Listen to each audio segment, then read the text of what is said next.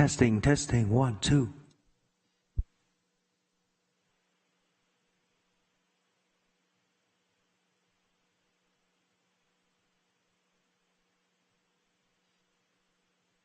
Testing, testing, 1, 2.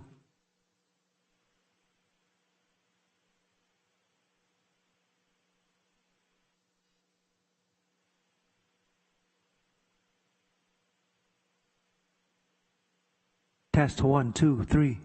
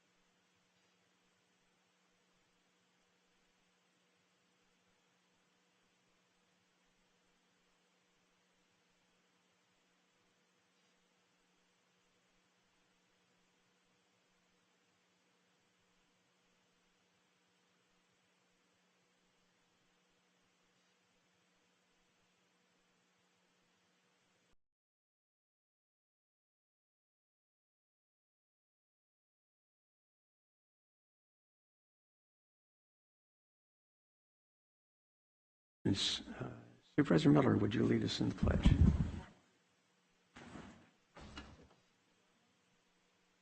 I pledge allegiance to the flag of the United States of America and to the republic for which it stands, one nation, under God, indivisible, with liberty and justice. Thank you.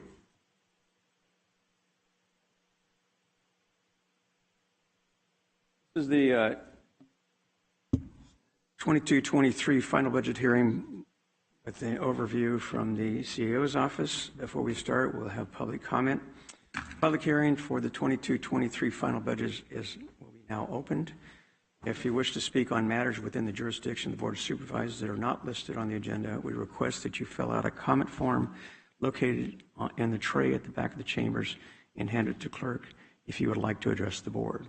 There is a time limit of 3 minutes for these comments. There is a device on the podium which has a green, yellow, and red light. The yellow light will come on 30 seconds before the end of the 3 minutes. With regard to public comment, the law strictly limits the ability of the board to discuss matters not on the agenda, so this is not an appropriate time to have any discussion with the board regarding comments or answers from the board in regards to questions. We ask you to refrain from personal attacks during the comments, that you address all comments to the board supervisor, not the audience, and comments from the public may not reflect the viewpoint of the supervisors, and you'll be called in order of the item is scheduled on the hearing or on the hearing agenda. So having stated that, clerk of the board, do we have any? No, we do not. Chairman Nguyen, and I would like to go ahead and take roll real quick for the record. Oh, I'm sorry. That's okay. Supervisor Villapuma? Present. Supervisor Rickman? Here. Supervisor Miller? Here. Supervisor Patty? Yes. And Chairman Nguyen. Thank you very much. So turning to the audience, anyone wishing to make any comments at this particular time? You'll also have an opportunity at the end of the presentations to make comments in regards to the budget itself. So seeing none, okay, open the public hearing. Moving ahead, I'll turn it over to our Chief Administrative Officer, Jay Wolverding. Jay. Thank you, Chair, and good morning. Good morning, members of the board and everyone in attendance.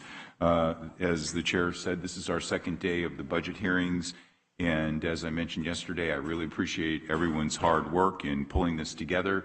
I know we have a number of our non-county organizations in attendance, and we appreciate everything they did in working with us to pull everything together.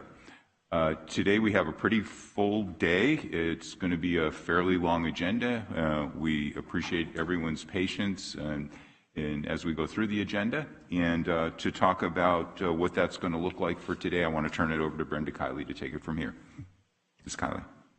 Good morning, Chairman Nguyen, members of the board. Brenda Kiley, Chief Deputy County Administrator. I just wanted to go over the agenda for today. So today, to start with, we will have an overview of the general government functional area by Sarah Sickler, Deputy County Administrator.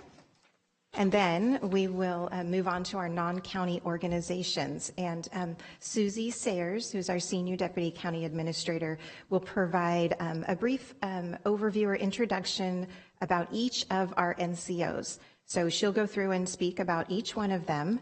And we do have 39 of them.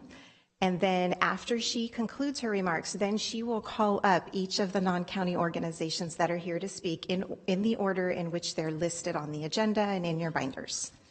So that's when the NCOs will be able to speak. And then following that, we will have an overview of the roads and facilities functional area, again by Susie Sayers. And then Fritz Buckman, who's the Director of Public Works, will provide an oral presentation after our roads and facilities.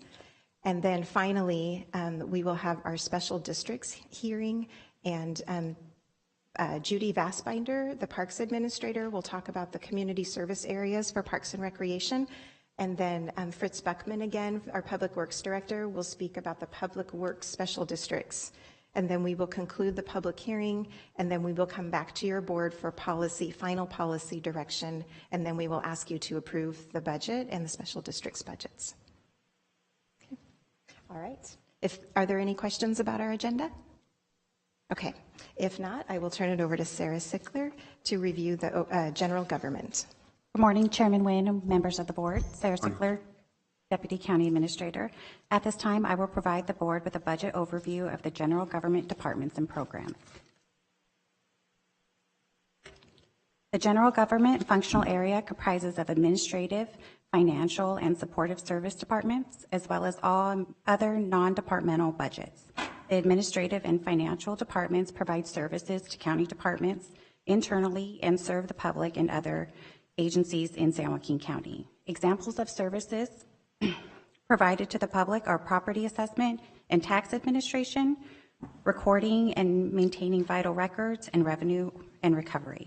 The human resources, information systems, and purchasing divisions support all county departments internally. Several non-departmental budgets under the general government function allow for debt services, economic development, transfers, and allocating tobacco settlement revenue. The Registrar of Voters was a unit of the Information Systems Division for several years.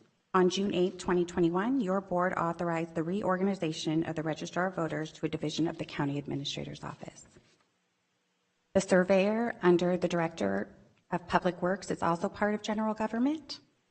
For this discussion, we have added the contingency provisions budget, since this budget is a component of the general government functions. However, it is not included in the general government functional area. The proposed budget includes the contingency provision funding through the general fund. This $5 million allocation is separate from the contingency reserve. Therefore, any use of the contingency provision budget will not reduce the reserve, allowing the reserve to stay at 5% of the total budget.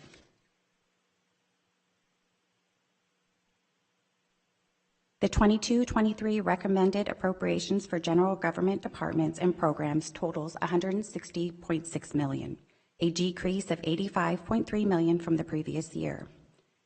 The change is primarily the result of one-time funding programmed in 21-22, including transfers of general fund balance from 2021 to the Capital Outlay Fund, SJ Sarah to pay down the county's portion of the unfunded liability, and unfunded pension liability reserve.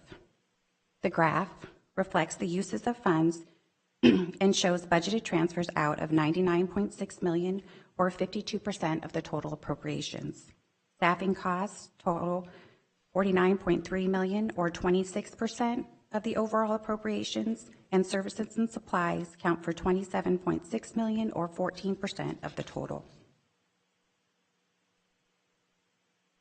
This chart indicates the general government funding sources, with general purpose revenue at $126.6 million, or 78.8%. Charges for services at $17.3 million, or 10.8%. Operating transfers at $13.5 million, or 8.4%, with all other at less than 1% of total revenue. The recommended budget adds 9 full-time positions and 0.2 full-time equivalent part-time positions to the general government departments, for a total full-time equivalent staffing of 506.2. This chart shows the full-time equivalents for each general government department and their respective percentage of the 506.2 total. Following are some highlights for various budgets in the general government functional area, beginning with the tobacco settlement budget. The tobacco settlement budget totals $7.3 million. It provides the annual allocation for local tobacco settlement funds based on the policy guidelines established by your Board of Supervisors, consistent with the prior year budget. Actual revenue received in 21-22 totals $8.4 million, and the fund balance anticipated on June 30th is approximately $3.2 million. During the 21-22 final budget hearing, your board approved policy guidelines and the allocation formula for another 10 years, 21-22 through 30-31. The allocation formula is shown on the chart and the slide before you.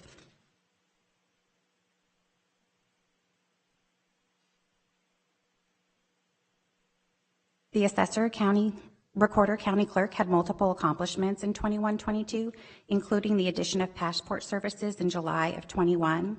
The Recorder County Clerk began accepting passport applications and offering passport photo services. GIS innovation including converting the parcel layer to a parcel fabric layer to make maintenance and updates more accurate and efficient. In addition, the preservation and digitization of historical volumes and maps. Over 300 volumes of historical county documents and 17,000 maps are in the final stages of preservation and indexing.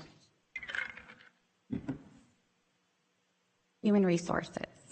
The Human Resources Division continued to be affected by the COVID-19 pandemic. In response, the division maintained online resources such as a dedicated COVID-19 webpage, centralized emails for inquiries, and regular conference calls and meetings with department heads and staff.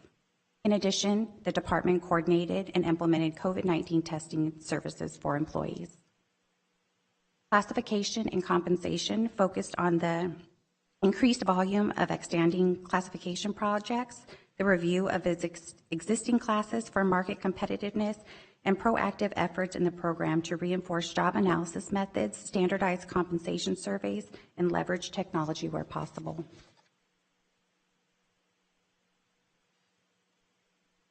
Policy, leave, and management. In 2021, HR processed over 4,300 COVID-19 related leave requests, providing approximately $3.5 million of paid leave to eligible county employees. The department maintained operational focus on providing the necessary guidance and oversight to implement time-sensitive COVID-19 protections and benefits, including continuing earnings and the benefits to the extent the law permitted. County health plans. County health plan enrollment in self-funded plan continues to decline. The county is looking to discontinue or include an additional plan option that aligns with industry standards. In 2021-22, new agreements were reached with the Probation Officers Association and the Correctional Officers Association. The county has current labor agreements with 100% of the county's labor force. However, 88.55% of the MOUs will expire by the end of 22-23.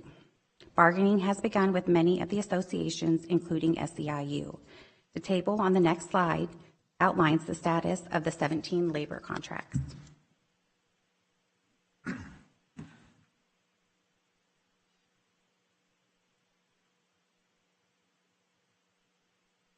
Information Services Department. Information Service Department projects for 22-23 include upgrades and enhancements of the PeopleSoft financial and human capital management system, the continued improvement of security for the county's critical data and technology infrastructure, and providing technical input for construction and renovation of capital projects. In 22-23, the Register of Voters will focus on the preparation and planning and execution of the November 8th general election and the continued enhancement of election security by partnering with our Information Systems Division and the Secretary of State's office. Historically, purchasing and support service charge an administrative fee to administer the procurement card program. The administrative fee was 1% of all CalCard purchases. Due to the increased costs related to the administration of the program, purchasing determined that the 1% administration fee was no longer sufficient. After reviewing multiple funding options, effective July 1st, 22, the 1% administration fee will be discontinued. Instead, the program cost shall be recovered through the cost allocation plan.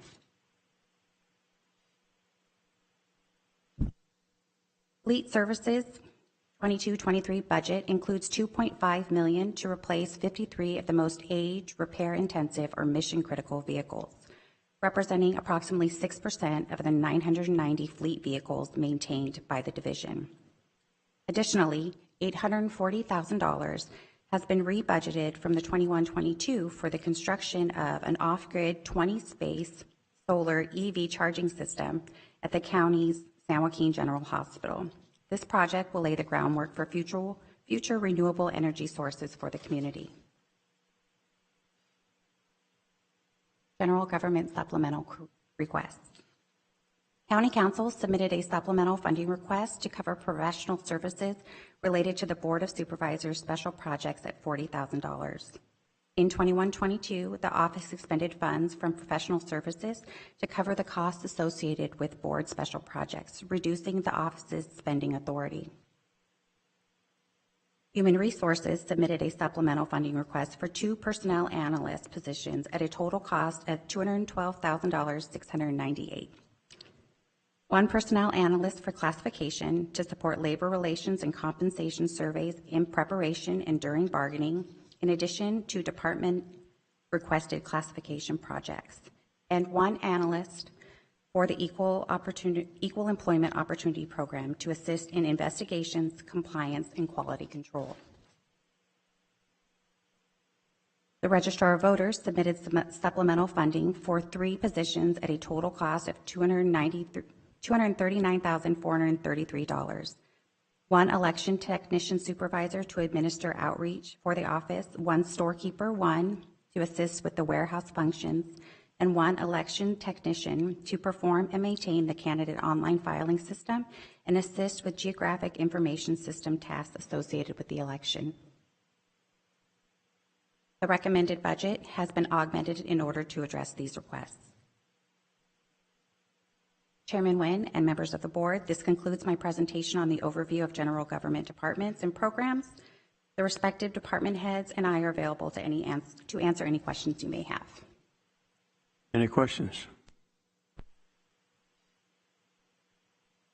I do have a question, Chairman. Supervisor Patty. Thank you, Chair. Going back to the tobacco settlements, could I bring up that slide by chance?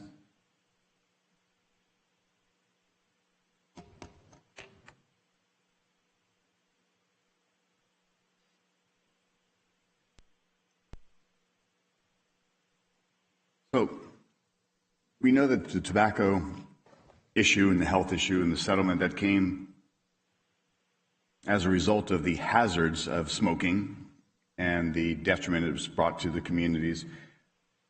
And I know that just the other day we were talking with Director Dietrich about messaging, drugs, public health, messaging to your youth and people in the community. But I'm seeing an allocation of use for this tobacco settlement budget to public works and automation, replacement, expansion. I'm not sure what that is. Capital improvement program. I can see healthcare facilities, 50% use. But just the other day, we're talking about what we're doing to help, the impacts of and the health risks of drugs and the mortality rate that's going up, the messaging to the public. So tobacco products have warning labels, and that has been, and there's been many levels of communication through commercials about the risks, and that's helped have an impact on the use of tobacco products. But I'm seeing the use of these dollars going for things, and I don't know where Public Works comes in, and I'm, again, not certain what the automation, replacement, expansion dollars are, or capital improvement program dollars. Do we have a definition of how those dollars are being used, and how, if maybe a tobacco settlement dollar would be identified, it would be more for public health and helping to mitigate those risks of things that are detrimental to health? Supervisor Patty, I don't think I have all the answers to your questions. I do see in our narrative that for Public Works, we have $730,000 allocated, and it says to supplement the general fund support of the advocacy efforts and activities related to the Delta and the county's water rights. I know we can bring this back to you. I know last year, I wasn't here, but last year, I believe this was something that your board did review again and approve, and so we'd be happy to bring that back to you so that you, or maybe just educate you. I don't know if there's anyone else in the audience that has more information about it, but I don't have the history. Mr. Beckman?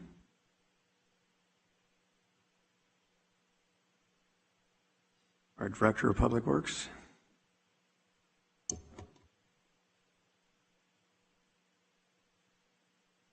Good morning.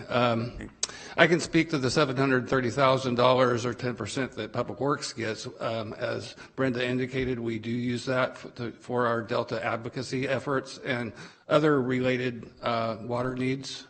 That's the primary purpose or the use of that fund for us. It basically entirely funds the county's Delta advocacy efforts. which obviously includes the litigation that we've been involved in. That we have been and likely will be in the relatively near future, yeah. Okay, thank you.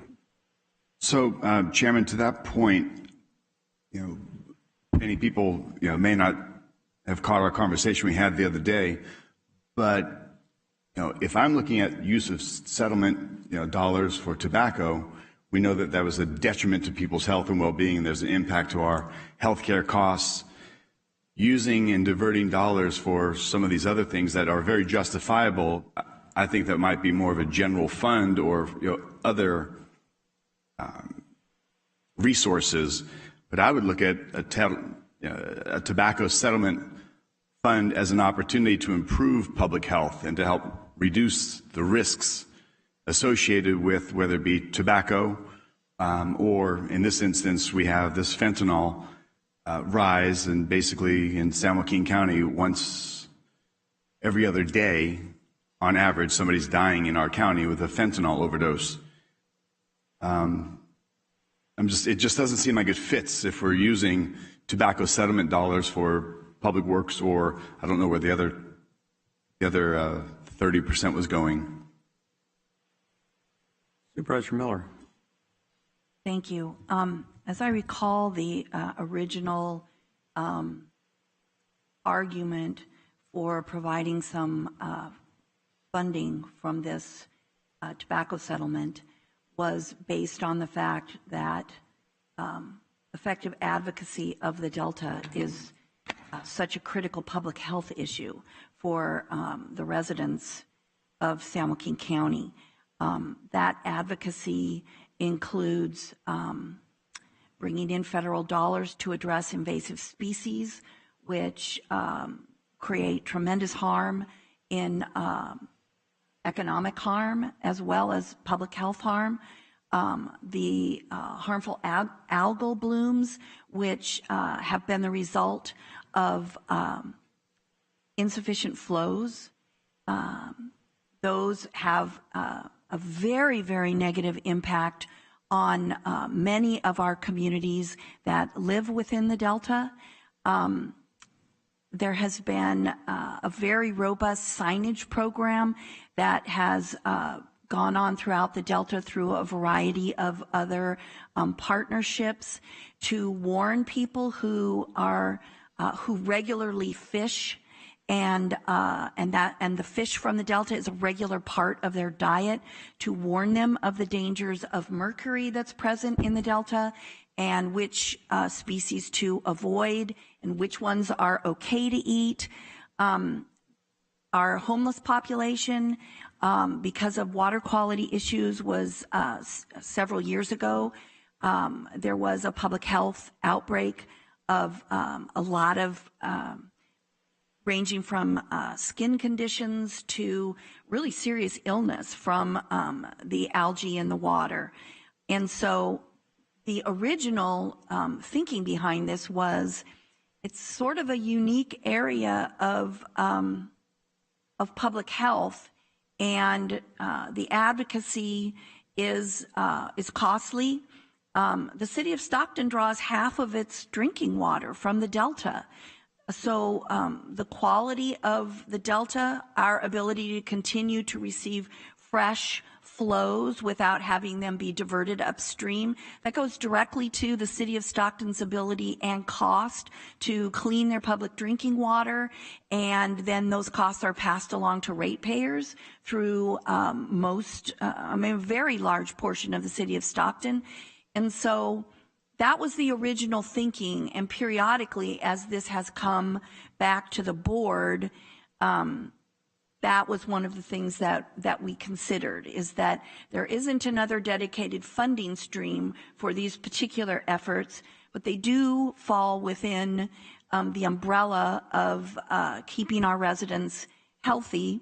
I don't dispute the need for drug advocacy, but as we heard from our health services director, there's a whole variety of other funding sources that are being directed to that effort. There are no other funding sources directed to this particular effort, and so That was the original reasoning behind it, or part of it, and why we have continued it.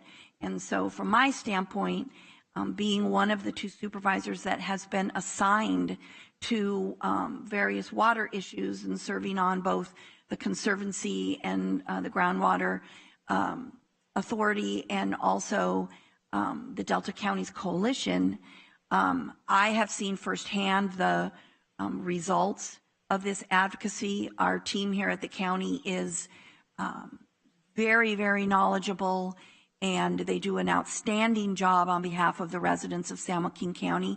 And to date, despite the state pushing hard for an isolated conveyance, which would divert our fresh water, our best water, would divert it 5 miles upstream before it gets to our Delta Water Supply Project, we have been able to stop that because of the coalitions built and the efforts that have been funded through this particular. So I'm sorry to go on so long, but it really is incredibly important advocacy on behalf of the residents here, and especially on behalf of some of our most economically challenged communities within our county. Some of our poorest residents directly benefit from these efforts. And so from my standpoint, it's a small portion of it, but it is, I believe it's critical funding that isn't available elsewhere. So I definitely support this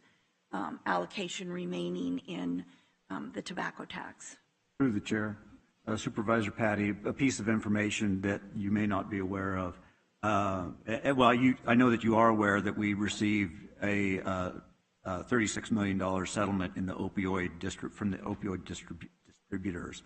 As part of that settlement agreement, that money is one of the allowed uses is for funding media campaigns to prevent opioid misuse. And so we're scheduled in this year to receive our first tranche of that, which is about $900,000. Understood. Thank you. And I appreciate the clarity of what we've been using the dollars for. And we know that we want to stop the tunnels. I don't know that under $1 million is going to be all of the effort for the Delta Coalition. But I do know that we've asked Director Dietrich, and he says the next 30 days, possibly up to maximum 60, he'll come back with a plan for messaging, and that $900,000 that comes in was probably a drop in the bucket. But so you start to look at the accumulative effect. We have 150 people that died last year of opioid and fentanyl overdose in the county. And while that Delta bloom is terrible, I'm a advocate, and I'm a recreational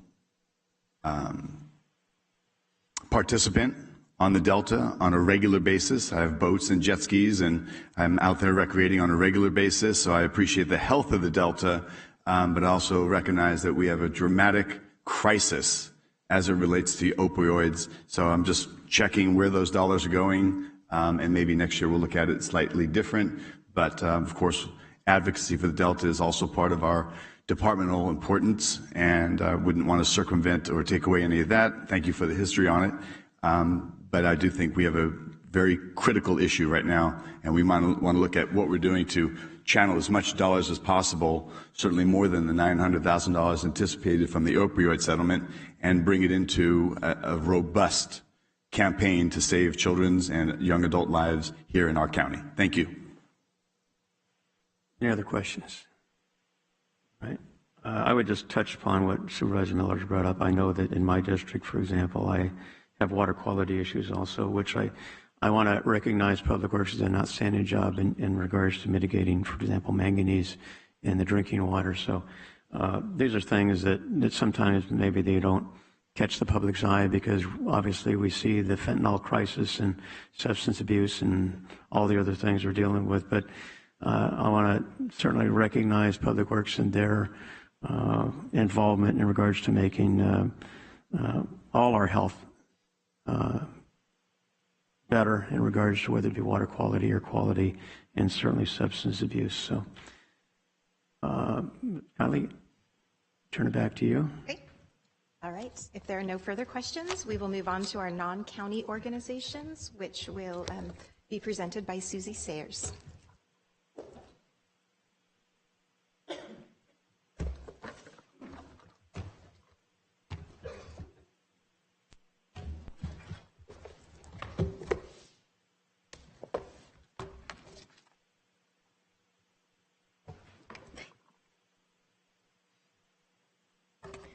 Good morning, Chairman Nguyen and members of the board.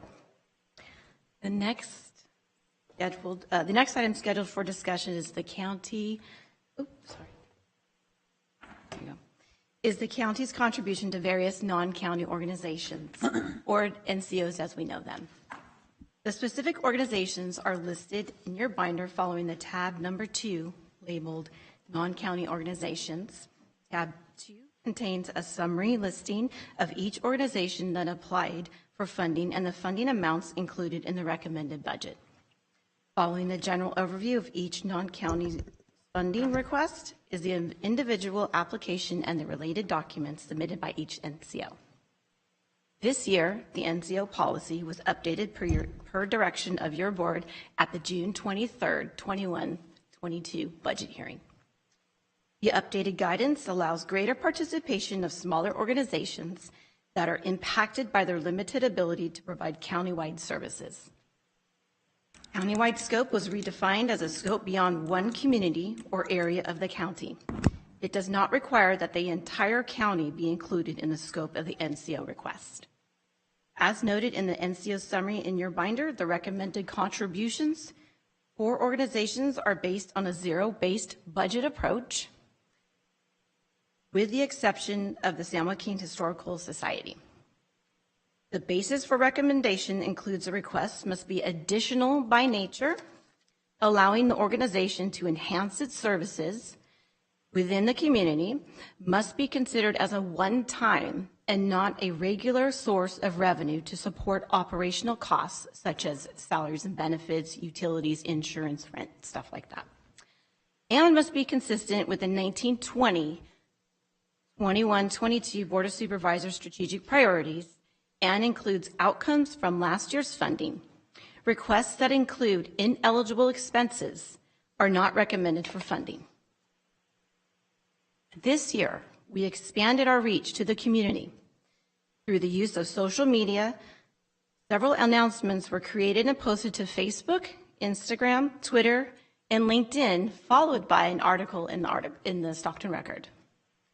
Staff shared detailed funding request instructions and guidelines with organizations that expressed interest.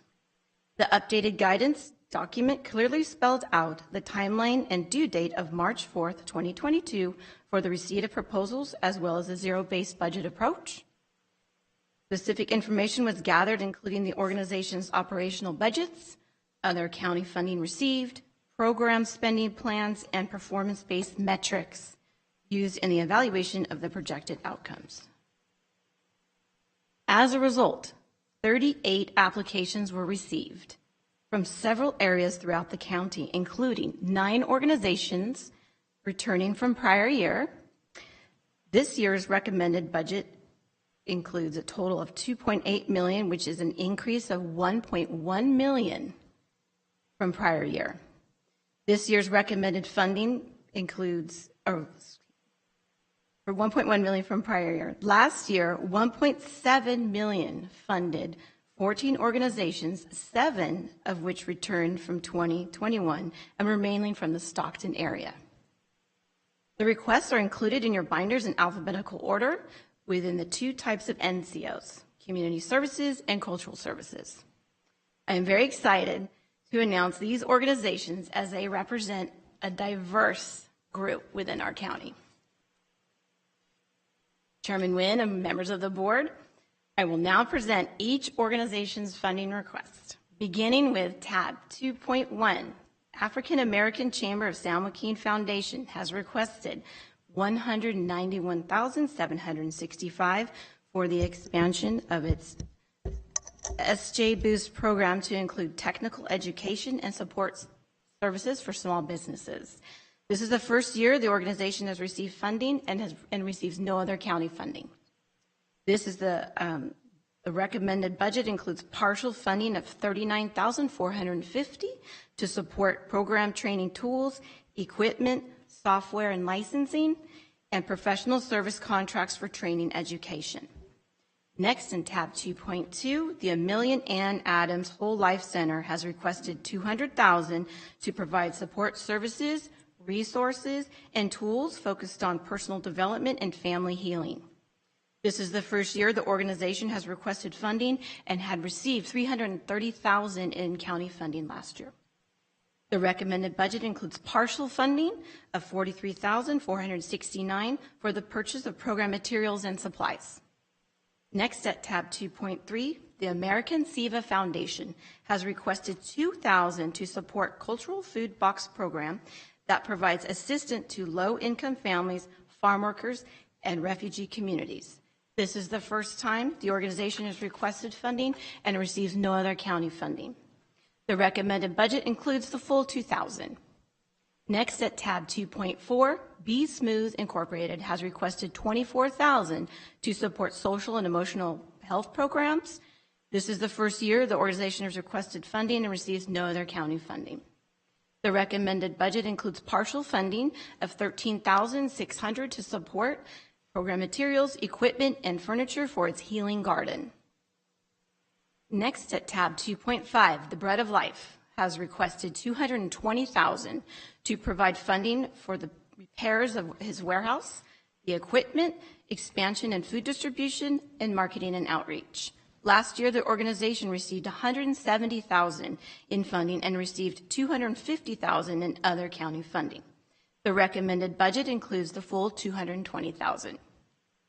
Next, at tab 2.6, Chest of Hope has requested $175,990 for the expansion of transitional housing for women in Manteca. This is the first year the organization has requested funding and receives no other county funding. The recommended budget includes partial funding of $103,930 for emergency food, housing supplies, and furniture for the new house in Manteca. Next, at tab 2.7, the Children's Home of Stockton has requested $188,957 to support the Transitional Aftercare Program. Last year, the organization received $161,266 in funding and receives $2.4 million in other county funding. The recommended budget includes the full $188,957. Next, at tab 2.8, City Center, doing business as Oasis Center as we know them, has requested $196,050 to support the expansion of the Oasis Cares program. Last year, the organization received $197,088 in funding and receives no other county funding. The recommended budget includes partial funding of $86,350 to support the program's expansion. Next, at tab 2.9, Community Partnership for Families of San Joaquin has requested $110,000 to support the expansion of its services offered in Tracy and the Conway community in Stockton. Last year, the organization received $152,234 in funding and receives no other county funding. The recommended budget includes $110,000 to support program materials, office supplies, and housing and shelter assistance needed at the new Tracy and Stockton centers. Next, at tab 2.10, Delta Sculling Center has requested $48,000 to support the project management services needed to expand the organization's services through the development of an aquatic center. This is the first year the organization has requested funding and receives no other county funding. The recommended budget includes the full $48,000. Next, tab 2.11, Electric Auto Association San Joaquin Valley has requested $2,500 to support the Electric Vehicle Expo. This is the first time the organization has requested funding and receives no other county funding. The recommended budget includes the full $2,500. Next, tab 2.12, Empowered Men Built to Win has requested $60,000 to support the upgrades needed for the men's transitional housing unit and the purchase of a truck. This is the first year the organization has requested funding and receives no other county funding. The recommended budget includes the full $60,000. Next, at tab 2.13, Empowering Marginalized Asian Communities has requested $100,000 to support the 209 Asian Pacific Islander Coalition workshops. This is the first year the organization has requested funding and receives no other county funding. The recommended budget includes partial funding of $76,000 to support program materials, equipment, and marketing for the workshops. Next, at tab 2.14, First Tee of San Joaquin has requested $10,000 to provide funding for 150 golferships for low-income youth. This is the first year the organization has requested funding and receives no other county funding.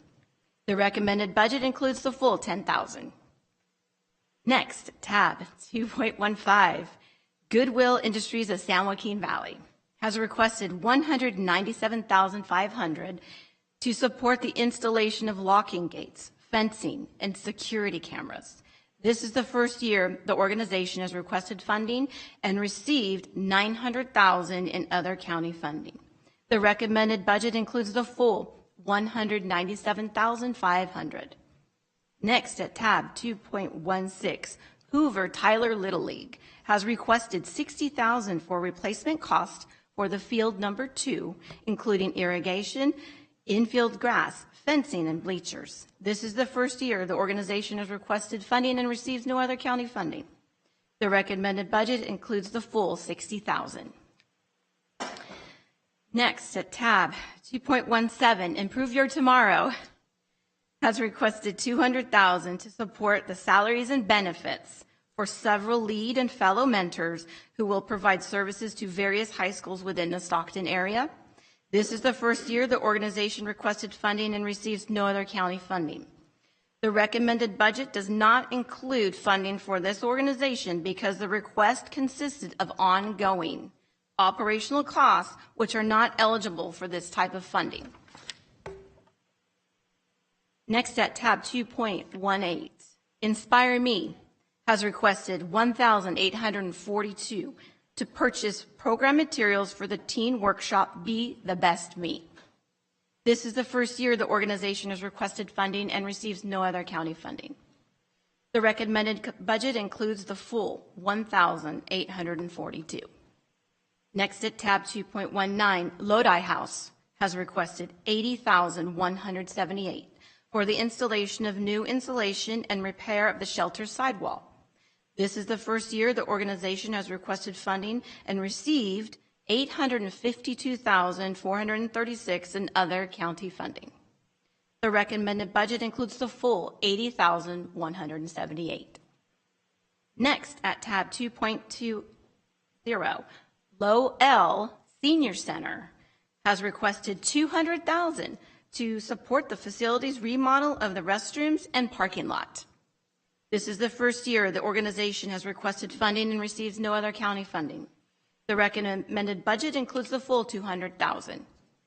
Next, at tab 2.21, Mims Corner has requested $70,000 to support the purchase and distribution of food for 10 months and provide holiday boxes during the months of November and December.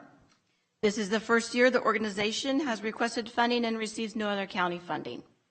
The recommended budget includes partial funding of $25,244 for 12 months of meals and the rental of a forklift and truck for distribution of food. Next, at tab 2.22, Operation Des Strong has requested $50,000 to provide meals, transportation, housing expenses, and support the cost of prosthetic devices. This is the first year the organization has requested funding and receives no other county funding. The recommended budget includes the full $50,000. Next, at tab 2.23, Oracles of Truth has requested $149,908 to support salaries and benefits and program administration of whole person care, mentor leadership, and services to at-risk members in the community. This is the first year the organization has requested funding and receives no other county funding. The recommended budget does not include funding for this organization because the request consists of ongoing operational costs, which are not eligible for this type of funding. Next, at tab 2.24, Parents by Choice has requested $50,000 to support the renovation of an existing restaurant space into a 1950s themed cafe. This is the first year the organization has requested funding and receives $4.2 million in other county funding. The recommended budget includes the full $50,000.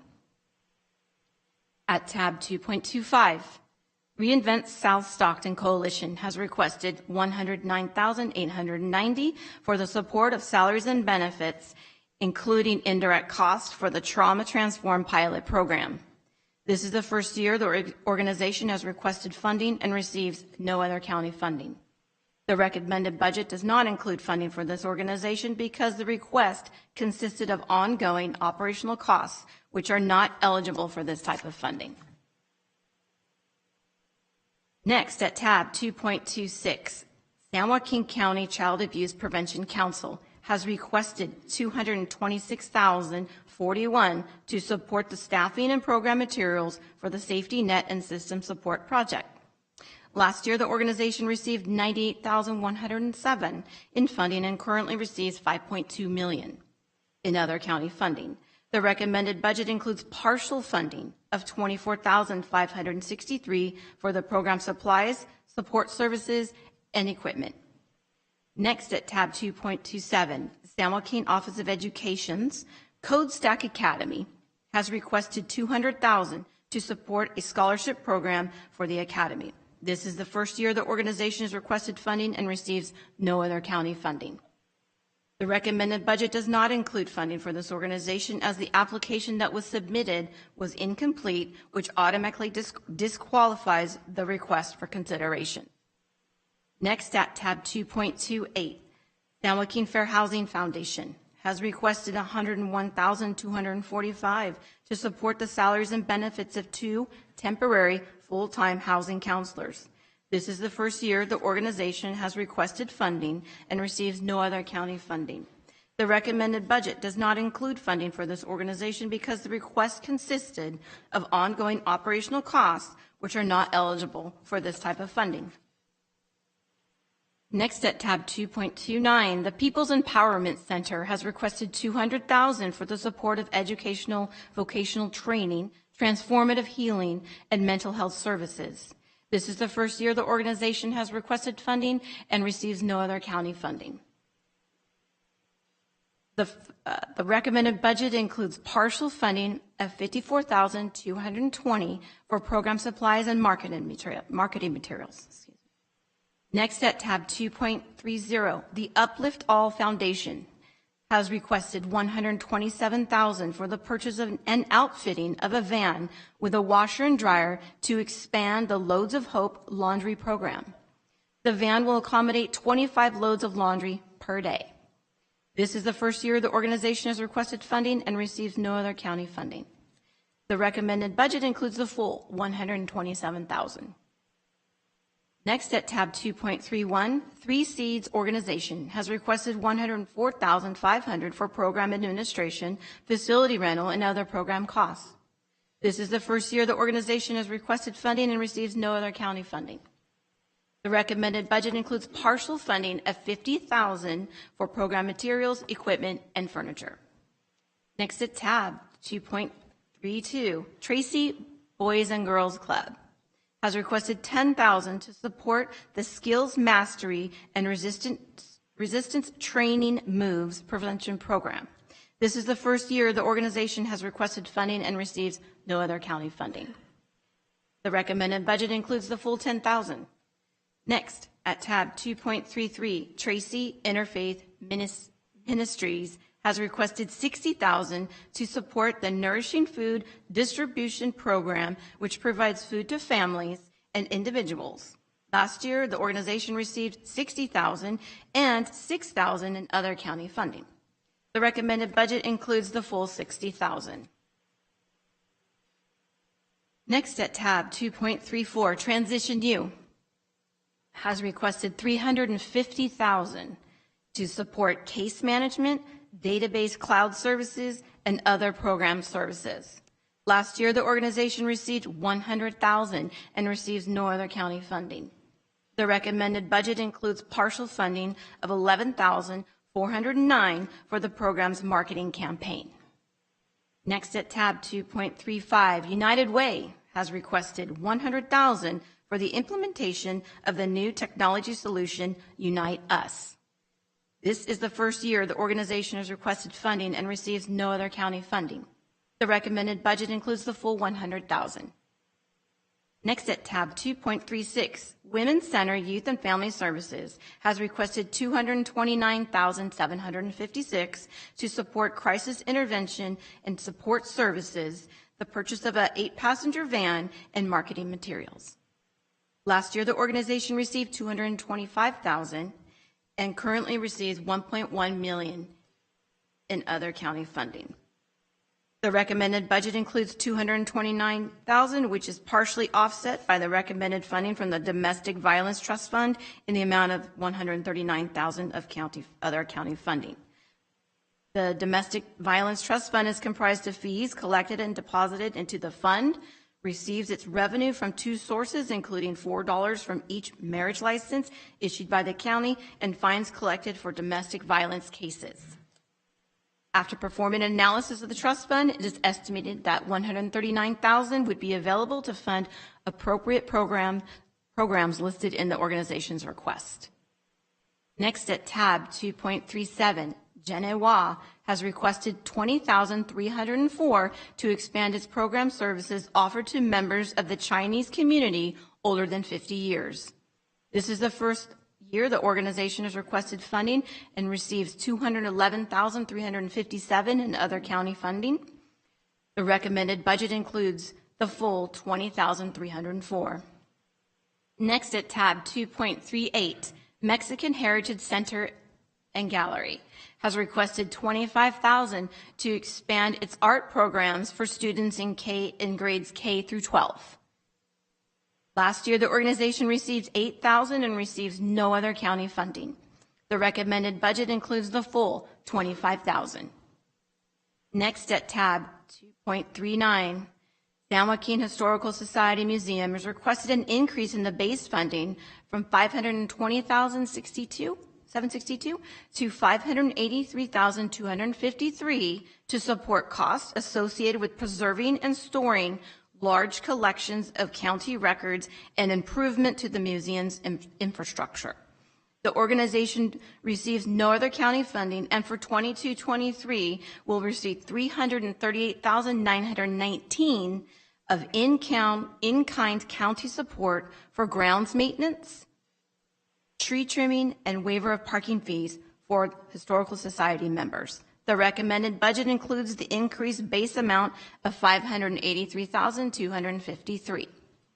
Each organization has been advised of staff's funding recommendation and notified of today's hearing. My understanding is that some individuals will wish to address your board regarding their organization. I will request their comments to your board in order that we just reviewed, beginning with tab number 2.1. Chairman Nguyen and members of the board, this concludes my presentation on the 9 non-county organizations.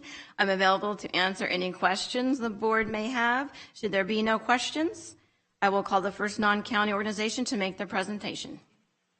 Any questions? Okay, go ahead. Are you sure? Okay. We're fine. All right. I need a drink of water really quick. That was a lot. I would just need a 10-minute break. I practiced a lot, let me tell you, a lot. I would just make a quick comment. I appreciate you outlining in the beginning the criteria by which the CEO's office reviews all these applications very diligently, spends a lot of time, and I know you've talked to a lot of these applicants in regards to the information they provided.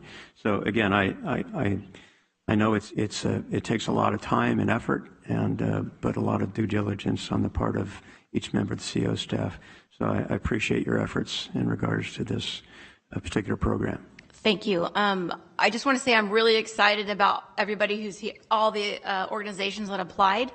I think it represents our community, actually county-wide. When I saw the meeting last year about the scope of county-wide services and how we had to redo the guidance, I thought the new guidance allowed those smaller little areas to have a chance to request the funding and give them the opportunity to expand or enhance their services. And you'll see, you've already seen them already in the list, but when they come and talk, you'll hear more about their program. And I think having a lot of organizations that aren't Stockton-centric, that are representing South County, North County, we've got Lodi, we've got Manteca, we've got Lathrop, we've got several in Tracy. I think it's just really exciting. We've got First Tee of San Joaquin. You know, we have a lot of youth organizations that have come out, and from my, during my research, I didn't see that represented in our county. And I'm born in Stockton, raised in Stockton. So I'm kind of just really excited about having these people come up. So our first speaker is, starting with tab 2.2, it's going to be Christina Peoples from the Amelia N. Adams Whole Life Center.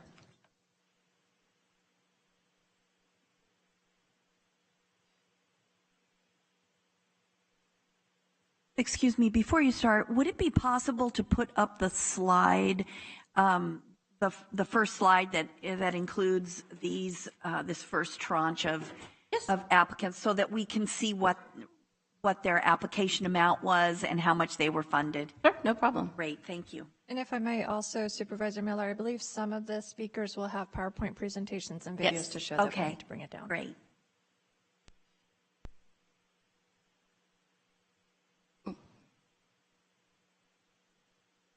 There we go.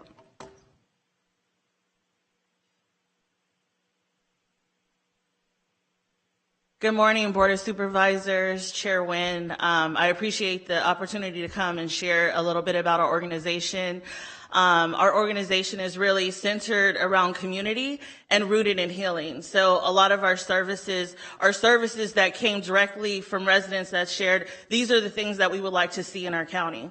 So I provided a packet kind of highlighting some of our healing programs that we offer currently at the Whole Life Center. I do want to highlight two programs, one in particular, the Empowered Women of Excellence program, which is a program for women that provides a safe space for women to heal from childhood trauma and current obstacles that they're facing. So what has really been successful is the opportunity to be able to bring people in with lived experiences to share their story and their path to healing, and really encouraging those women to start that same process. And so another program that I really want to highlight, which is a new program that has been a high request, is our family healing circles. And so what this is really a restorative justice circle within a family unit. And so oftentimes families, there's dysfunction within families. Family members aren't talking to one another. Single parents are having issues with their teenage children. And what we do is really provide a space for these families to, one, talk about trauma and what that looks like, especially generational trauma, and how we show up as parents and how children show up to their parents when they're going through trauma. So really having a dialogue about those issues, and then looking at ways to really support the family when issues arise. So it's acknowledging the hurt and then also repairing harm. And so we would like to ask the board to consider increasing our budget to $90,000 to incorporate working with licensed clinical specialists to be able to really integrate clinical therapy into our healing circles.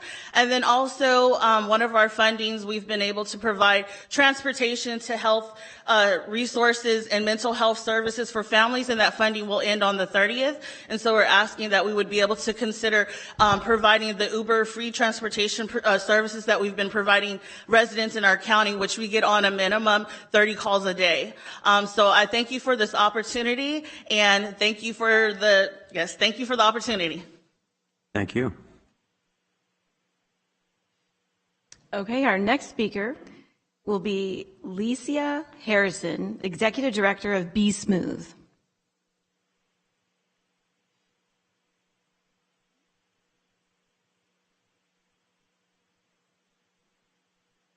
Okay, I guess Licia Harrison.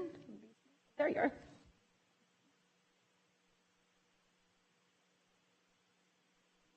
Okay, so good morning, everyone. My name's Licia Harrison. I am the Executive Director for Be Smooth, Inc., which is a small nonprofit here in Stockton, California. I am really coming to just say thank you. And I am really appreciative of the recommended funding, especially the funds that are going to be used to make improvements to the garden, which is named for my son, Brandon Harrison, who was murdered here in Stockton in 2017. That space is a living memorial to approximately 20 other families who have lost family members, some children here in Stockton.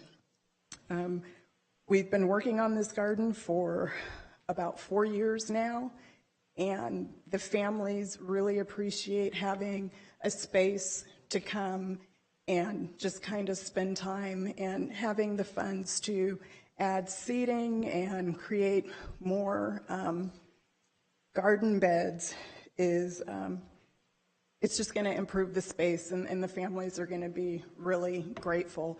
They use the space to come celebrate birthdays for their lost loved ones, celebrate death anniversaries.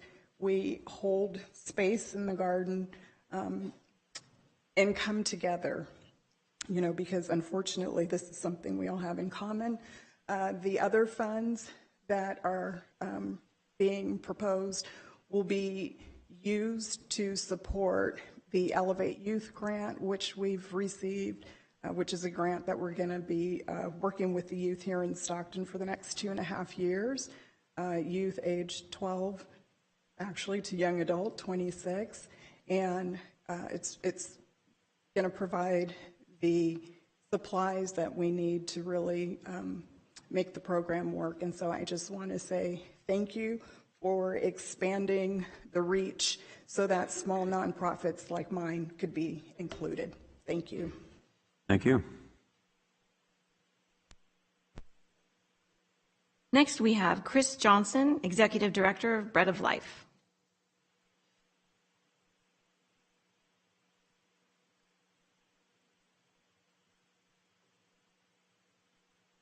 Good morning, Board of Supervisors. Thank you so much for the opportunity to be here representing Bread of Life.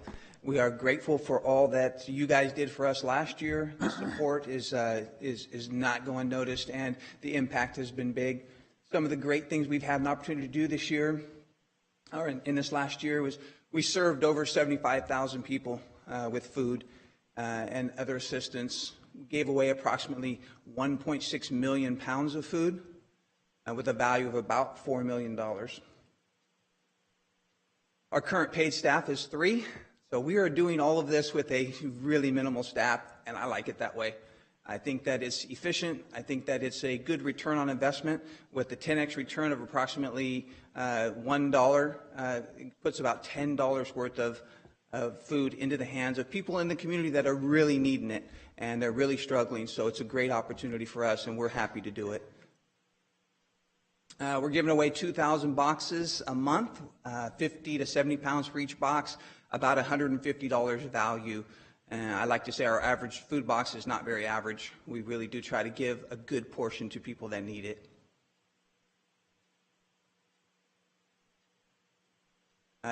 This last winter, a number of storms came through, ripped off a portion of our roof. As you can see here, really a traumatic, catastrophic damage really to the roof and also to the interior. There's another photo of it. Some of our damage was also included was our refrigeration. You see that in the bottom left-hand corner there. That is no longer working because of the rain damage. We had also electrical, of course, the painting and sheetrock. So we're hoping to get that repaired this year before winter comes. We added an executive director. That's this guy. And first time in 12 years that Bread of Life's had any type of paid executive director. It is a great joy to be a part of the organization. I love it, and we're doing great things. I wouldn't do it if I didn't have to. I retired in 2020, and so I'm just stepping up to try to help the community and partner with you guys. I just want to say thank you so much, not only for the funding that you guys provide, but also the connections that a lot of you have helped me make throughout this the first 6 months of my tenure, and it's greatly appreciated. Thank you all so much for everything, and my condolences to the Villapudua family. Thank you.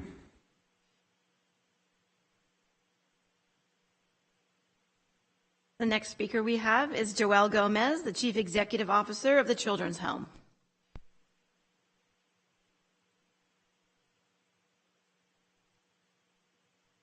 Morning, Chair Wynn, Board of Supervisors, County Administrator. I simply want to say thank you, although it just doesn't seem to be enough to really demonstrate or even explain the gratitude that we have for the continued support from our county. In particular for transition aftercare, which serves our most vulnerable population, our foster youth. This program has been incredibly important, especially as we're still riding through this pandemic and ensuring that our kids, as they depart children's homes, still have access to resources and services 6 months after they leave us. So again, I hope that you will support the city's recommendation, and thank you from the bottom of our hearts. Thank you. The next speaker we have is the Executive Director, Meredith Baker, and Edward King of Community Partnership. Oh, sorry. Oops.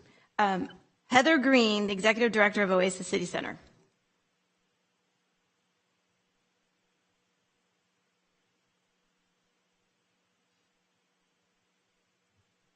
Good morning, Chairman Wynn, members of the board, County Administrator's Office.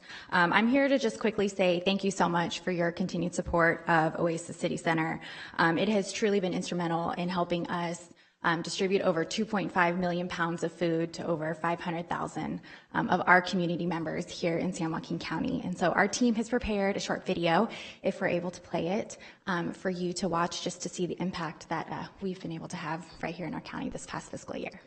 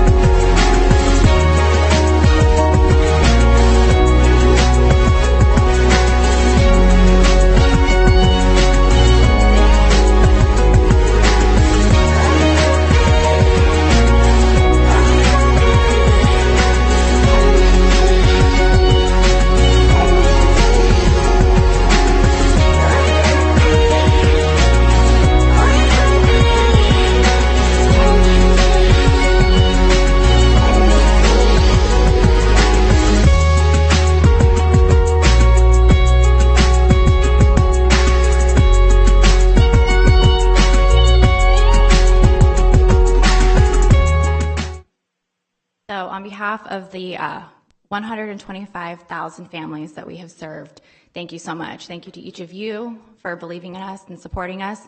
County Administrator's Office, thank you again for recommending the support. Thank you. Okay, next we'll have Executive Director Meredith Baker and Edward King of Community Partnership for Families of San Joaquin.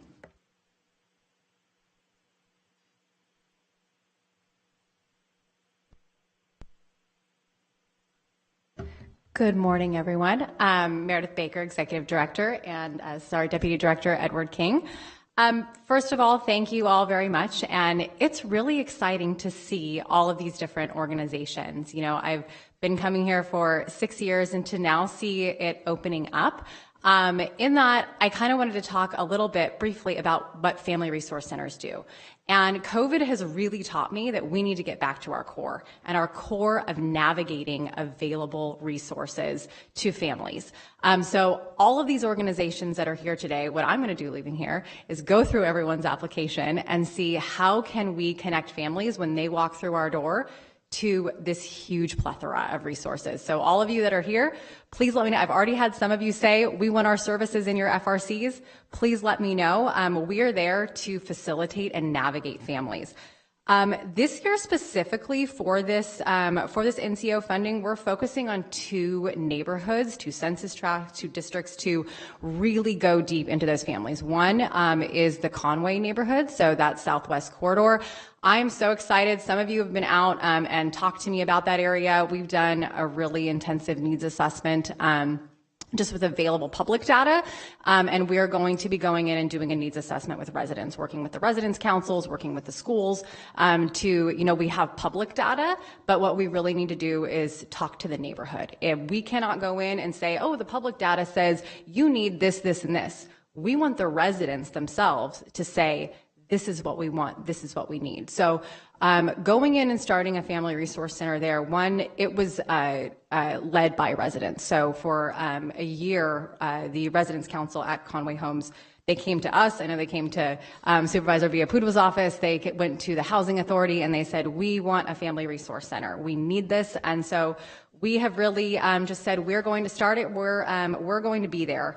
I want to kind of go over some of the baseline data really quickly that we pulled specifically for that district. The percent of people of color is 94.2%. Those in employment with threatened industries is 32.3%. 17% don't have a car, 43% don't have internet, and 36.5% are cost burden households. So when we go in, the poverty rate is 51.8%. So we're going to go in, we're going to focus on those indicators, and we're going to hope to move the needle. Thank you. Thank you.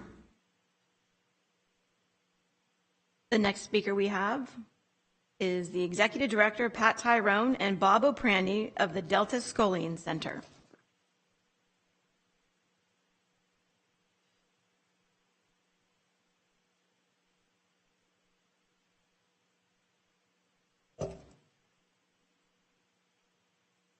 Good morning. I'm Pat Tyrone, and this is Bob O'Prandy. We're the co-founders of Delta Sculling Center. Thank you for the opportunity to be here. Our mission is to provide health and recreation to everybody through the sport of sculling, rowing on a sliding seat, and using 2 oars.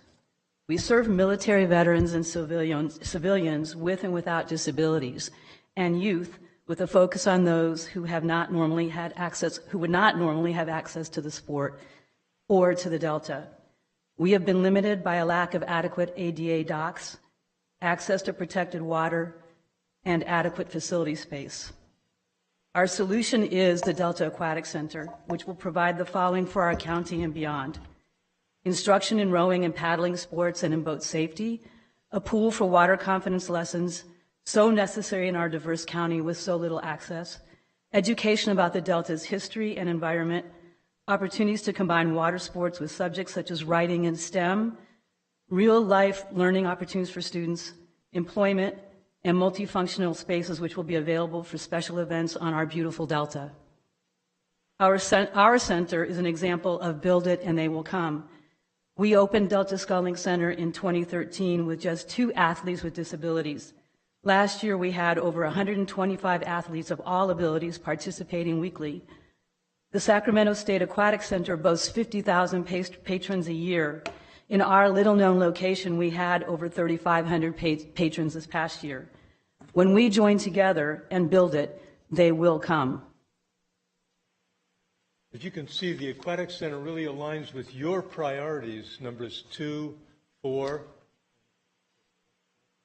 also priority 5, as well as your goal to have community pride and image enhancement. We have a lot of traction. We have a community advisory board of 14 committed county leaders from all sectors of society. Several are in this room. We established a fiscal sponsorship fund at the Community Foundation. We have a grant from the City of Stockton for initial planning, and we just got the Delta Conservancy's acceptance of our concept proposal for a Prop 68 grant. We are very grateful for your help in getting this planning grant done so we can go to implementation, making the Aquatic Center a reality on our waterways. We need your support. Every dollar will help us complete the feasibility study and business plan and be a catalyst for the engineering and environmental studies and design of the center. We can't wait for you to see the ultimate success of this project. It will mean so much to residents of and visitors to Stockton and this county. Thank you. Thank you. We know it's a little different from the usual one that you get. Okay, great, thank you. The next speakers we have are the Executive Director, Henry Townsend, and Kenneth Everett of Empowered Men Built to Win.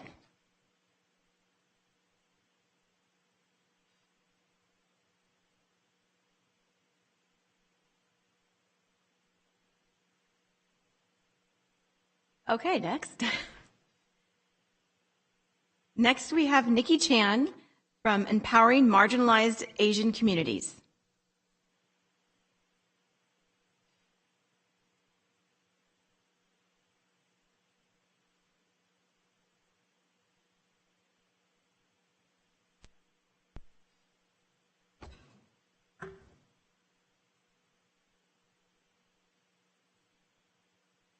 Good morning, all. My name is Nikki Chan. I am the co-director for Empowering Marginalized Asian Communities. I am also joined with my other co-director, Donald Donner. Oh, next slide. Okay. Good morning, everyone. Our mission at EMAC is to serve and support Southeast Asians and other marginalized communities through community engagement, advocacy, and training. We started in late 2017 as a response to the rising anti-immigrant sentiment and specifically to the rise in deportation rates against many of our Southeast Asian community members, namely our Cambodian and Vietnamese Stockton and San Joaquin County residents. Oh, how do I go back?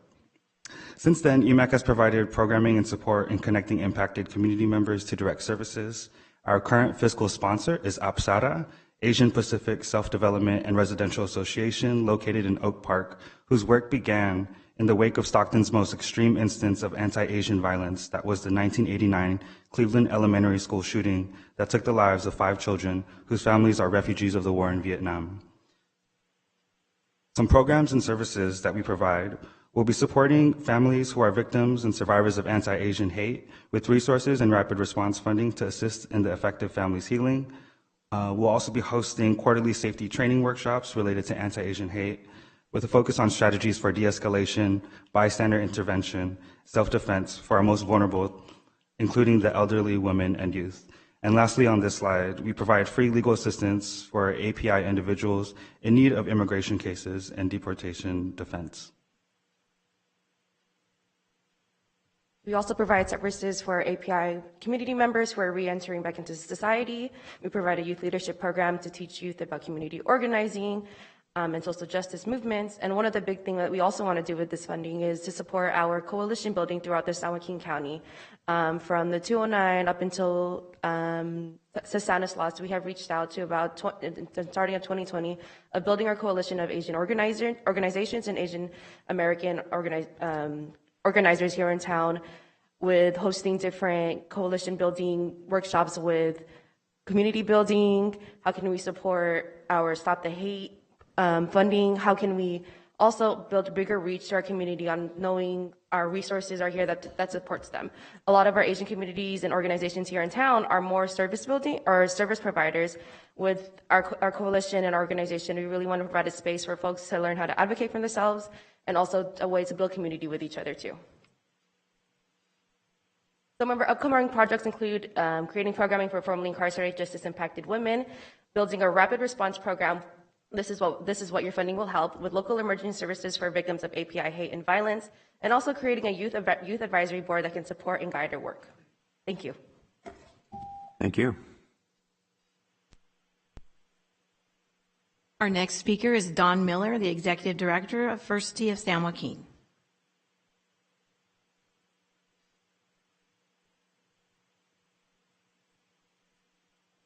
Good morning, everyone.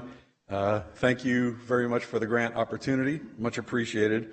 First Tee San Joaquin is a youth development junior golf organization that teaches 9 core values and life skills through the game of golf. We're a volunteer-based program for kids ages 5 to 17 years old. We serve over 750 families a year. There are 150 First Tee chapters in the U.S. We've had a chapter here in San Joaquin County for 15 years. After 2 very tough years of financial struggles, First Tee we're starting to bounce back, finally. We depend on local businesses and individuals for our funding. We do not receive any state or federal funding.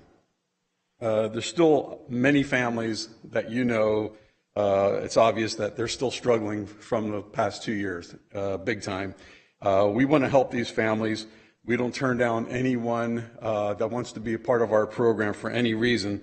So we assist them with what we call golferships that will allow their children to participate at no cost in our program. A $10,000 grant will help us fund 150 families throughout the year. That's all I have. I just wanted to share that with you. Any comments or questions? Happy to answer. Thank you. Thank you. Our next speaker is Denise Oust, Chief Executive Officer of Goodwill Industries of San Joaquin Valley.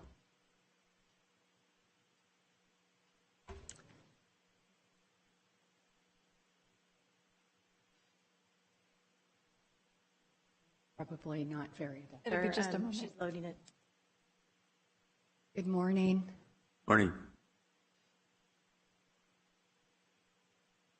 Well, I just wanted to thank all of you, thank the staff for seeing the need to support this opportunity to fund Goodwill. The images I'm going to show you are not for the weak of heart. This is what's happening.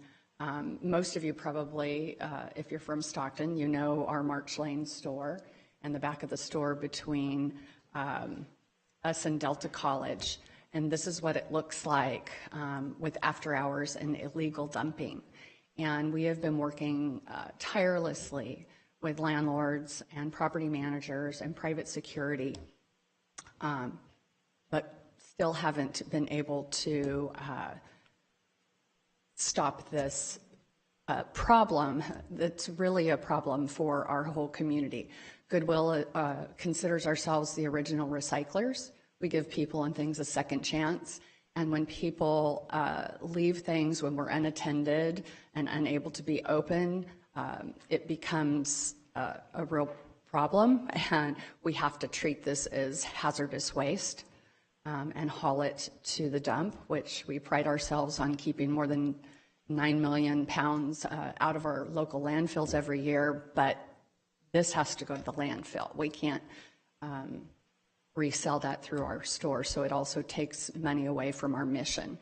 And to have the opportunity to get this funding to help install locking swing gates, we'll be working with the local emergency responders to make sure that the property is still accessible in case of an emergency, but will stop people from leaving things when the shopping center's closed and we're unattended. So I thank you for the opportunity to recognize how you can support us in this effort. Thank you. Thank you. Our next speaker is Chairman, I have a question real quick before we jump on. Okay. Ms. Ost, how often is this dumping going on? The worst of it is on Sundays and Mondays when we're closed and unable to be open because of staffing shortages.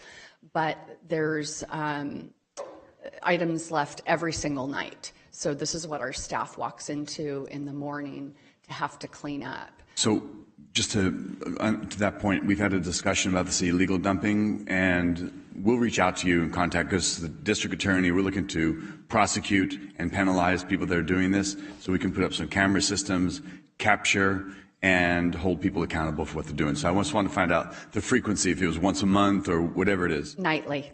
Okay, then we're going to follow up with this. Thank you very much. All right, thank you. Okay, our next speaker is Jeff Groom, the treasurer of Hoover Tyler Little League.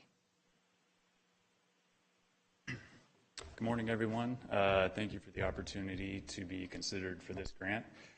Hoover Tyler is the oldest Little League in Stockton. We serve an average of 200 to 250 kids per year through our usual registration several hundred more kids, depending on the number of tournaments and special events we're able to host. We are entirely volunteer run. We receive no public funding. Unlike many of the other leagues, we are not attached to any school or park, and therefore we're not supported in maintenance or capital improvements and that sort of thing. In 2020, we completely replaced Field 1. The cost was near $33,000, and as you can see, it's smooth and even and a wonderful place for the kids to play. Field 2, the main reason for our request is in considerably worse condition. It's hard to fully grasp from the photos, but uneven playing surfaces and different types of grass and weeds, it really creates an unsafe environment for the kids to play because we have sprained ankles and trips and falls and ground balls bounce up and hit kids in the face and neck area. We've done the best we can over the years trying to level it out. This is our president and vice president, who are extremely capable of doing their best to level it out. And we've just reached the point where no amount of repair work is going to get it done. The other main reason for our request is we have hundreds of feet of fencing around the property. These are some of the worst areas. We have, continual trespassing and issues just simply because we can't keep people out of such a large area. Some of the things we deal with, continually are graffiti, attempted break-ins and vandalism. The image on the right is one of our storage areas for equipment, and the doors are just ripped off the hinges. And again, this is just a result of not being able to keep people out. Hoover Tyler is an amazing organization. The volunteers are extremely dedicated. I truly believe that a grant such as this that allows us to improve the property and keep moving forward is a benefit not only to the kids and families who are a part of our organization, but also the surrounding neighborhood. We occupy a huge portion of the neighborhood in which we're situated, and there's a big difference between falling down fences and graffiti and illegal dumping and homelessness, compared to a new and revitalized and functional and vibrant facility. And so, just to reiterate, some of the things we've experienced out there are break-ins and vandalism and drug use and gambling and even intimate relationships taking place out there, and that's not really the best environment for kids or the neighborhood. So thank you very much again, and any questions I'd be happy to answer now. Supervisor Patty? Thank you, Chairman. What about Field 3? I grew up in Hoover Tyler. Field 3 is a workhorse. It's the field that there's no infield grass. It's very flat and smooth, and it's all dirt. That's in fair condition, and it seems to just keep going. Field 1 was in the same condition as Field 2 when we made the decision to replace it, and that's really where the majority of injuries and that sort of thing can happen, because if you played, I'm sure you know the difference between a flat, even ground and then holes and divots and things like that. It can really be a detriment to the kids out there. And I coached there, and my daughter played baseball there, and Yes, from t-ball up. And so for many years, my nephews, and I've got a long history there. My brother's name is on a plaque over there. I didn't want to name drop, but I was aware of some of that. Yeah. That was before my little brother had passed away. He was a regular participant over at the field, so has a soft part of my heart. Yes, so Field 3 needs no attention, fencing, anything of that capacity? It does, but again, we tried to be very realistic and practical with our request. Field 2 is by far the most in need, and we've done a great job over the years being able to set aside funds and build up when we need these big improvements and repairs. So I think some of the other issues that we face, if we were able to have our two biggest needs, Field 2 and the fencing, taken care of, then all of our other concerns are more easily addressed. Okay, so Field 2, that's all you need? Yes, sir. Well, that's by far the most in need. Yes, sir. Okay, thank you. All right, thank you. Thank you. Our next speaker is Alicia Giles, president and founder of Inspire Me.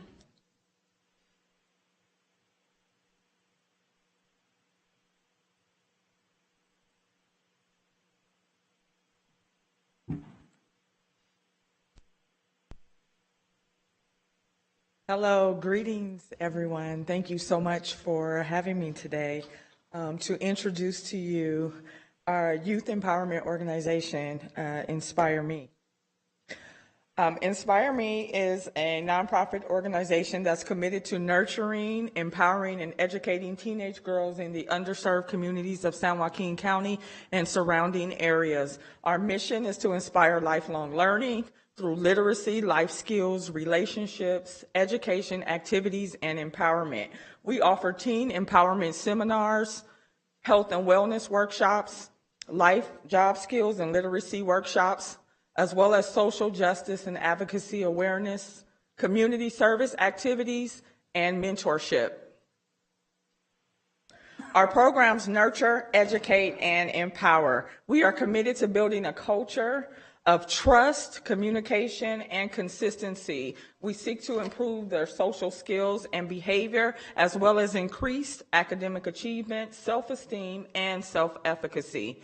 We provide seminars, workshops, and activities that build confidence, resilience, and relationships to empower teenage girls to be the best me. A vision for the future. This is just some pictures that I wanted to share from our kickoff event at Seaford Community Center back in November. It was facilitated by Fayette Reynolds of Vision Purpose Network. She creates environments and atmospheres to develop purpose. And so the teenagers had a wonderful time at this particular event. I'm here today because of our Teen Fit series, which is a 4-part series, the Healthy, Educated, Best Me, which focuses on mental health awareness, nutrition and physical activity, life skills, and dating and safe social networking. This series was launched based on feedback from our teens. So we have a youth advisory board with 6 teen members, and I do nothing without their voice. I have to have their buy-in to know what programs are needed, what information that we need to bring to them. And so the Teen Fit series kicked off this year, and it's a quarterly series, and we started with the mental health awareness workshop, which was facilitated by 2 representatives from Kaiser Permanente, a licensed clinical social worker and a licensed marriage family therapist, that facilitated the workshop on anxiety and depression. And this is just a small clip from one of the facilitators that was speaking with the teens during the session, and she was starting them out on a mindfulness activity. Our upcoming events, actually, we just had an event this past Saturday, which was part 2 of the Teen Fit series, which was focused on nutrition and physical activity. And we have some upcoming events and our future activity planning, which consists of 4 2.5-hour workshops and a half-day teen summit and a 2-day wellness camp. And so I want to thank you for the opportunity to present. Thank you.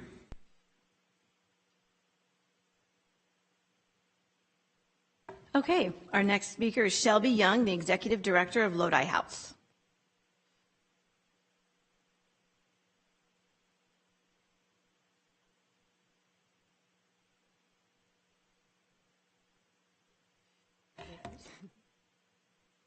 So, good morning, Chairman Nguyen and County Supervisors. Thank you for having us here. And this is Crystal Wright, the Program Director. It wasn't too long ago that we were here back in September, and you awarded us a great sum of money. So I want to give you a report on that, but I first want to just let you know what our project is. We're just requesting funding to do new siding on the Lodi House shelter that we've been operating out of over 21 years. It's a house that is over 100 years old, so it has no insulation, and there's dry rot, and there's issues that our facilities committee found. And so when we saw this opportunity, we thought this is a really good time to have these repairs done to preserve the property and for us to do our work. I did want to note that I had got a bid back in March when this was due, and it was $80,000 what I put on there. I recently asked them for a new bid because of all the increases, and it did go up to $108,000, so there's about a $27,000 increase, which Lodi House is prepared to cover, but I just wanted to make you aware of that happened in those couple months. But I want to give you a quick report on the American Rescue Act plan that you awarded us. We have purchased the property. We have done, put in security. We put new windows in. We put a new roof on. We had some foundational work we had to do. So we have 75% of that unit available and used for the purpose of transitional housing for the women and children that graduate through Lodi House. And so thank you so much. We have put that money all to work and are super grateful for that. And so last, I just wanted to give you a quick picture of just what we're doing and why it's impactful. With Crystal's going to share a little bit about Kiwi and her story. Homelessness is such a big topic and it can feel hopeless. So I just want to give you guys an opportunity to hear a true hopeful story. This young mom came to us. She was pregnant and had lost her oldest daughter to CPS and foster care. And this mother had actually started raising herself probably around age 12, and that didn't go well, as you can imagine. And so she entered our program, and during that time, she has been able to be reunified with her oldest daughter and have her CPS case closed. She gave birth to a beautiful second daughter. She was able to finish her, or she's still in process of finishing her high school diploma. She was able to get her first time employment through one of our work partners, and she graduated from our program a couple weeks ago and moved into one of our transitional housing units. And so there really is a pathway for women and children, and we do believe that when a mother gets out of homelessness, she's also saving the future generations. So thank you guys so much. I want to just make a quick comment, Shelby. I had the opportunity to visit your facilities and meet some of your members and staff. And I remember meeting a young woman there who had a young daughter, and she was just about ready. I think she was in her last semester for her bachelor's degree, and she was working 2 jobs. And she was in the process of moving out. But the reason I bring that up is because you all do, and your staff does such a phenomenal job. And sometimes we lose sight when we get hung up on numbers that we're talking about individuals. And as you've shown, those are the success stories that we can obviously appreciate, but more importantly, they appreciate because they have a new life. So thank you very much.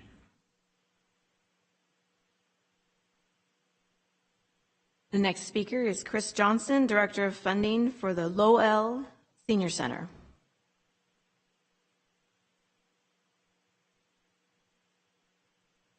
Good afternoon. My name is Chris Jacobson. I'm with the Lowell Senior Center. With me is Marge Schrenk. She's our CEO. Can we play the video first? That'll explain.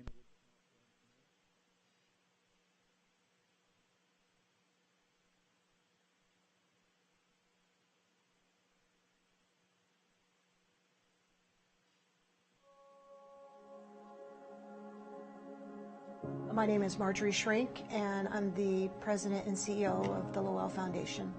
Lowell stands for Lodi Elderly.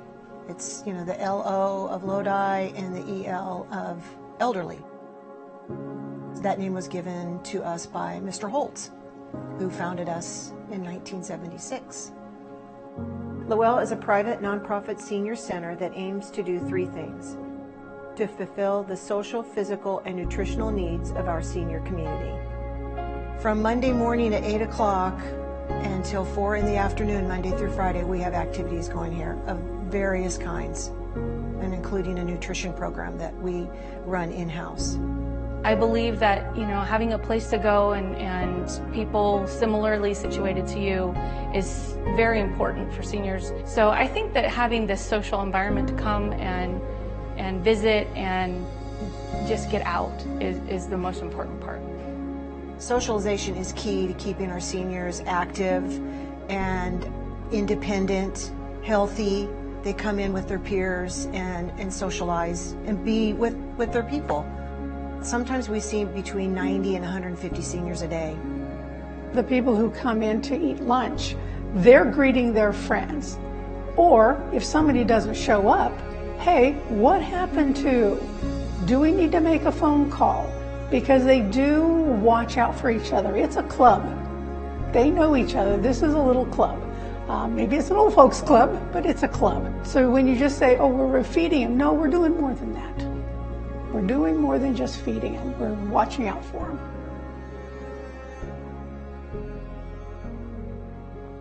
We wanted to come and thank you for this funding opportunity. We are growing. That age group is growing. We do not have the ADA accessibility that we need down there. We also don't have the restrooms available. We have 2 restrooms there for 90 to 150 seniors, 1 man, one woman's, 2 toilets for the men and 2 toilets for the ladies, 1 sink in each side. That's for our staff and everybody.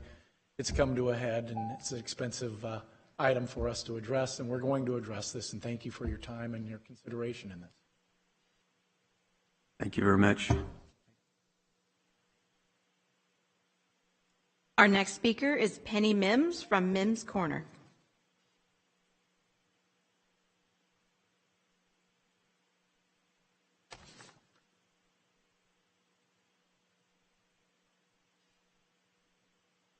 Good morning. Penny Mims, this is my husband, Tony Mims. I'm going to talk real fast because I have 1 minute, and I created an avatar to do my other 2 minutes. So we are Mims Corner. First, want to thank you for the opportunity of giving us the grant money, considering us for our homeless. Oh, I'm so loud, that's why I was trying not to, but okay.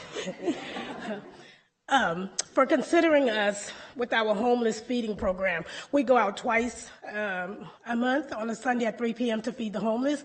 Everything is self-funded. Last year, San Joaquin County gave us grant money to allow us to add to our family food holiday boxes. We were able to serve 600 families, give toys, bikes, foods. I mean, it was fabulous. So I'm standing here now hoping that you take into consideration that we can get that $44,000 to buy groceries to do the food boxes again. Can we play the video?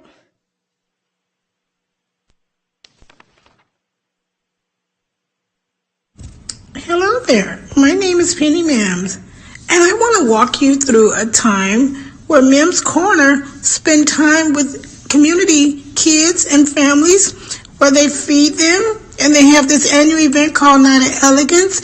And then around the holidays, they give out boxed food so the families can have nutritious dinners and not have to worry about the bills and food on the table.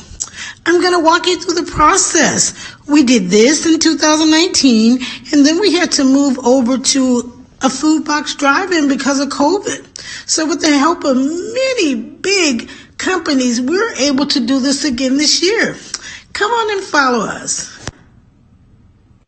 This event is called Night of Elegance. The kids dress up in their finest, and the teenagers are the waiters and the waitress, and we serve dinner and have the community involved. We had the police and Toys for Tots.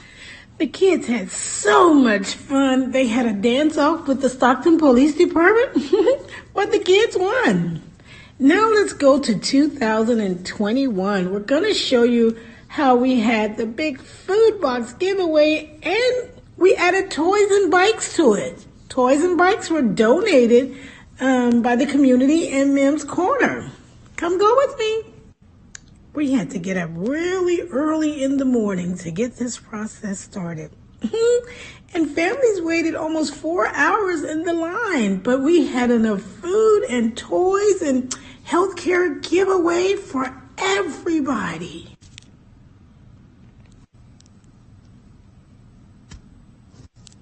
This was so much fun. Even Santa and some of his friends showed up. We pray that we get to do this again this year for our community. You can trust us to bless somebody else. Bless somebody else. Thank you. Thank you very much.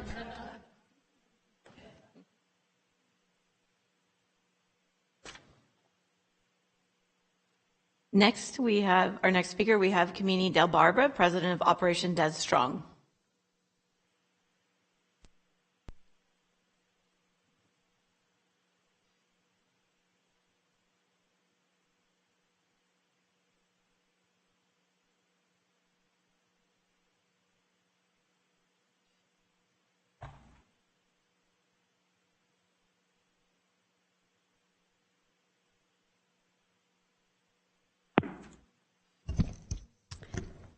Thank you, board members, San Joaquin County Council members, and thank you, Susie, for giving us this opportunity. I'm a little nervous and I might get a little emotional, but Operation Des Strong.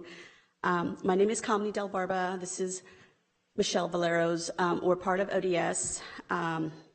We're all volunteer force, and we're here to share a little bit about our amazing small organization. ODS, the inspiration behind ODS was a little boy by the name of Jonathan Perez and my son, Des Del Barba, a U.S. Army wounded warrior. Des is in the red, and Jonathan's right beside him. This is the original painting or drawing that Jonathan drew while Des was at Brooke Army Medical Center fighting for his life. Operation Des Strong is a child service organization. Operation Des Strong is a child service organization dedicated to providing financial and emotional support and resources to children who are undergoing or are going to undergo an amputation and are in need of an assistance in acquiring and adapting to prosthetic devices. We're a community of veterans, medical providers, amputee caregivers, and other forms from many different backgrounds, all coming together for a shared goal to encourage newly limb difference young people to stay strong, even if it means they need a little help doing so. ODS goal and missions are to assist children ages 4 through 18 years of age who are amputees or are in the process of becoming an amputee. Operation Des Strong offers financial assistance for necessary prosthetic devices, as well as help to offset the cost of meals, transportation, housing expenses, and the everyday expenses while the child is recovering on the bedside of a hospital. Due to unmitigated circumstances, we recognize that getting assistance from government agencies can be time-consuming, and further understand that there are unmet needs that occur before long-term services can be put into place. ODS is also committed to providing emotional support to the child and the family. This is Jonathan Perez, by the way. He's 8 now, and he was 4 when he had his amputation.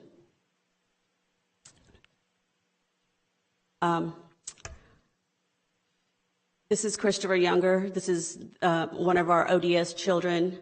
Christopher is a quad amputee.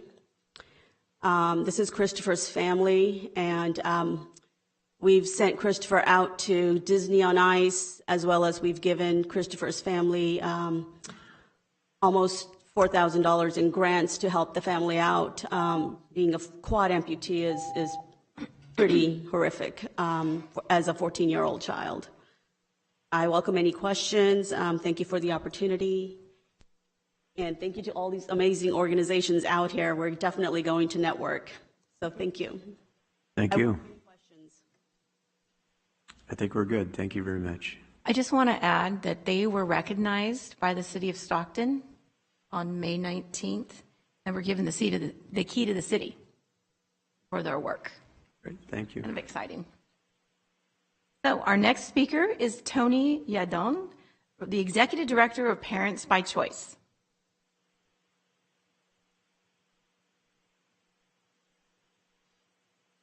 Good morning. Thank you for the opportunity to speak. My name is Tony Yadon. I'm the Executive Director of Parents by Choice, and we are very much appreciative of this funding opportunity. Our organization was founded in 2006 here in Stockton. Our mission is to serve vulnerable youth and families. Among other programs, we provide foster care, mental health, and transitional housing programs to current and former foster youth. In 2020, we moved here downtown to the Courthouse Plaza at 306 East Main, which is 1 block south of this room. And one of the reasons we did this is adequate program spaces, and also the building had retail opportunity that would allow us the opportunity to provide, to build small businesses, to provide jobs for youth who are in foster care or transitioning out of foster care. The first step in the fulfillment of this dream was our coffee shop, which we called Plaza Perks, and it opened in October of 2020. And currently it is serving 3,000 customers a month, which is really exciting as we see the revitalization of downtown. That coffee shop has been featured by Visit Stockton, Good Day Sacramento, ABC 10, and the Record newspaper for the mission of the coffee shop, which is to employ foster youth.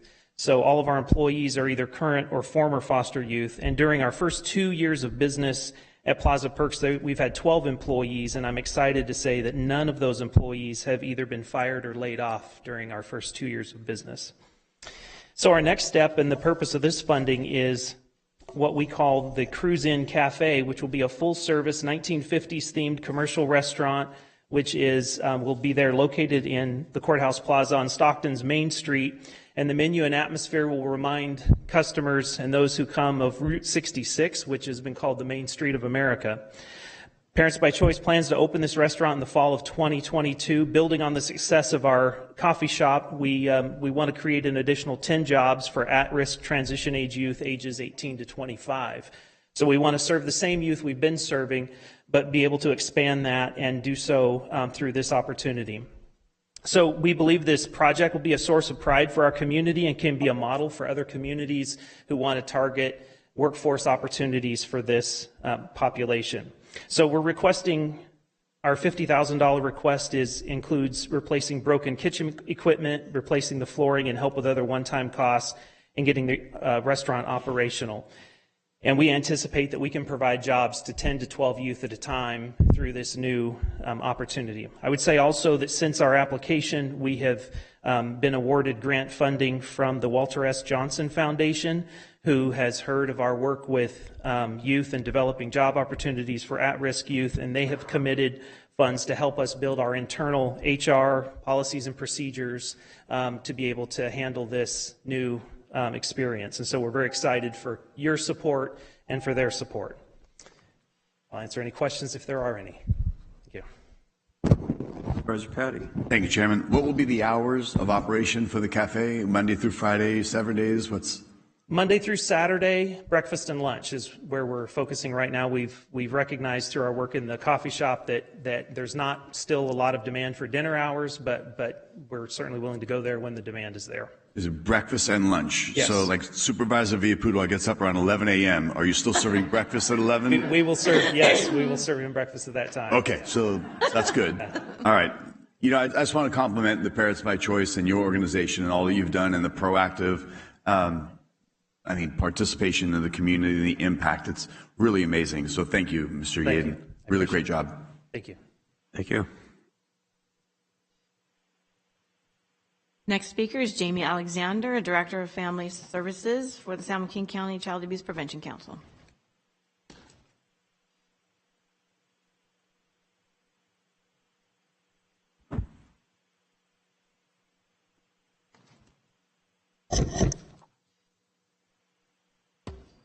Hi, good morning. My name is Jamie Alexander. I'm with the Child Abuse Prevention Council. So thank you, Chair Wynn and Board for having us. I wanted to thank you for funding Project Home over the last year. Project Home is homeless outreach and meaningful engagement. Since the inception of Project Home 2 years ago, we've served over 70 unhoused families. We've served over 100 adults and over 165 children. We've helped 30 families improve their living situation, which is defined as getting out of tent cities and encampments. So those families were living in tent cities and encampments when we worked with them. And we helped 14 of them secure permanent housing. I want to again thank you for the previous funding. We acknowledge that Project Home is not being recommended for full funding under the current guidelines. I understand that we've been recommended for $24,000 in funding for one-time material items such as tents and backpacks. However, without a staff person to build these relationships with those families, those material goods are only a Band-Aid. Project Home will be ending at the end of this month if we cannot find additional funding. I gave you all a packet. I do request that you look at other funding, such as ARPA funds, to allow CAPC to continue our work in the community to get families off of the streets.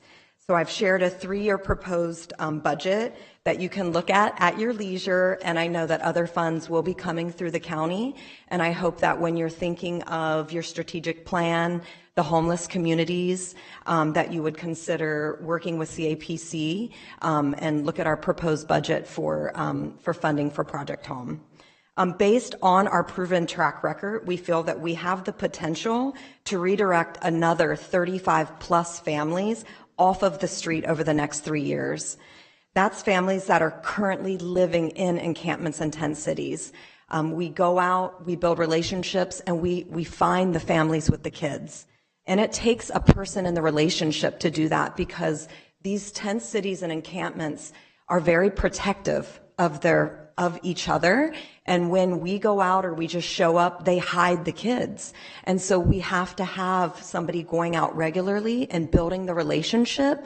We've built the relation. They tend to have somebody that's a head, like a main person at these encampments, and we tend to build relationships with them. And then they start to call us and let us know when the kids are present, and we go down. We need to build relationships, trust. We offer support during crisis, and we help improve their living situation. It's a good investment for the county. We know homeless numbers are an issue here. Cost to taxpayers grows every year, and we need to get the families off the street. So thank you for your future consideration. Thank you. Supervisor Patty. Thank you, Chairman. I know asking different questions from different people. You said you got a 3-year budget. What are you asking for additional funding for today? We do have pages, and you said you're asking for 3 years, but you've got pages. I've got yes, a that would variety be of for numbers. ARPA funds for you to consider for future funding. We recognize that our request did not meet the guidelines, and so we want to respect all of you and respect everybody who submitted their applications. So we are not asking for additional funds for Project Home unless it could be fully funded, because the reality is that we do need to be able to pay the staff person to do the job. So what I'm just bringing forth to you is a potential future funding for ARPA funds for assistance for the homeless community. So nothing further for today? Unless you can meet the full request, which is, there was some confusion with what was submitted. It's really about $100,000, not the 267, which I think is up there. We revised our request and submitted just for Project Home and removed the other 2 programs out. So there was a revision sent in it was just around $100,000 for Project Home. Okay, that's why I'm trying to get through some. That would be our full funding request. I'm just being cautious on understanding the guidelines. Okay, you just said that's your full funding request, and you said $100,000 is the revision. I'm confused. So my apologies. To get clarity, if we're going to consider a supplemental request from anybody that's here, I'd like to have some exact clarity of what you, with the revision, has been. Because you gave us papers for full funding, something to be considered in the future with ARPA funds. You said you made a revision, but then you said you want full funding. So I'm sorry for the confusion. So what is up there was submitted previously, and then Susie reached out to us and talked with us about the funding and what was available, and we sent in a revision for only Project Home, and it was around $100,000. And so that would be for fully funding Project Home as is. We are also told that does not meet the guidelines, so I'm trying to be respectful of that and coming with a separate request for ARPA funds for the future. If you're able to fund Project Home in its entirety as it stands, it would be about $100,000 here for that, not the 226. I'm trying to be clear. Sorry. We can resend the only Project Home budget to Susie when I get back to the office, which would be about $100,000. Okay, that's not where we're at. Right now, we're here discussing as a board what, if anything, is additional that's being asked. So do we have that request? Again, I'm confused, and maybe everybody else is, maybe I might be the only one not catching the full fund, the supplemental, the revision, the resubmission, but the funding in full, but the partial funding that wasn't fixed or was submitted that is or isn't reviewed. I'm really not following it. The application was for $226,041. That included salaries and benefits and overhead on ongoing costs. So when I reached out to them and I asked them, you can resubmit a one-time. They sent me another request. It was $114,816. And I said, you need to clarify in here what is one time. I did not hear back from them what was one time. So I went with the 226 because we do have a deadline. We had to meet and go over everything. And I kept the 226, and I said that they can address the board today to talk about their request. So they went with it. So they said, go ahead and just keep the 24,000 on there, and we'll come today and talk to the board. Okay, so we'll consider it for the future. Thank you. That's all I have to say. Thanks. Supervisor Miller. Thank you. I just want to say I really appreciate your recognition that this particular grant program is not for ongoing expenses. So I think once we clarify in the revised application you sent over, I'm assuming from what you're saying, though, the same amount is for one-time funding, and it's just a smaller amount for ongoing expenses because it only includes the home program? Mm-hmm. Yes, that is okay, correct. So I appreciate you recognizing the parameters of this program and respecting the other applicants. From my standpoint, I would like to see staff come back to us with a different funding source to address continuing this home program because it is successful. It is working to, it goes to our homeless prevention programs, which are very cost effective. They're one of the very best ways to cut down homeless families. So I would like to see another funding source that would be appropriate for those ongoing expenses. I would like to see staff come back to us as soon as possible so that there isn't a gap in this program ending. But for now, thank you for recognizing that this particular program, everybody else tailored their requests as well. And so I appreciate it, but I want to recognize this is a really good program. And I do agree with you. There are other funding sources that the county can tap into to make sure that this program doesn't end. We've seen other applicants who get funding for other things from other pots of money within the county. And so thank you. Thank you. Any other questions? All right. Thank you very much. Our next speaker is Jean Azevedo from the Uplift All Foundation. Good morning, Chairman Nguyen, Board of Supervisors, and fellow CBOs. I'm actually Jean Azevedo from Stockton Impact Corps, and I'm representing Uplift All Foundation, a partner agency. So a little bit about the agency and the appreciation that we have for the funding. Uplift All Foundation has been running Loads of Hope. It was a pilot project in the city of Stockton that offers free laundry service for the homeless. Loads of Hope is doing somewhere in the neighborhood of 125 loads per day per van, and we actually have 3 vans now here in the city of Stockton. Your funds will be able to give us an additional van that will now be able to suffice the need for the unincorporated areas in San Joaquin County. The service, considering the 125 loads, 5 days a week, we're doing 10 to 15 pounds of clothing that's being washed and rewashed. Those are clothes that are not landing on your waterways. Those are clothes that are not landing on your roadways. And those are clothes that are not really polluting out and about. It is really a cost savings measure for you, for the various systems that we have in place to be able to pick up all that debris and garbage. Just the city of Stockton alone spent about $1 million picking up a lot of this debris, so that's going to save you a lot of money. In addition to the service, we actually have partnered up with various other county and CBO organizations to provide service. Each time a person comes over to visit, they're with us approximately 2.5 hours to 25 hours because they got to wait for the clothing. While they're waiting, they get services in the areas of healthcare. San Joaquin General Hospital has come out and they're providing a doctor so that people can see the doctor, and we're preventing emergency care service at the County General Hospital. So again, return on investment is there for you. It's very costly for you to see some of these people. Additionally, We're able to provide counselors, other CBOs who are providing services so that they can reach the unsheltered population. Infection control is definitely an area that's very strongly supported. Areas like influenza, chickenpox, meningitis, COVID-19, via the washing of these clothing and in partnership with the showers and whatnot, we're able to prevent some of these items. You got to keep in mind that a lot of this population is actually using the water faucets in the restaurants that you're visiting, but by keeping them in a sanitized way via the laundry van, in addition to the showers, we're able to prevent a lot of the illnesses.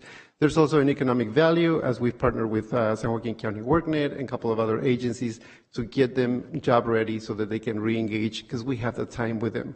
We're your strongest outreach program for the unsheltered population. We hope that you consider funding the program. Thank you. Thank you. Okay, our next speaker is Alicia Perry from the Executive Director of Three Seeds Organization.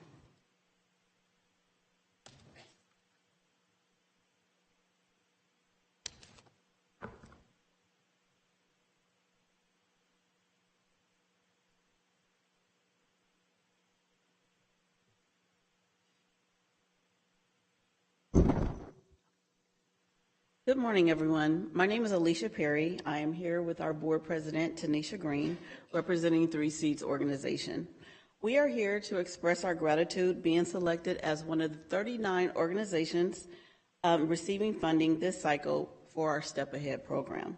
As an organization, this will assist us in transforming many lives. The objective of our funding request aligns with the county's strategic priorities by promoting good governance and increasing organizational capabilities by encouraging collaboration with San Joaquin County and other community-based organizations to provide additional educational opportunities to the residents of San Joaquin County. Moreover, promoting economic development for the county to help prepare workers to meet local job market demands. We would like to request an additional funding of $60,000 allocated to our organization to be able to build our Step Above program in its full capacity to more residents. These additional funds would help others sustain themselves by purchasing a dedicated van for our organization to provide mobile services and info about our program, and purchase laptops for clientele to use for prep testing. Just recently, we hosted an info booth at the Juneteenth event and spoke with many, informing them about our upcoming Step Ahead program. They were so excited, and they expressed their interest in working for the county if only they could pass the test. I regularly call our organization the little engine that could. We've been around since 2015, creating empowering opportunities such as education, employment, and empowerment classes and workshops here in San Joaquin County. Support from the county is epic for us. Side note, if there are any vacant county-owned buildings, we would be more interested in conversing about tenancy. Due to the pandemic, being good stewards with our funding, we had to close our doors to the community. We pivoted to the virtual world, and we went mobile. Unfortunately, this placed a strain on some of our individuals who relied on our services to help improve themselves. One of the avenues included our diaper pantry. We were the only diaper pantry in San Joaquin County. However, without a permanent location nor funding for a location, it makes it a little more difficult for us to provide services for the residents of San Joaquin County. Thank you for your time. Thank you.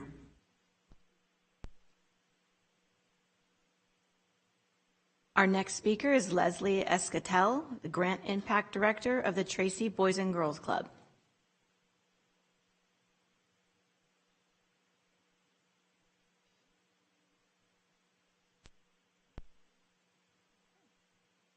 Next, we have Carrie Grover, Director of the Tracy Interfaith Ministries.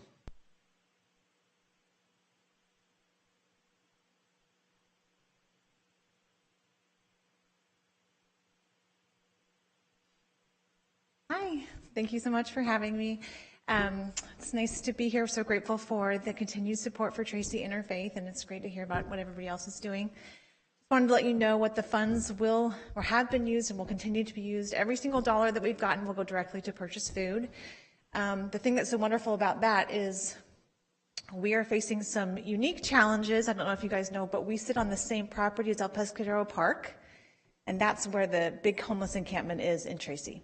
Last count, there was about 100 tents there, and on a pretty daily basis, we have, everything you can imagine that would happen in an encampment, but there have been 2 shootings there, all sorts of drug use, mental illness. We have the same sort of illegal dumping issues that Goodwill has. It's this big mess. People, they're trying to do good, but they drop off dining room tables for the homeless encampments, which I don't really understand. But we've got people running generators. There's been fires, some deaths, overdoses, stuff like that. It's a big problem. And so that has incurred a lot of costs that we haven't had before. At Tracy Interfaith, we've had to hire private security, which we've never had to do before, and that's been a big cost because we have a lot of volunteers that just won't come volunteer anymore. They're older, they're scared, they're afraid. It's a big mess over there. They're afraid their cars will get broken into. So the fact that you guys have funded the food for us has freed up, unfortunately, money that I would not like to have to spend, but that we do have to spend in terms of security and dealing with the dumping and the other issues that we come up against. But we've been able to serve over 40,000 people a year. We rescued over 500,000 pounds of food a year from the local grocery stores. Our numbers continue to go up. Just as a little example, in April of 2020, we served about 2,200 individuals. In April of 2021, we served 3,300, and in April of 22, we served 4,000. So our numbers just keep going up. The other thing that's great about when we have funding for food from you guys, we have another program that does emergency rental and utility programs payments. So our goal is to keep families in their homes with the utilities on. We've helped 120 families a year with either rent or PG&E or City of Tracy payments. So that's a really great program that I'm really proud of, and I appreciate all of your support. Thanks. Thank you. The next speaker is going to be Rachel Thompson from the People's Empowerment Center.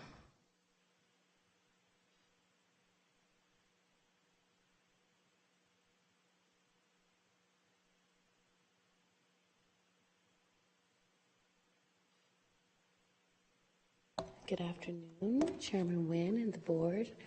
I'm Rachel Thompson, Executive Director of the People's Empowerment Center. I'm here with my MSW intern, Taylor Davis.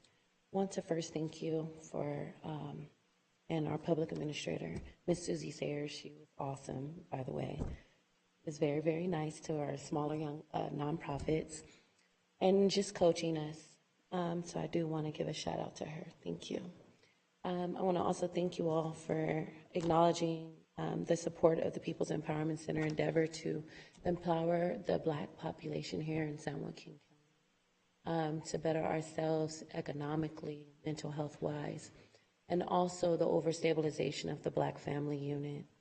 I was requesting more funding to support ongoing services and initiatives to support the Black community in mental health. As you know, in this endemic, we suffered a lot of disparities with the Black community here in San Joaquin. And so mental health in a culturally rooted way was going to support and stabilize our community a little bit further. And so I just was asking for clarification on purposes when I did get the proposed award letter that the $54,000 was going to go towards marketing strategy. Is that correct? The request was granted based on those one-time funding opportunities that you listed in the application, which was the marketing and program supplies. Okay. So I think just to stand corrected that I actually read that wrong, and it was a miscommunication, that it was 3 deliverables that we wanted to support our community, and that was with introducing the healthy eating, marketing, covering marketing, vocational training for African Americans, and it was one more, Susie, that we wanted to cover. And so I think there's a miscommunication. So before the People's Empowerment Center takes any funds, we would like to clarify that on what we're wanting to deliver to the county. And the 54,000 wasn't just for marketing. It was for the deliverables, support mental health, vocational training, and many meals for healthy activities. Okay. Questions? Questions? Chairman. Supervisor Patty. So when you say vocational training, what program do you have for vocational training to offer? Thank you very much for asking that. So we linked up with other Black organizations or partners that were already doing the trainings and intervening. And so Quantum Security Services agreed to make security patrol officers out of anybody who wanted that training, and also give training on TASER and security permits. That those monies would also go towards LifeScan and their documentation with the state of California to be security guards, so they can have some type of job, you know. And then the vocational training also for real estate. And that was someone that was already bringing that educational preference to the community, in the Black community already. Miss Colia Mayo, she's doing that vocational training already. So we approached them with this proposal to support that. So those were the two ones that we were going to implement this year round with the funding. And you also mentioned mental health services. You have clinicians that you're working with. What type of mental health services? Thank you very much. So they're culturally rooted mental health services. We deal with the intergenerational trauma of African Americans and even the behaviors that come out of that, right? The violence and the understanding and decreasing that. And so I am a mental health therapist, and I'm a trauma specialist in San Joaquin County here. And I've been working here about 15 years in mental health services. And so right now we currently hold a counseling contract at Pride Center, where we interact with also their population, and we also serve our population as trauma specialists. And you do or don't have a location? We do have a location. It's here in Stockton. Our offices are here in Stockton. And how long has your organization been operating? Now about a year and a half, but I've been, as a Stocktonian and native, I've been here in intervention and specialist. I'm in the Trauma Recovery Center, and different various parts of other nonprofits. I've been working as a trauma specialist. So I brought this over to our Social Change Center, the People's Empowerment Center, which I founded to support the Black plight and try to decrease some of the disparities that we're seeing. And how many citizens or youth are you engaging with weekly, monthly, through any programs? Any job training? How many people, or some of the mental health services with your outreach? Definitely, thank you. So currently we have 3 groups that we're rotating. The Power of Tomorrow, which is a youth-oriented group for inner city children that we target. That starts from age 13 to age 17, where we have healing circles weekly. We also have a women's empowerment group and a men's empowerment group. We also sit on coalitions to support Black maternal health, where we're looking to support a grieving group for mothers who have lost their children. So currently those groups rotate right now in cohorts, because there's so many different individuals who need assistance and help, and we're still looking for funding for trauma-informed practices and intervention. So how many people? I don't have the number right offhand. Currently, we have about 20 that we see just for free services. So you mentioned the different cohorts with youth and seniors, and you named a few. So about 20 total? It's about 20 that we see per week. So that can vary depending on if they come in for services. Mm-hmm. In the course of a year, then, 200 people? 200. Yeah. Okay, I'm trying to get an idea. I've just mentioned to you there's a program called MC3. You can become a licensed instructor with a curriculum and teach vocational education. It's kind of a beginning phase of being certified and construction job ready. So that's one program to mention. I would just ask staff, what was the screening and the qualification process for what they asked compared to what was allocated? What they asked for was the $200,000 to support their vocational training and their transformative healing and mental health services. These were broken out and it was interpreted to be an ongoing type of a cost, which was to actually do the training, to pay the people, to have the overhead and stuff like that. So when we identified the areas of the one time, which was class instruction fee for various classes, art supplies, and marketing materials.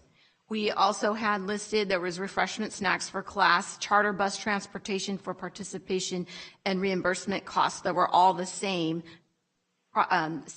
dollar amount of $13,860 for all three items. So when we asked questions about how did you calculate that number, it just, for the committee, it didn't make sense. So what we proposed was to fund the one times of the $54,220, and then they could address the board how they seem fit, and it was up to the discretion of the board to decide what they wanted to do. So really the threshold is we look to, as the board, look for that one-time funding use, not the ongoing operation. Exactly. So it's to enhance the actual organization's service, not to support the organization and cover their costs of operating, which has been done in the past, and then we have that strict guidance on there. So, but this year, because we had an expanded outreach, we really wanted to adhere to the guidance. Me being new to the county, I look at the guidance. I'm going to look at the best interest of the county's money and see what can we do and how can we reach as many as possible and not just throw money out there.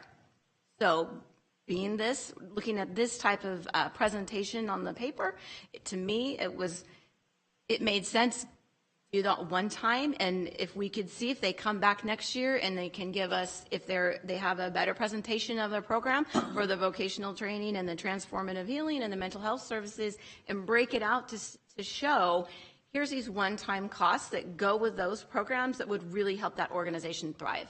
And being that they're newer, I mean, maybe they can come back and we can actually help them expand in a bigger way.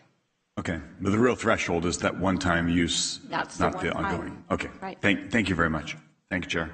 Supervisor Miller. Thank you. I would like to suggest that we stay within the parameters for this particular program, but some of the other services that you're providing may actually be suitable for a partnership with different county departments who deliver services through community-based organizations.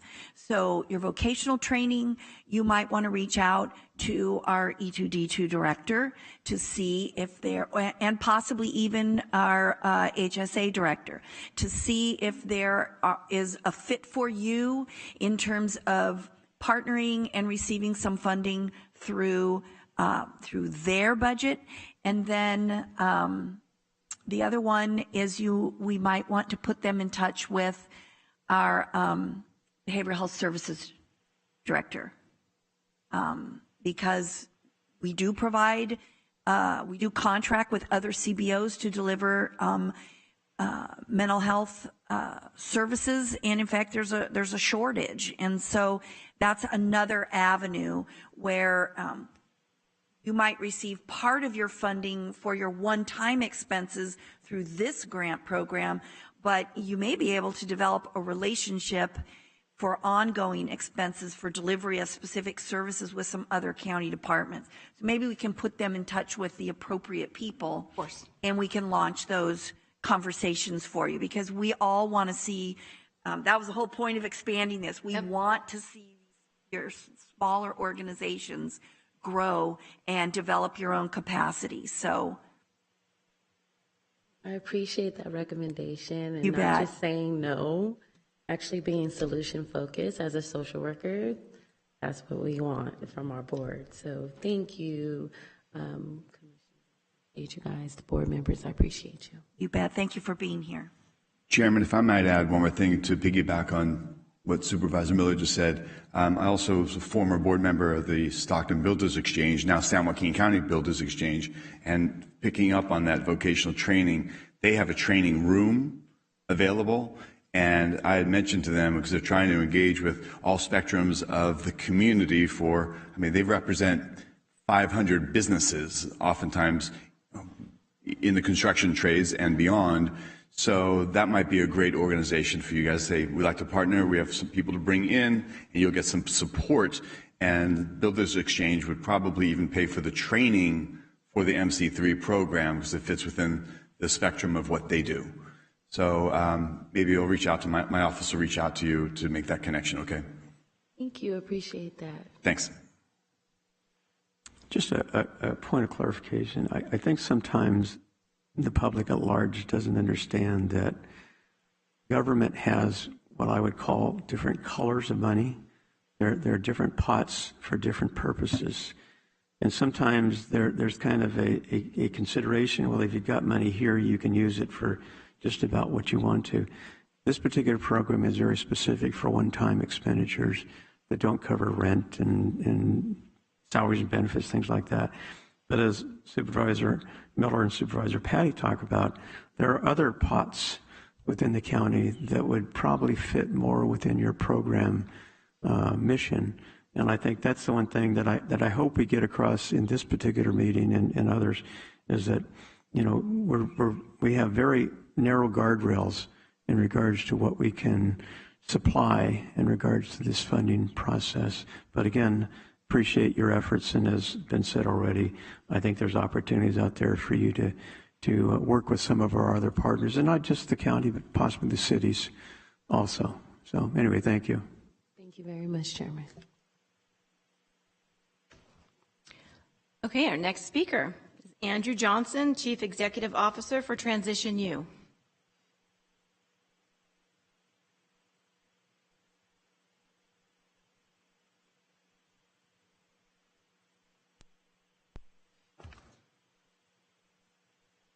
Morning. My name is Charlotte. Morning. I'm present here with Ignacio Tobin. We appreciate the opportunity they've given us. I believe that we have a video.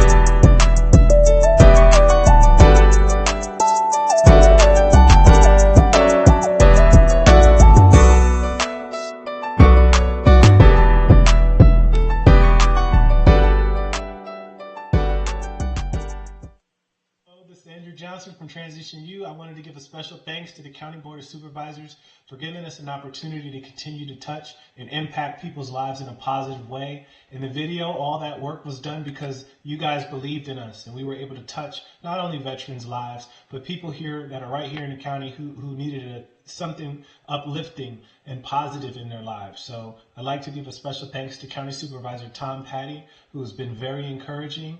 A special thanks to County Supervisor Miguel Villaputa, who has never missed a community cleanup. We appreciate you guys and everything you've done for us and for this organization, and we continue to strive to make all of you proud. I hope you enjoyed the video. That work was, that was good work.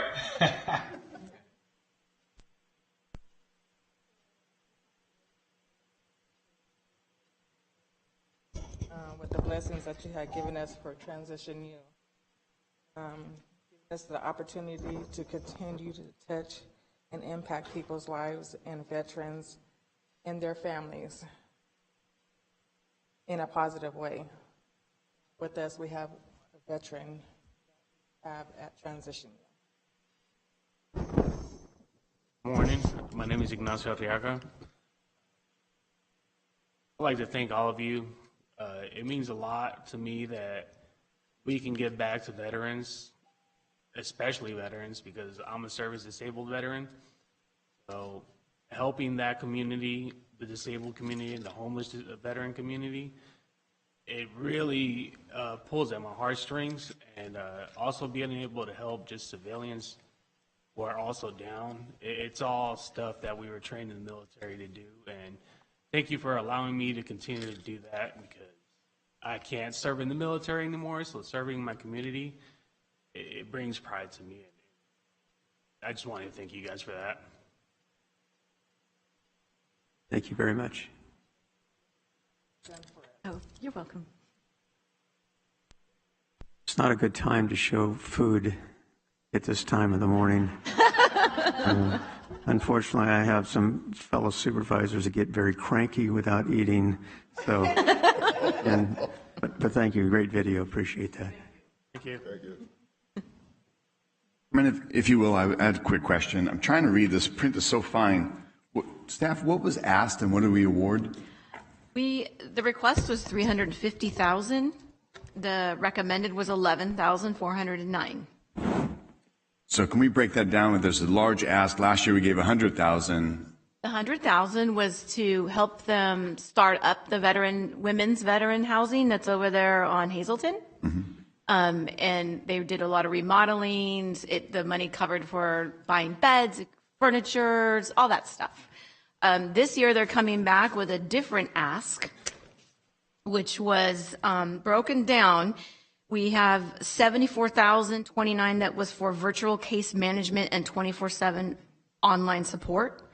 Another $27,200 for transitional advocacy online services. Another $25,000 for homeless population census cloud database. Another $16,938 for microfarming expansion distribution services. $26,300 for veteran retreat camp Goldies. $92,309 for staff wages. $17,500 for marketing and outreach. $34,000 for website development and maintenance. Another $12,500 for database cloud security services. $14,050 for insurance, and $9,739 for utilities. So of that ask, we identified as a group that $11,409 were a one-time. So with the other types of online services, things that they wanted to start would be an ongoing cost, more like an operational cost. Because last year it was just, we want $100,000, help us create, start up the housing for veteran women and children. Let's outfit the house, all that. Then this year it came back with a bigger ask of all these other types of requests that we considered ongoing and operational. One or two of those, perhaps there was a website development request that would be a one-time fund. And maintenance. Well, the maintenance would and be. It wasn't broken out Okay. into what, specifically how much would it cost to do the website, how much would it cost to this. It was kind of just thrown out in one big clump. Understood. How many veterans and how many people in the community are you serving? Serving 10 veterans right now. 10? Yes. Okay. So we can house, we have 19 rooms? Yes. Yes, we have 19 rooms in the building. Okay. Have you connected with, as our chairman points out, we've got other programs and offices throughout the county that might be able to help. We have a veteran service administrator here that might be able to connect you guys to some resources as well. Have you reached out to them yet? I'm not aware of that. It's something I have to discover with Andrew Johnson. Okay. We'll follow up with you and see if we can connect dots. Okay. Again, as the chairman points out, there's many more than just the one-time funding that we might offer here in this program or in our budget annually, but there's other things that are ongoing, so we'll reach out to you. Okay, thank you. Thank you.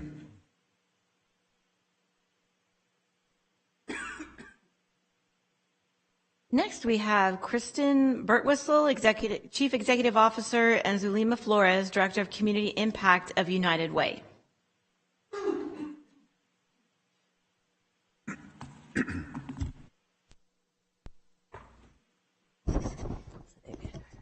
Great.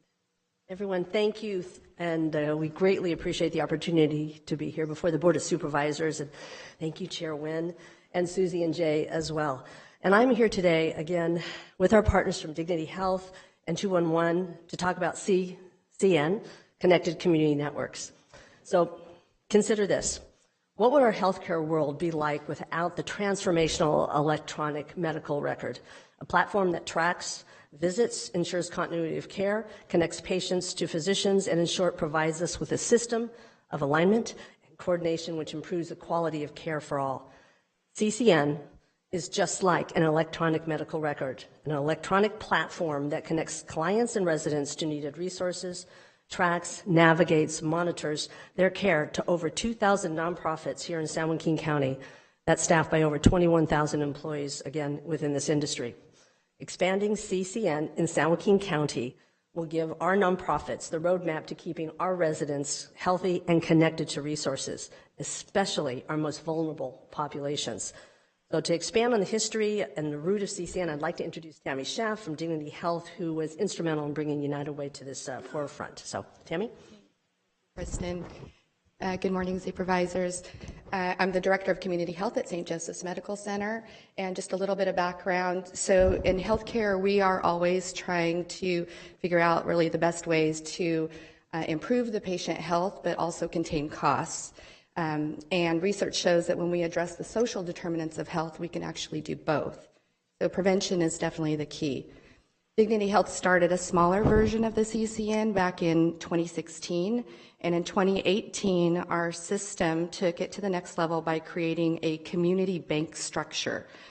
So this actually allows sustainability of this process that it's a public utility for the community, but it's a sustainability by sharing the cost burden for the organizations in the community that were either concerned about community health and well-being or those that would see a return on investment or both.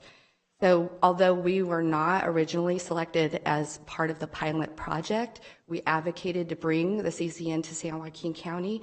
And now not only are we the best performing CCN for Dignity Health in California, but the best performing in Common Spirit Health nationally.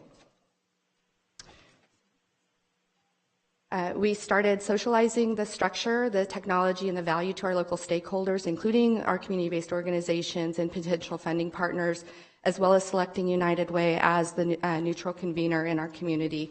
And in February 2019, we officially launched our network, I'll say right before COVID, so our success is awesome. And if you approve the funding, the county will join a growing list of committed partners for this public utility that remains at no cost for our nonprofit partners. We currently have 11 funding partners representing health plans, payers, systems, and providers, in addition to education and philanthropy. So the CCN has been very successful in our community. We see a great opportunity to expand and grow the network because our community chose one technology tool to implement. So thank you for your consideration. Now I'll turn it over to Zulema Flores. I'll just wrap it up and just say I'll take any questions at this point, just to be mindful of the 3-minute mark. Thank you very much.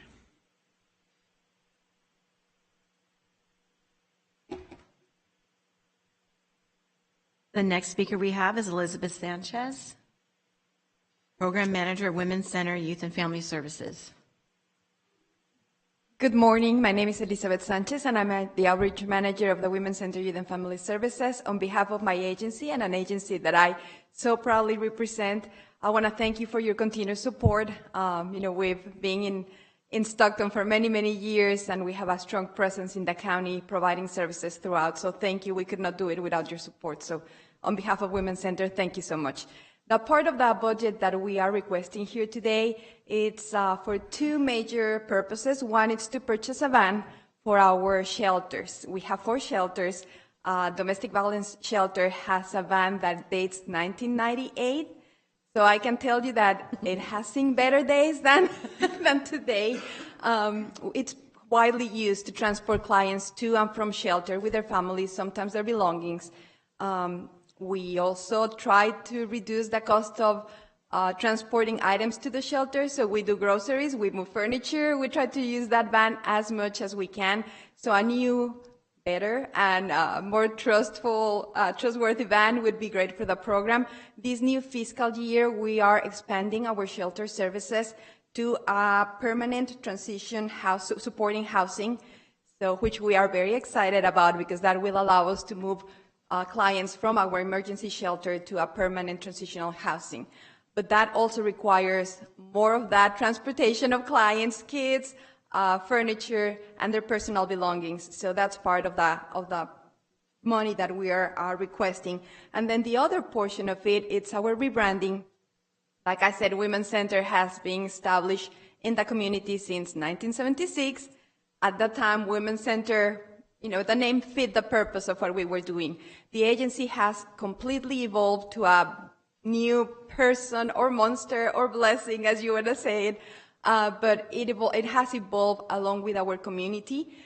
We don't serve only women. We serve men, youth, homeless and at-risk youth. It's the largest chunk of our budget and programs. And we want to make sure that our services are accessible to anybody in the community, regardless of labels of gender, age, nationality, and that they know that we are here for them because we are here for all, anytime, 24/7 with our shelters and hotlines. So this rebranding will really mean that we will be able to get closer to our new vision, which is empowering restoration and elevating voices of advocacy, idealism, and leadership. So this money will kind of get us going towards that path, and we'll have to start from scratch with our new rebranding name and material. So thank you so much. We really appreciate your help. Thank you very much.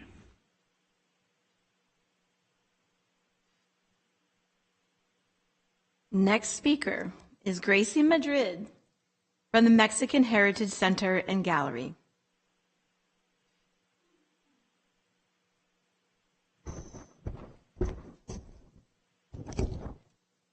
Good morning or good afternoon. I'm not sure. What time is it? We're still morning. 4 minutes. Good morning. Good morning. Chair Wynn, members of the board and staff. I'm Gracie Madrid from the Mexican Heritage Center. I'm the president there. And it's within walking distance, in case you didn't know. We recently opened a coffee shop for self-sustaining purposes, and I invite you to stroll down there one of these mornings and have a great cup of coffee with us. First and foremost, I do want to thank you for the support you have given our center. For the $8,000 that we received last year, we continue to do a research project in the area by the name of Goat Valley or Barrio del Chivo. I'm not sure if you've heard of it. I was looking for research under that name and nobody knew what I was talking about until I gave him in other words, that was not the name that the city or the county gave the area. It was the residents of the area that gave themselves that. So there's nothing in research under their name. But anyway, I've been able to find a lot of research. Late 50s and early 60s when residents were displaced from their homes for a redevelopment project that the city had. So I found a lot of research. I think the exhibit will be great and very informative for the people in Stockton. So when we have it, we'll invite you and hopefully you can be there so that people will become aware of who gave us the money so we could have the exhibit. With funding that's before you, we plan to have a literacy class for grades K through third grade. We plan to also have art instruction for children in grades K through 6. And for the big project, we plan to have close the street, maybe Market Street, and have a big, large mural for grades K through 12. The mural will be divided into sections, and the first section will be for K3 students. The second one will be for 4 through 6, 7 through 8, 9 through 10th, and 10th through 12th grade. And so maybe I'll add one for adults, and maybe you can come and join us and have your own section to paint. So anyway, that's what we plan to do with the funding that is before you. I want to thank you so much for your support. It means a lot to us, and we will make San Joaquin County proud of us. Thank you. Thank you. Okay, we have one of the speakers that we called up earlier but wasn't here, but they're here now. Okay. So I would like to introduce the Executive Director, Henry Townsend, and Kenneth Everett from Men Built to Win.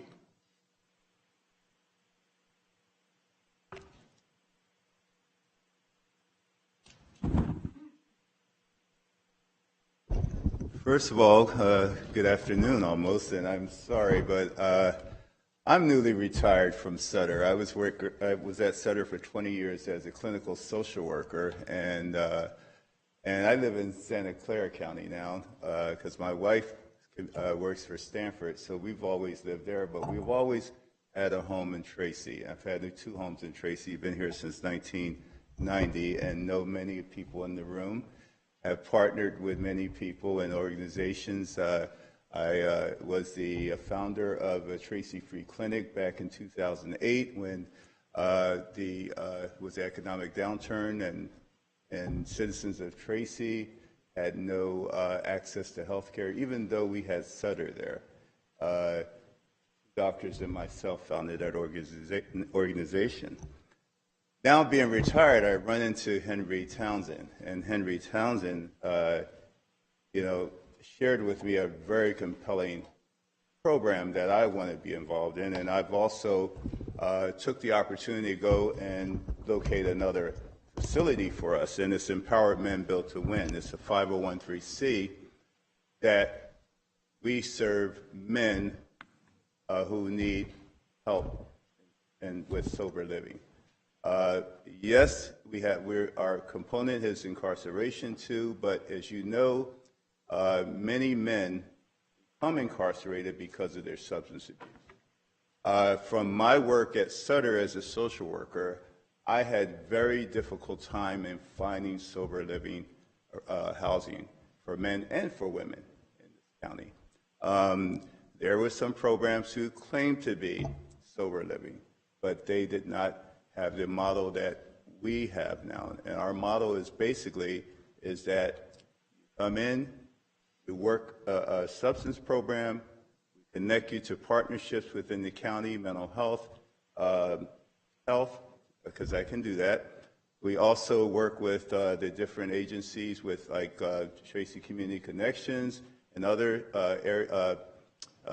homeless organizations that will help us to transition our men eventually out of the homes. Now, as I just said, I came on board just May 2nd, I retired. So here I am again, back at working. But this is something dear to my heart. And we want to promote our new home. We want to promote our existing home. The funding that was submitted, the application that was submitted for funding, I felt personally wasn't enough. I felt that, that we need more money to operate 2 homes. And, my proposed amount would be another additional $30,000 to get our infrastructure going, to get our website going, to get our services going. We have many partners right now that we're dealing with. But I just want to say that, and I just want to end with having Henry share a testimonial from one of the clients who graduated from our program. So Henry, can you do that, please? Hello, I appreciate the time being here. This is from a gentleman that's graduated from our home. His name is Coy, and Coy states in his letter, I would just like to express how grateful I am for all I have done, for all you have done for me in the past year.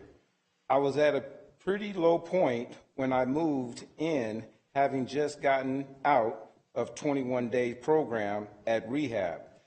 Still struggling with sobriety, you provided me with a supportive environment and made sure I had food and all the essentials I needed to rebuild my life. In that year, I have found a job I love, rebuilt my relationship with my family, acquired a car, and worked the program successfully. Now leaving with 7 months of sobriety, I could not have done it without your help, and I will be forever thankful for your kindness. I wish empowered men built to win all the best and hope for your continued success in the future. So I just want to stop here, and I want to open the floor for questions. Do you have questions for Henry or myself about our organization, about our plans? Our plans is to expand throughout the county, and we want to serve the entire county, and hopefully be a model that can be expanded throughout, the California. I mean, that's my hope. Questions? Supervisor Patty. Thank you, Chairman. The submission was, if I'm reading right again, very small print, lots filled on the page, 60,000, and that was awarded? Yes. Okay, and you're saying you wanted an extra another 30,000 to that 60 had you Yes, sir, Mr. Petty. been a little more refined with your request? Well, at the time, again, I just came on. Henry had one house. We have another home now. So to really move forward in getting both homes where we can really start to bring in men, the money would be. And what would be, since this isn't operational funding, this is startup costs, what would be the use of that additional 30,000? The 30,000 is we do need to get a vehicle. We do need to get a vehicle to transport our men. We have right now we have contracts that we're working with Amazon on getting men employed, as well as the Safeway Distribution Center. So, but many of our men, because of their substance problems, can't drive. So $30,000 would be for that vehicle? Hopefully, yes, if we can get it. That's a pretty modest ask. The vehicles could be. I know. I don't know. I've been in the corporate world. I'm just kind of getting back out here again. So, I mean, if you feel we can, you could do more, they'd be wonderful. Well, there is a 1998 van that somebody just said they're going to be getting rid of. We could probably pick that up for refurbish it, repaint it, new motor, new transmission, about 30,000. I hear you. But even the used cars today, in my 2016 Honda, they want to give me well over what. How many people would you be transporting to and from? We transport on a daily basis, probably 5 to 12 men a day. And because of their having their different programs or different appointments that they have to go to. But not all at one time? Sometimes yes, and sometimes no. So that would necessitate a van? Correct. Okay. May I interject? Sure. In that $60,000 of their request, $35,000 of that was to purchase a truck for transportation. Okay. So is this an additional vehicle along with the truck that you requested for moving? So let me clarify that. So as you can see in the line items in that proposal that was submitted to you, which I didn't do, there was some there. Again, we have a second home now. I guess the first thing was there was some. I think someone had gotten back to Henry because Henry was wanting money to support to get another home. However, I came on board, was able to get the second home. Now we got to get it's mainly for infrastructure costs. So, but the 35, you're correct. The 35 was in there, right? Right. So, are you requesting the additional money, the 30,000? So it'd be 90,000, and of that 90,000, you would use part of it for the purchase of a vehicle. So you don't need a truck per se, like Henry is. Exactly. Or exactly. to move men when they get to their housing. That you just need a vehicle so they can drive to and from wherever they need Yes. to go. Yes. Correct. So you're like revising it from a truck to Yes. okay, and then increasing Yes. for your additional one-time cost to support the expansion of That would into be, the new that home. would be a one-time cost. Okay. Okay. Want to clarify. Through the chair, County Council, our parameters, let's say they ask for 60 or being allocated 60, do we have the levity to expand that ask? And I know that's, some people they haven't reached that quote that they asked for, that amount, but if we were to go above it, we have that levity to do so? Through the chair, Supervisor Patty, it's really not a legal issue. It's a process issue. The board sets the policies to be followed, and part of that process has always been for community organizations to be able to come before the board and ask for some variance on what they had previously submitted. But if we were to go above this, what they asked, we're fine. We could do that. It is not a legal issue. It's really a policy issue, Supervisor. Okay, understood. Thank you, Chair. I think the issue is where does the funding come from, correct, Mr. Wilverding? Well, it's all going to come from the general fund. Okay. Well, Chairman. Whether it was going to be contingency or reserve or contingency reserve or general fund. Any additional funding that we make now would come from contingency because it hadn't been planned in the proposed budget. Okay. So that's just the question in regards to making sure that we have a funding source if we want to increase the allocation for a particular project. That's correct. Yes. Okay. And then real quick, Mr. Miles, I'm assuming for the vote on the budget, which is today, that we need at least 4 votes. Is that correct? No. The passage of the budget only requires a majority. Okay. The reason I asked that question, I know Supervisor Laputa has to leave soon. I'm going to stick around until. Okay. All right. All right. Thank you. Supervisor Miller. Thank you. From my perspective, the policies and the parameters of the program aren't just about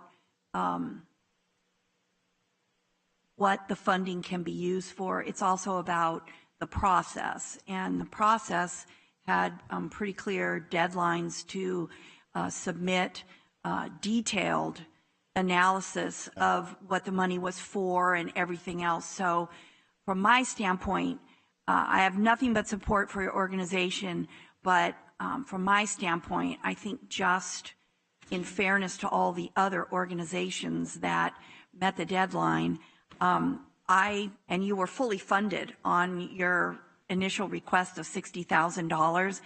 It's impossible for us to properly analyze what the additional $30,000 would be for. It's just kind of a ballpark number that you're throwing out. Well, we're pretty sure we can use it for this and that, and as opposed to a detailed budget, which is what's required for the funding. So I would suggest that you work with staff, and next year you come in with a more fleshed out request for some of your other one-time needs, because clearly you are going to have them. You're going to have more. Exactly, yes. And you are going to, you will also then be able to come in with more statistics as to how you use this year's funding, which will then bolster your next request. So that would be my request, that we work toward next year's application. And now that you're on board, I would imagine you'll probably be able to put together a more fully fleshed out most definitely. and robust, shall we say, application. So that would be my suggestion. Instead of trying to just do this, well, I think a ballpark this and a ballpark that, for me, that doesn't feel very fair to the other organizations that spent a lot of time, worked with our staff, and then rejiggered their applications in many cases. I would personally just feel more comfortable if we stayed within the parameters of this year. And I hope you don't feel in any way that it's a lack of support for your services or your program. No, I don't. And I thank you for that constructive feedback, because that was very important. And just being here today and starting a relationship with the board and with San Joaquin County is very meaningful. So thank you. That was very good. Absolutely.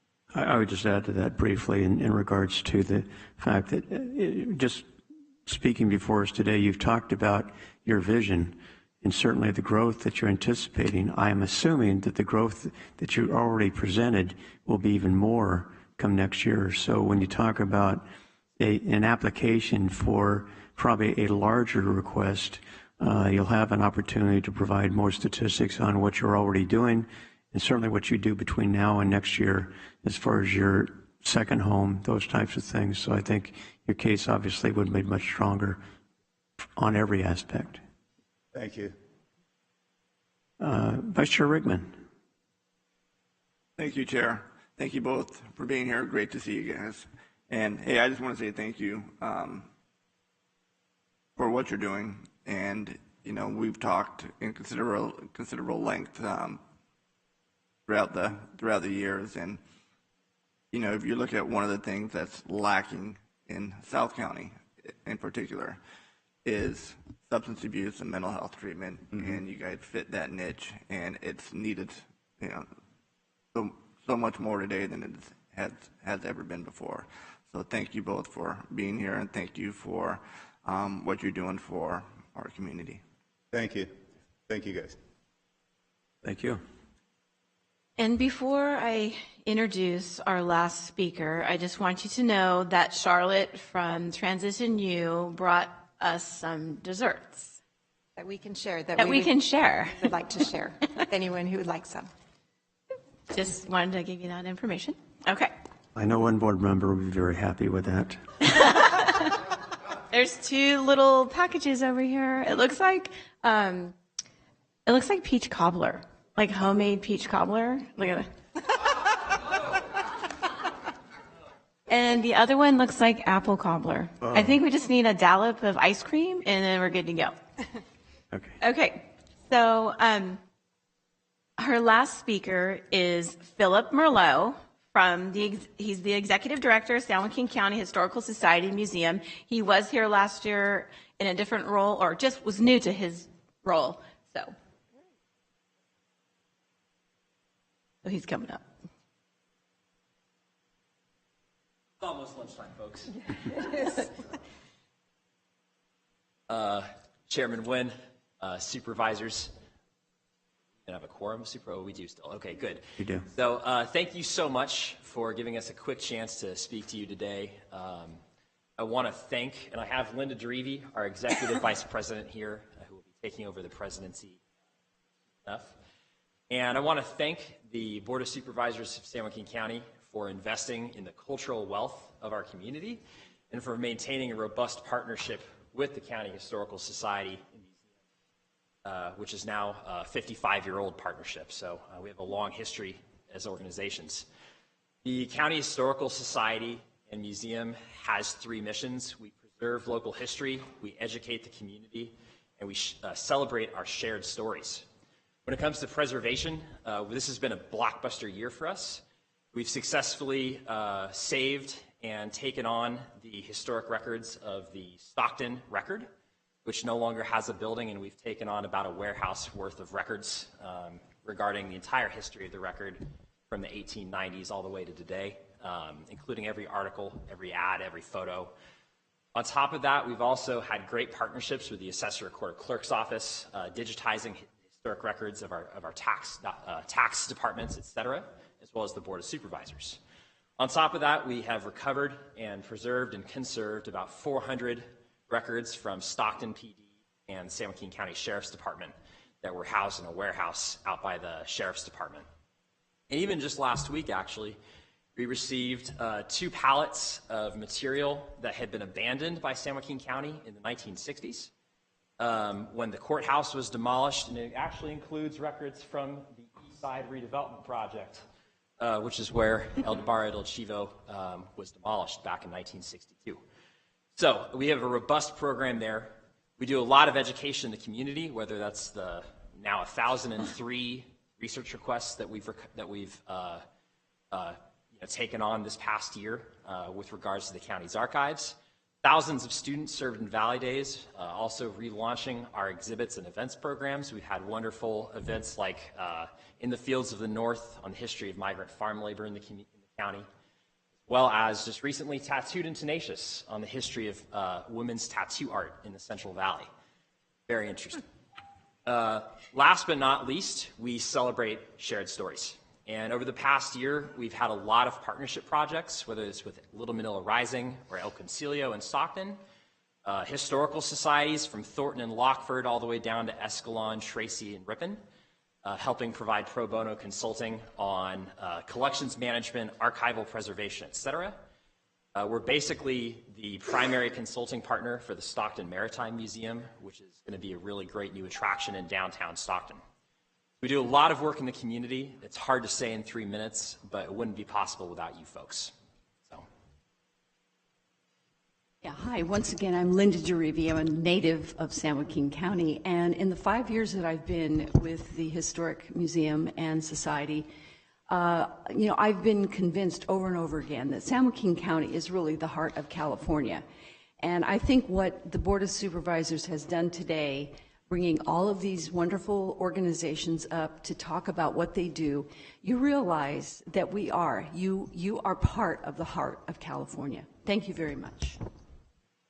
I would make one last comment on my conversations with the Historical Society and certainly Mr. Merlot. I think this board will be very impressed with the future of Mickey Grove and some of the projects that you have in the pipeline, so to speak. It's going to be amazing what that facility will look like in the next 5 to 10 years. Thank you very much.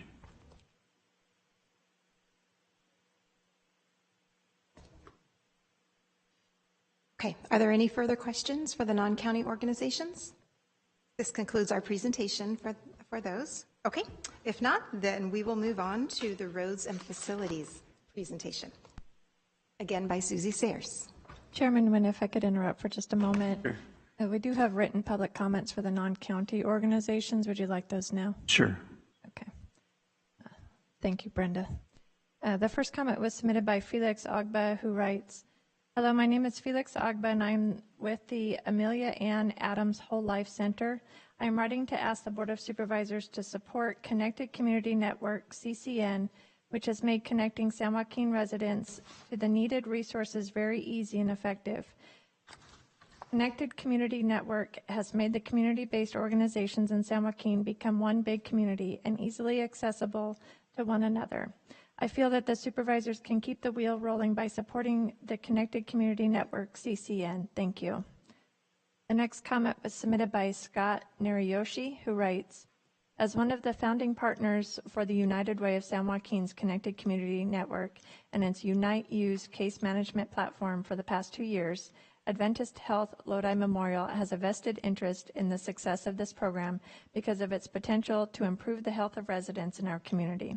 Not only does it establish an organized community safety net of critical support services for those in need, it also provides an efficient and effective way for healthcare organizations to ensure that patients can obtain access to important social and health services that complement the scope of services that we are able to provide to our patients. This is an important patient-client management resource that supports and aligns with other community referral services such as the United Way's 211 hotline. We encourage the members of the Board of Supervisors to continue to support of this important program because of its ability to connect residents with services that help them lead healthier lives with the independence and the dignity that everyone deserves."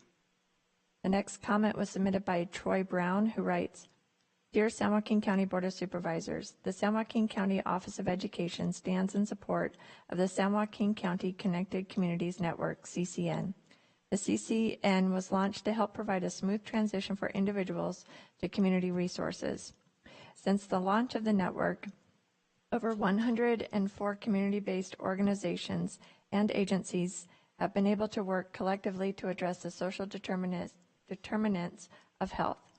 Most importantly, we are connecting the dots among services and resources to our communities, including parents that need social services for themselves and their families.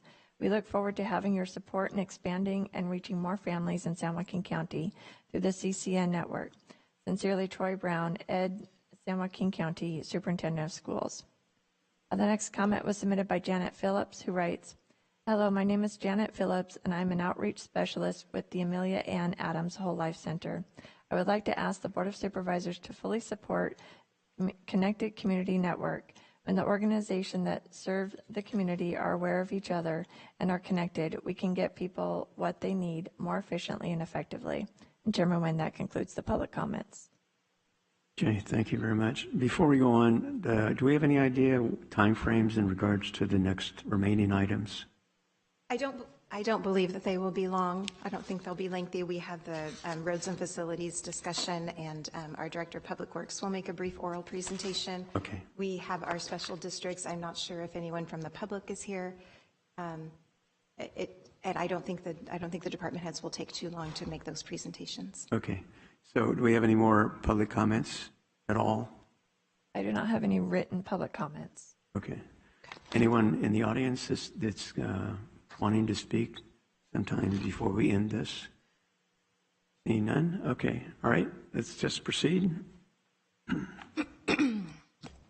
Susie Sayers, Senior Deputy County Administrator, back again. Good afternoon, Chairman Nguyen and members of the board. Next is an overview of the roads and facilities functional areas. Budgets include various public works budgets, road districts, community infrastructure, and 2 airport budgets.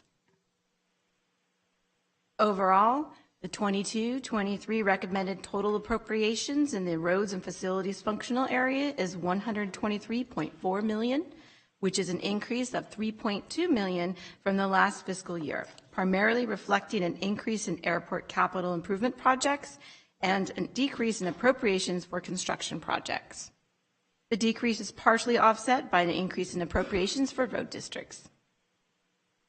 Of the $123.4 million, $56 million provides funding for construction projects, $31.1 million for staffing, $21.1 million for supplies and services, and $19.4 for capital expenditures. In addition, there are offsetting expenditure reimbursements totaling $11.7 million. The recommended budget also includes $250.8 full-time and full-time equivalent extra help positions, the majority in road maintenance, engineering, and administration. The next chart indicates funding sources with the state and federal aid projected at $54 million, or 44%. Taxes estimated at $23.5 million, or 19%. Operating transfers in at $13.2 million, and airport special revenues estimated at $12.5 million. The budget administered by Public Works not only include the budgets in roads and facilities, but also other budgets in other functional areas. The surveyor and fleet services budgets are in the general government function, flood channel maintenance is in the environmental protection function, and utilities districts, CSA 31 Sewer Enterprise Fund, and the Solid Waste Enterprise Fund are in the health services function. The overall Public Works budget is $163 million, including $24.2 million in expenditure reimbursements and $138.6 million in funding from state and federal programs, taxes, and fund balance. The department is also supported by 433.2 FTEs for 22-23. In 22-23, it is anticipated that 33 projects will be under construction, totaling $37.8 million, primarily consisting of $8.1 million for 3 bridge projects, $16.2 million for 15 road maintenance projects, $1.5 million for 1 resurfacing project, and $12 million for 14 various projects related to safety, congestion, and right-of-ways. The road district's budget provides funding primarily from property taxes for construction projects and road maintenance in the 5 county districts. The recommended budget for 22-23 is $16.1 million, which is an increase of $5.4 million from the 21-22 adjusted budget. Funds will be used to resurface 312 miles of roads, while 11.2 miles of road segments will be restored within the individual road districts. The airport budgets are comprised of the airport enterprise budget and the airport capital projects budget. The 22-23 recommended airports budgets total $24.8 million, which is an increase of $3.6 million from the 21-22 adjusted budget, primarily due to $4.1 million increase in capital projects. The 22-23 recommended Airport Enterprise Fund operating budget totals $5.9 million, which is a decrease of approximately $473,000 from the 21-22 adjusted budget. The recommended budget includes continued county support of the airport through a general fund contribution of $639,826 to the Airport Enterprise Fund, which the county will leverage with the FAA for current and future Air Park 599 land development opportunities. Due to the COVID-19 impacts, Allegiant Air experienced a significant reduction in passengers. The airline is now recovering with the passenger levels at nearly 63% of pre-pandemic levels, while operating 13 flights per week, including service to Las Vegas and Phoenix Sky Harbor. The 22-23 recommended airport capital projects budget totals $18.9 million, which is an increase of $4.1 million from the 21-22 adjusted budget. The budget includes $11.6 million for the cargo apron expansion project, which will double the available parking space and provide capacity to serve up to 8 aircraft operating at the airport, and $7.1 million for capital projects to address aging infrastructure, equipment, and security improvements. Chairman Nguyen and members of the board, this concludes my presentation for the roads and facilities functional area. Department heads and I are available to answer any questions. That was quick, right? Very good, thank you. Okay. Questions? First one to speak is Fritz Buckman, Director of Public Works. Vice Chair Rickman first before. Oh, sorry. Thank you, Chair. If Public Works, I have a question for Public Works. I'll just wait until after their presentation. All right. Mr. Buckman. Good afternoon, Chair Nguyen and board members. Fritz Buckman with your Department of Public Works. Public Works was asked to highlight a couple of our work program elements for you today. And so David Tolliver, our Deputy Director of Operations, will briefly touch on our SB 1383 compliance efforts and a proposed general fund allocation for waterway cleanup.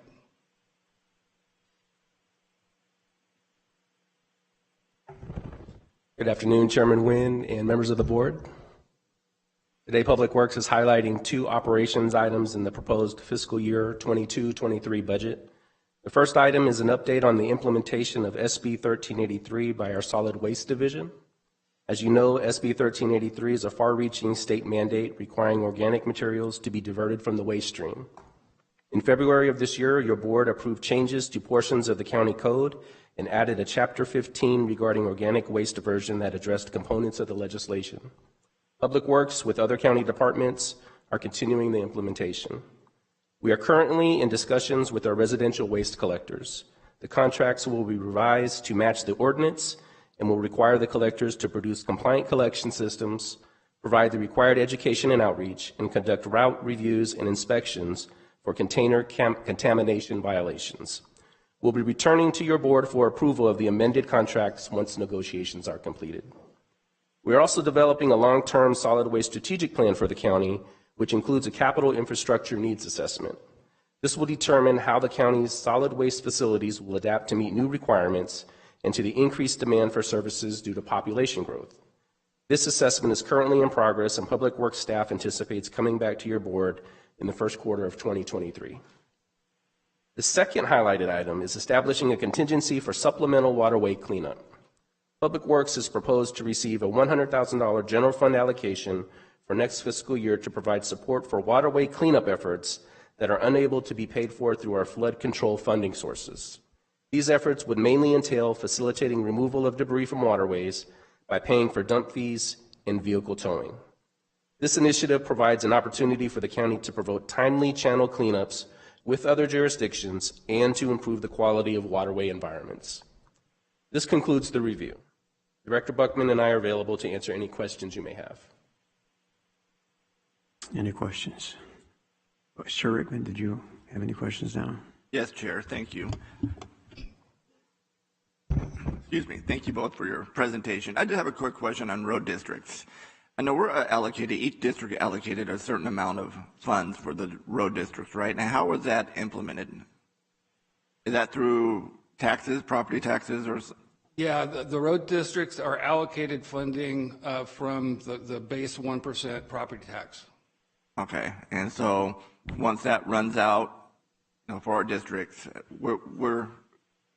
how would additional funding be allocated to that? Well, yeah, the district road funds are dedicated to use within the districts. We have broader funding sources such as the highway users tax account or gas tax, RMRA, which is SB1 gas tax as well. And that's allocated every single year, correct? Those are allocated every single year, and then there are state and federal grant fund opportunities that are a little more hit and miss. Okay, the reason I'm asking, I know for 5th District, in my district, we used, quite a bit, last fiscal year because of some of the issues, dealing with, Hanson Road is a prime example, and we spent tens of thousands of dollars just on that issue itself. So I guess you answered my question is, if that fund becomes depleted in that fiscal year, it gets replenished the following year, correct? That's correct. Okay. And if we need any more supplemental funding, and again, it's not just my district, I'm just, based on my experience and what I'm seeing out there, there's other avenues or pots that we can get more funding for whatever projects that we may have. That's correct. The funds property tax funds get allocated to the road districts every year. Road districts can also be used to leverage other outside funding sources, so they can be used as a match as well. Okay, beautiful. Very flexible funding, just got to be used for transportation purposes within the districts. No, I know our, well, what about for, your department, Public Works? You guys, do a great job, and, of when we talk about growth and you look at, especially in San Joaquin County, especially in South County, you're seeing such rapid building of economic development of businesses and homes, which increases traffic.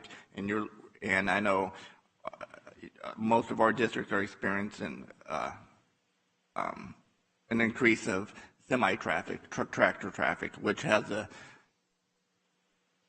negative impact on our roadways. So is there any asks that we're not familiar with that would assist in making sure our roadways, our infrastructure is keeping up to par with all the growth and in our county? Yeah, I think in the review of development projects, both within the county and within cities such as Tracy, for example, it's important to set careful triggers for when infrastructure is required. I think some of the things we're seeing on Hanson Road are because, frankly, the development got out in front of some of the infrastructure. It's a phasing problem. Right. The reality is traffic would still increase on Hanson Road due to the growth, but the issue has been exacerbated by the phasing of the infrastructure, unfortunately. No, and I agree with you 100%. And I know I've talked with Mr. Balaji when he was here, and our planning department, is that when we see new growth and we have EIRs and it's going to affect the county, we need to make sure we're looking at that and we're taking our fair share, meaning that these businesses or cities are going to need to reconcile with the county's infrastructure also, not just what's in their sphere of influence. Yes, we will be absolutely diligent in doing that, especially with the type of developments that are traffic intensive that we're seeing in the Tracy area. Right. So, well, thank you both very much. Thank you. Supervisor Patty. Thank you, Chairman. I'm going to have 3 questions for you. You mentioned a Delta cleanup. Can you explain what that's going to entail? And no pun intended, but is that a little drop in the bucket for what's needed on the Delta, or what's this program looking like? I'll let Deputy Director Tolliver respond to that. But just to clarify, it's a general waterway cleanup, not necessarily in the Delta. I think we're thinking more about rivers like the Calaveras or Bear Creek or things like that, not necessarily the Delta proper. Not that the Delta is excluded necessarily. Well, it's all one connective waterway for me, so just in general, I say Delta. Thank you. Thank you. Right. The county doesn't have a mechanism for cleaning up debris in waterways that aren't blocking its channels. Most of our current funding assessments are essentially restricted dollars, and so this mechanism would allow us to partner with other jurisdictions on these sorts of cleanups. We have to be careful about that so that we don't compromise our current funding assessments. So what type of dollars and what type of engagement for the cleanup? So $100,000. This is a pilot program, so we appreciate the CAO's office, CAO Wilverding, Ms. Regallo, Ms. Kiley, and now Ms. Sayers, in allowing us to kind of try this. We've had opportunities to do these sorts of cleanups in the past with the City of Stockton, with other community groups. We haven't been able to leverage our resources to help in those cleanup efforts because of our restrictions. Okay, so share with me, what's the use of the dollars? What will you be doing with the dollars? What's this look like? So can I give you an example of what we might be doing? So we'll use it for cleanups, and so there's a cleanup on an island in the City of Stockton jurisdiction and state Central Valley Floodplain Board jurisdiction. County also has property in this area, and so some community groups with the City of Stockton will partner to do the cleanups, and we will pay for the debris removal at the solid waste facilities. So we'll pay for the dump fees, essentially. So the $100,000 will give us the opportunity to clean one island, one time, and we're done with the pilot program? Well, we're not sure how big the cleanup is going to be, so a portion of the $100,000 will be used for this particular project. Maybe $10,000 to $15,000 is what we're projecting. Okay. The reason we asked for $100,000 is to keep our powder dry, so that as other opportunities come up for cleanups, that we could come back to the board, visit with the CAO team and say, this is what we're seeing in terms of the need in the community, and ask for funding in the future. So it's not an ongoing program, it's just a one-time pilot project. We'll see how it goes. And certainly there's more need than resources at this time, but we haven't had we're not in a place where we've been participating in these sorts of projects, and so we won't know what the need is until we actually engage, and so that's what we're doing. Okay, I'm just trying to ascertain if we are aiming low, because we know there's a lot of dumping on our levees that eventually could go into waterways. There's a lot of waterway cleanup. Right. So I'm trying to understand, as I represent a large portion of the Delta, and we have a lot of people with vital interests and concerns with the Delta. We have large levels of concern and engagement with us to do more as it relates to cleaning up the Delta. So just looking at $100,000 doesn't seem like it's a big commitment for us to be heavily engaged in that process. And maybe that's not our jurisdiction for Public Works. I'm just trying to ascertain where we're going, what the commitment is, and what that's going to allow us to do. And the pilot program will allow us to see what works best, and we would absolutely be supportive of a longer term, of establishing a longer term funding mechanism for this, because the need is definitely there, as you indicated. Okay, and I'm wondering if you had $100,000 for like the first 6 months, and then if there was an ask for another $100,000 for additional, if there's use for it, or do you have extra money in your budget to address a greater need once you get the ball rolling? That's kind of the whole point of this allocation. We don't have capacity within our existing funding sources to do this kind of cleanup. We could, begin our pilot, and if there's a need, we could come back to you at mid-year and make a request. That's certainly a possibility. Okay, very well. I appreciate that. Next question. As it relates to, we've talked extensively about illegal dumping. Have we increased, I know this board in the past, we allocated dollars for boat pickup. People would drop boats on the side of the road. And so Public Works went through an effort to pick up a lot of boats and dispose of them and crush them and help with the cleanup. Are we addressing adequately the need need to, and I know this just keeps happening as we saw with the the Goodwill, that just every night people keep dumping. Is there anything planned to address this with even a more robust level of engagement in the budget now? Now is a good time to ask. Sure. We're part of the ordinance development with County Council, DA, Sheriff's Office, Community Development. What we've heard through our budget presentation is enforcement and education are two parts of the pieces. Although I think we've made a lot of good work on the ordinance, the enforcement and the education piece is not quite developed yet. And I'm sure we'll be coming back to your board within the first quarter, from what I've understand, of the next fiscal year with that plan. Okay, so the third component is the cleanup. So it's there, whether it be washer or dryer or mattresses or garbage bags that are dumped off, and people, it's not I didn't do it, so I'm not going to go and pick it up. And the people wait for what would likely be a public works department to come on by and pick it up. So that, if this is in progress of work and you're going to bring something back to the board, then I guess you might ask for some supplemental funding from the county to address the cleanup effort? State law requires us to use road funds for illegal dumping cleanups in the right-of-way. There could be supplemental funding made available for private property cleanups in the right situation. We've had some discussions with the County Council's office on that, and there are some concerns potentially with gifts of public funds with that approach, so we have to be a little careful about that.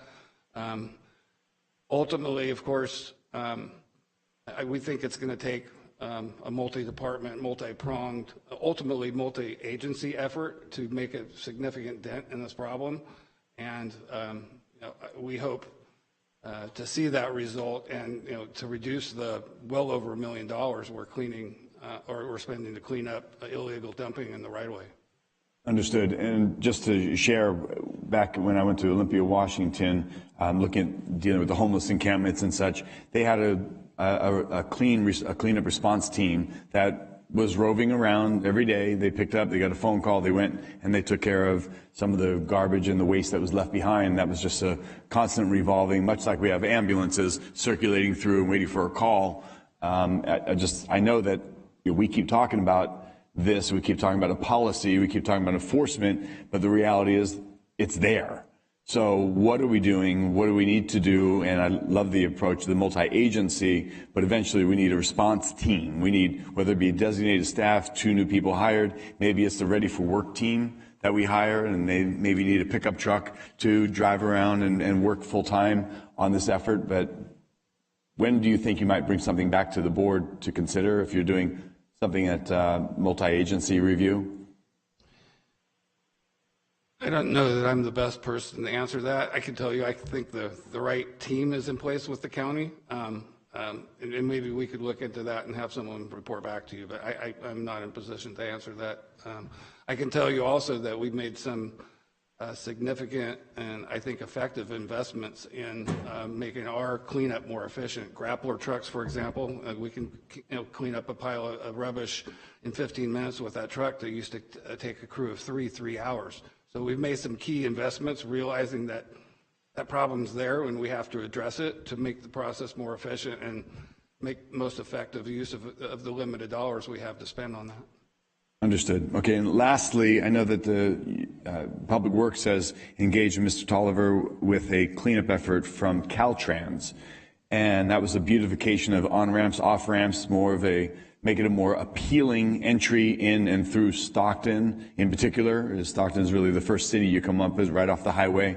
So they had recently, in the 11th hour, just submitted a request for some shared partnership with Caltrans, their budget, and some of the participation from the county.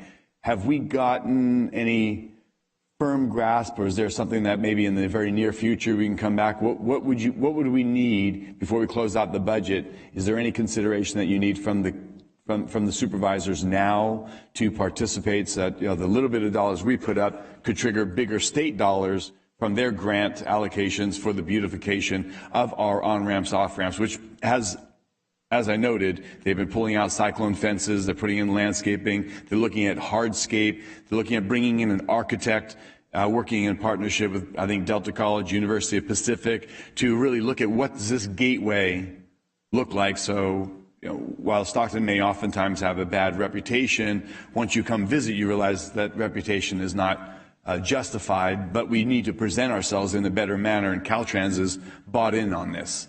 So if we were to participate, and I know they only asked for maybe a couple $100,000, $200,000-300,000, what would it take for us as a county to participate? Do we have any set aside dollars, or is that something that we should talk to the CAO now or in the near future about? Yeah, I don't.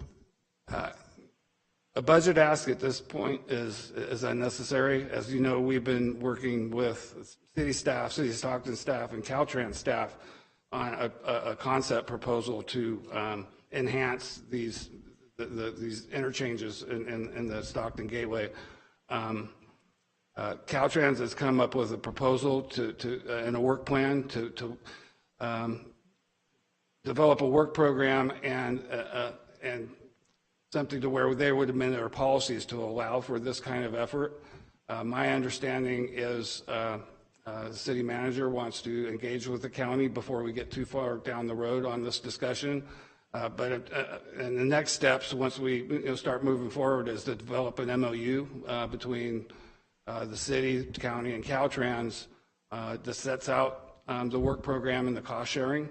And once that's established and we bring that MOU before your board for consideration, there may or may not need to be a budget ask at that time. If we're cost sharing just for the county facilities, I think we could bear that cost from within our existing transportation funding sources, at least to take it through the first stage. Okay. Then we would be better positioned for potential grant fund opportunities or other opportunities. So let's say there were $250,000 or $300,000 ask, and then maybe the same from the city to join with Caltrans. You think that within the budget you currently have, you'd be able to match that if the board so chose to participate? We could bear that cost if we bear our fair share within our existing funding sources. If for some reason we're asked to bear a slightly larger share of that, we could potentially ask for a budget allocation in conjunction with the board's consideration of the MOU. Okay, and thank you. I appreciate it. I just wanted to bring, before we close out the budget, if there's anything for us to review with the CAO and for the board to consider on those three segments of things that are falling right through your department. And I appreciate the hard work and dedication and the foresight to keep doing more. That's great. So thank you for your time. Appreciate it. Thank you. Answers. Thank you, Chair. Supervisor Miller. Thank you. On the waterway cleanup, I just want to make sure I'm clear on it. This basically creates a fund of non-restricted dollars, county dollars, that we could use on any type of waterway cleanup, whether it's in the unincorporated area or within a city's limits? I think we would, I don't know, I'd have to consult with county council on that, but I think we would want to focus our dollars within the unincorporated county, unless there's some kind of joint benefit. That's what I just wanted to clarify it. I don't have a problem with that. Right. I just wanted to clarify it because, we had talked about potentially partnering. Sure. If it's not within the city, I'm not quite sure, other than a CBO we might partner with, because I know, there's coastal cleanup days, there's a whole bunch of other nonprofits that do waterway cleanup. So, but this would include, say, like the diverting canal, it would include the sloughs, Mosier Slough, Pixley Slough. Absolutely, and we could partner to where there's county benefit. Right. Absolutely. Right. So in an area that either impacts a county pocket or a county neighborhood that's close by, we could still partner on a section of the waterway that was. Correct. And as you mentioned, we could use it to help support community-based organizations and their cleanups. And there are a number of them out there that are very dedicated to cleaning up the waterways. Right, and they do a great job on the cleanup, but you're right, the hauling, and because those are hard costs, it's very hard for them to take care of. So I think it's a great idea. I want to thank the CAO for green lighting the pilot. I'm really looking forward to seeing what we can accomplish. As are we. Vice Chair Rickman. Thank you, Chair. Real quick, all the talk of beautification got me to think, and I know Mr. Balaji, before he left, we were talking about the roundabout over there off 11th and Chrisman. Any plans for that? Najee's all, man, I just wanted to, I was going to escape. I think the short answer is yes, and I'll let Deputy Director Zarif, our Deputy Director of Engineering, speak to that. All right, thank you. See, Najee, I saw you back. I had to find what topic do I need to speak of to pull him out here. There we go. All right, good morning. Yes, through the chair. Yes, we do have plans for that. We have developed a couple of concepts for some hardscape to try and improve the aesthetics of that area. We are working with our maintenance team to try and flesh those out and see whether we can go out and get grant funding or if we can use some internal funding sources to be able to develop that area. Cool. And you guys, so the funding portion of it, you guys are good? We're good right now. Yes. All right, cool. Well, thank you guys. You guys are awesome. Good news. I want to make a couple of comments. First of all, I want to thank you for your budget requests, because I know with the CEO's office and staff and your staff that you worked very hard for this process to come up with the necessary funds to do the jobs that are the highest priority. So I just want to say, I don't think any of you take this lightly, like, gee, what are we going to do today, or what are we going to do next week or next month? It's a well thought out process based upon the experience and what's been happening. I know we've dealt with some waterway issues. Frankly, waterway issues, you can divide them by jurisdiction, but it's the same stream, it's the same river, it's the same, levee, whatever it happens to be. So obviously, I know you're working with Caltrans or the cities, et cetera. So I really, and the reclamation districts, so I appreciate that effort. So as we talk, or as the questions were, I would agree that you as a department, and as opportunities arise in partnerships or expanded, problems that you experience as a $100,000 pilot program, if it's determined that it's not enough because maybe the problem is larger than you anticipated, the simple process is you would go to the CEO, you would make that request, you'd come to the board would approve that allocation, and you'd move forward. It's that simple. So again, I appreciate what you've done. I appreciate the thoroughness by which you present your information, both through County Administrator's Office and certainly in the binder that we have with all that information. But you do a great job, and I really appreciate all the county departments, but Public Works, and I think probably through us supervisors, is probably the one that we call most frequently because it's one thing or another. And I've always appreciated the response to complaints or requests, and I think that goes a long ways to making our job a lot easier. Because I've been out to visit some of our residents, and I also have to say that I've heard frequently from them their appreciation for your staff and the work you do, and I think that goes a long way to instill and maybe to some extent correct some of the criticism of government workers in regards to their productivity. And I point in the meetings I go to, it's not the case in San Joaquin County. I could show you email after email. Denise obviously feels a lot of these, but I can show you email after email from constituents because you called them, that same day and asked further questions and then sent somebody out. Sometimes it's been the very day that we get the request, your crews are out there fixing it. And that just shows how tremendously effective you are in regards to doing your job.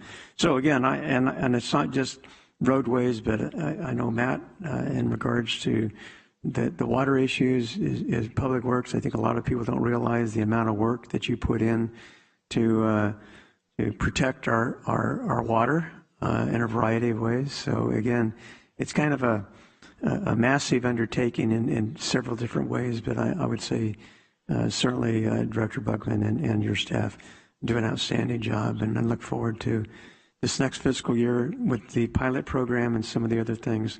I think, as Vice Chair Rickman mentioned, I think some of these cleanup efforts and illegal dumping and all these other things, I think we're going to make great progress towards, reducing.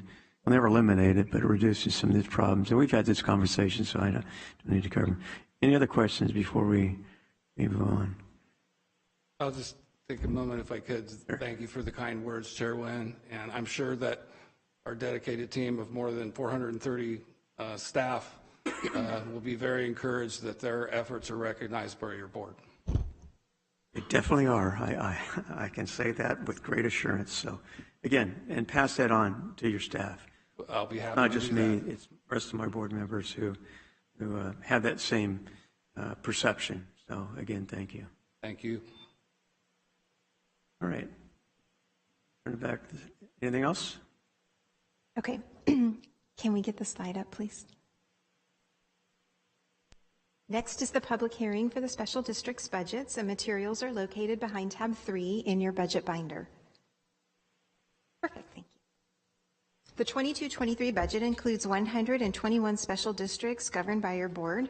Total appropriations are $56.5 million. Special districts provide funding for parks maintenance, street lighting, water, sewer, storm drain, flood control, stormwater pollutant prevention, and hazardous waste collection. The purpose of today's public hearing is to adopt the budgets for the special districts for 22-23.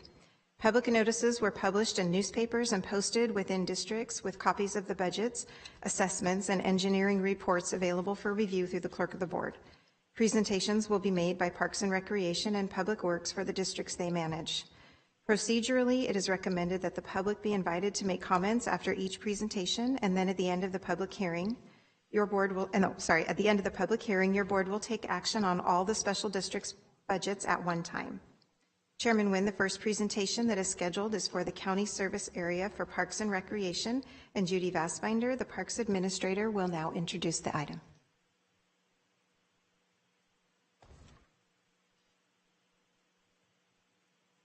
Good afternoon, I'm back. Before you today are the budgets for the 8 county service areas managed by the Parks and Recreation Division.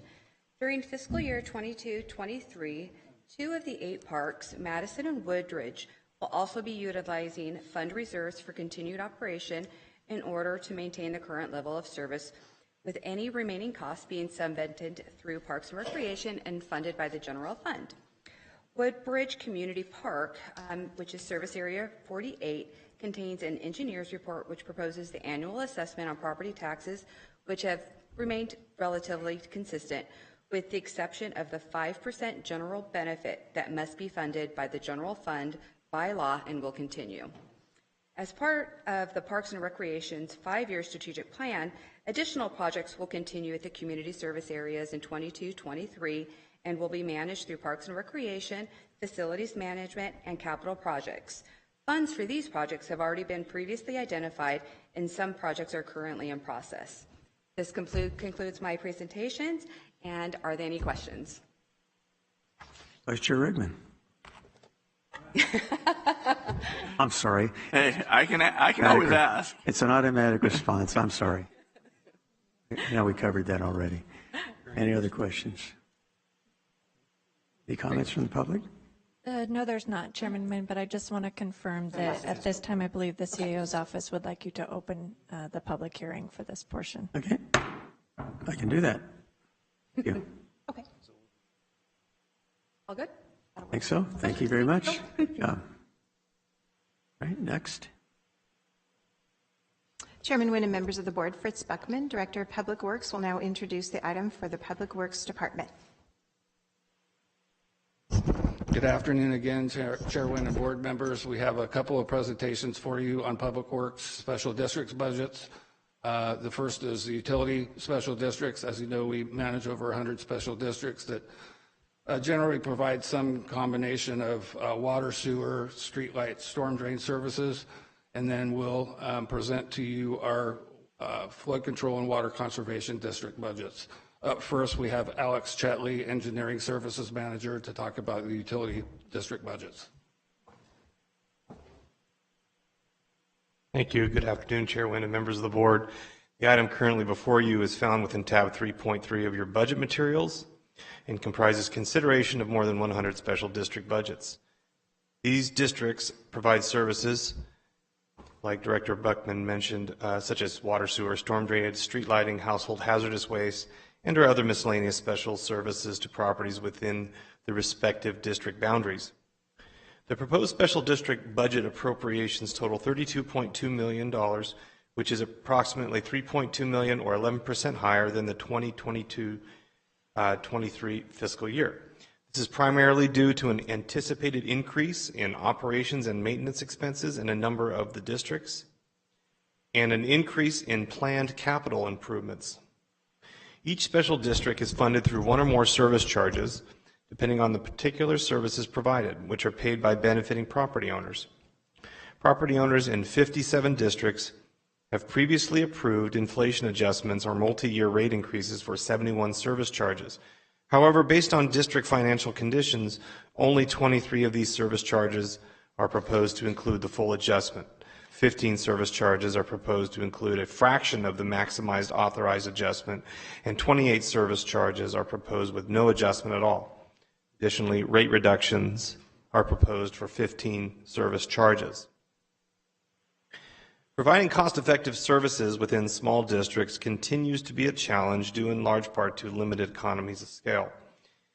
Developing long-term financial sustainability continues to be a significant challenge for a few districts, given increasingly strict regulatory requirements, particularly for water and sewer services, and the property owner approval requirements for increasing rates under Proposition 218.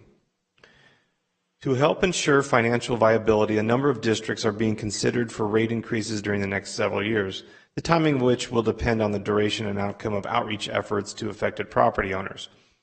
Note that due to the successes we've had in recent years securing property owner consent for rate adjustments, the majority of the rate increase proposals in the coming years will be largely inflationary increases only.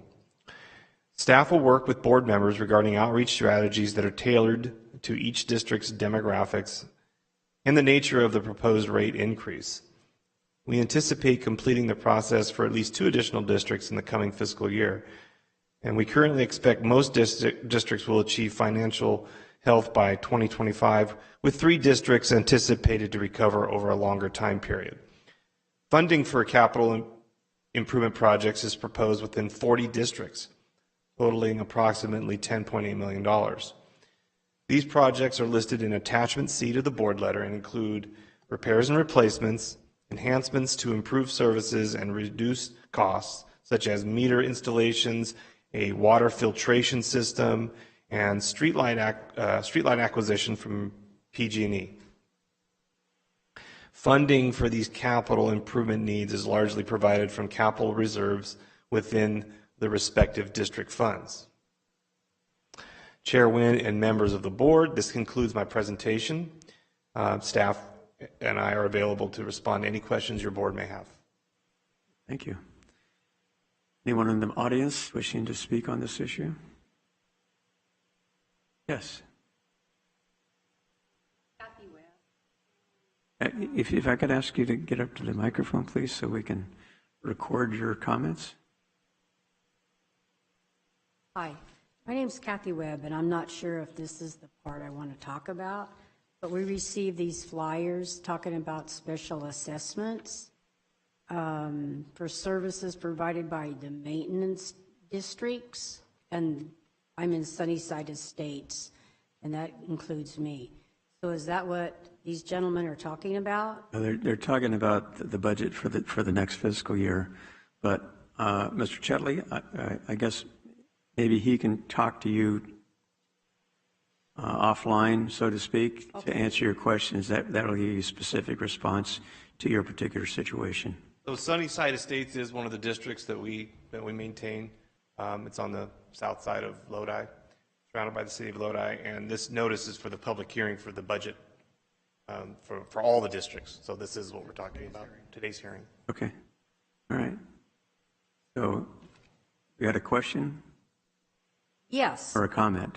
Either one. A question. I want to know what the special assessment is for and why. To me, a special assessment means you're going to be sending us a bill for maintenance, and I don't have any idea. I've been on vacation.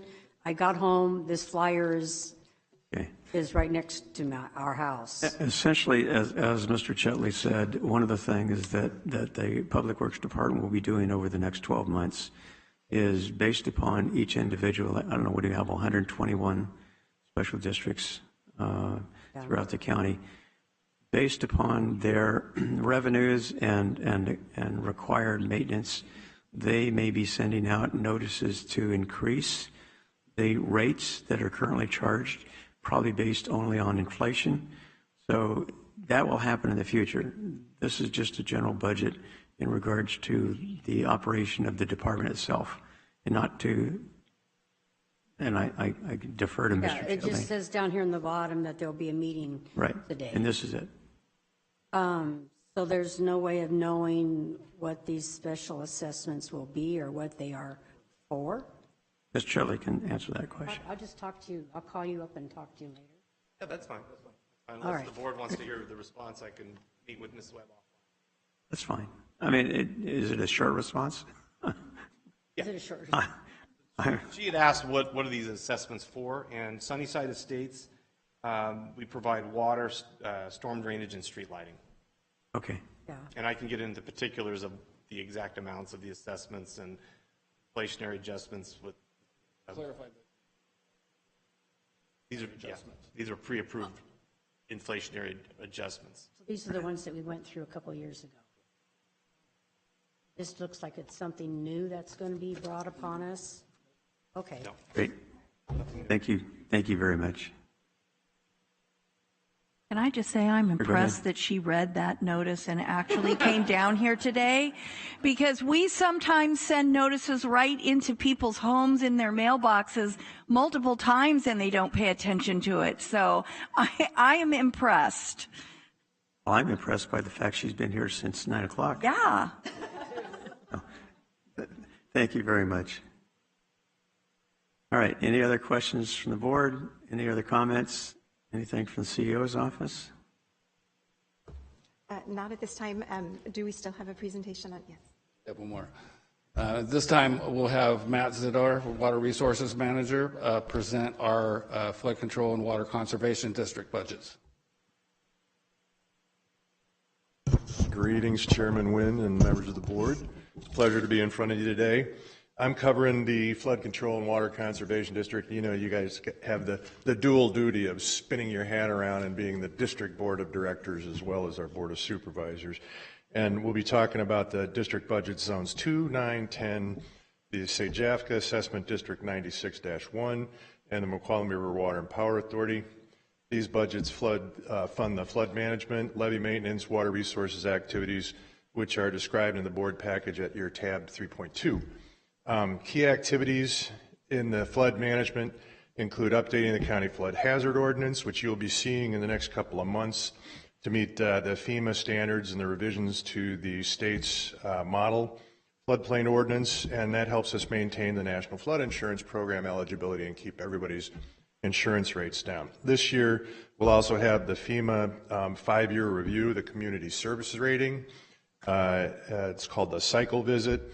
To ensure compliance and, evaluate our rating. We're hoping to minimally maintain the rating, but we're looking at ways of raising that to actually create savings. We're participating in ongoing efforts to plan for the 200-year flood protection. improvements in Mossdale Tract, and also engaged around the city of Stockton for those efforts. Administering 2 state emergency response grants we got, totaling about $850,000 to enhance the county's ability to predict and respond to flood emergencies. In terms of levee maintenance, we help David Tolliver's group, obviously, with the engineering part of all the levee work while his crews are out there actually doing the heavy lifting. We developed the coordination with SAJAFCA, and we're going to be, and you'll be seeing all the mechanisms we're trying to do to tie in with them to generate additional levee maintenance revenues for our Zone 9 and design and construct the Lower San Joaquin River Flood Risk Reduction Project. That's the big one. Implementing a $10 million state grant to fund deferred maintenance for all the through levee pipes, up to 100 pipes. We were successful in coordinating with DWR to bring in a bunch of dough to help with all that deferred maintenance. A little bit of budget excess help there. Completing construction of the $12 million state-funded Upper Moorman Slough Erosion Repair Project. Again, that's big state subsidy for that. Maintaining the active status of all of our project levies under the federal PL 8499. So if bad things did happen, the Fed would step in and help us out. And we respond to their inspection, both the Department of Water Resources and the Feds, the Corps of Engineers.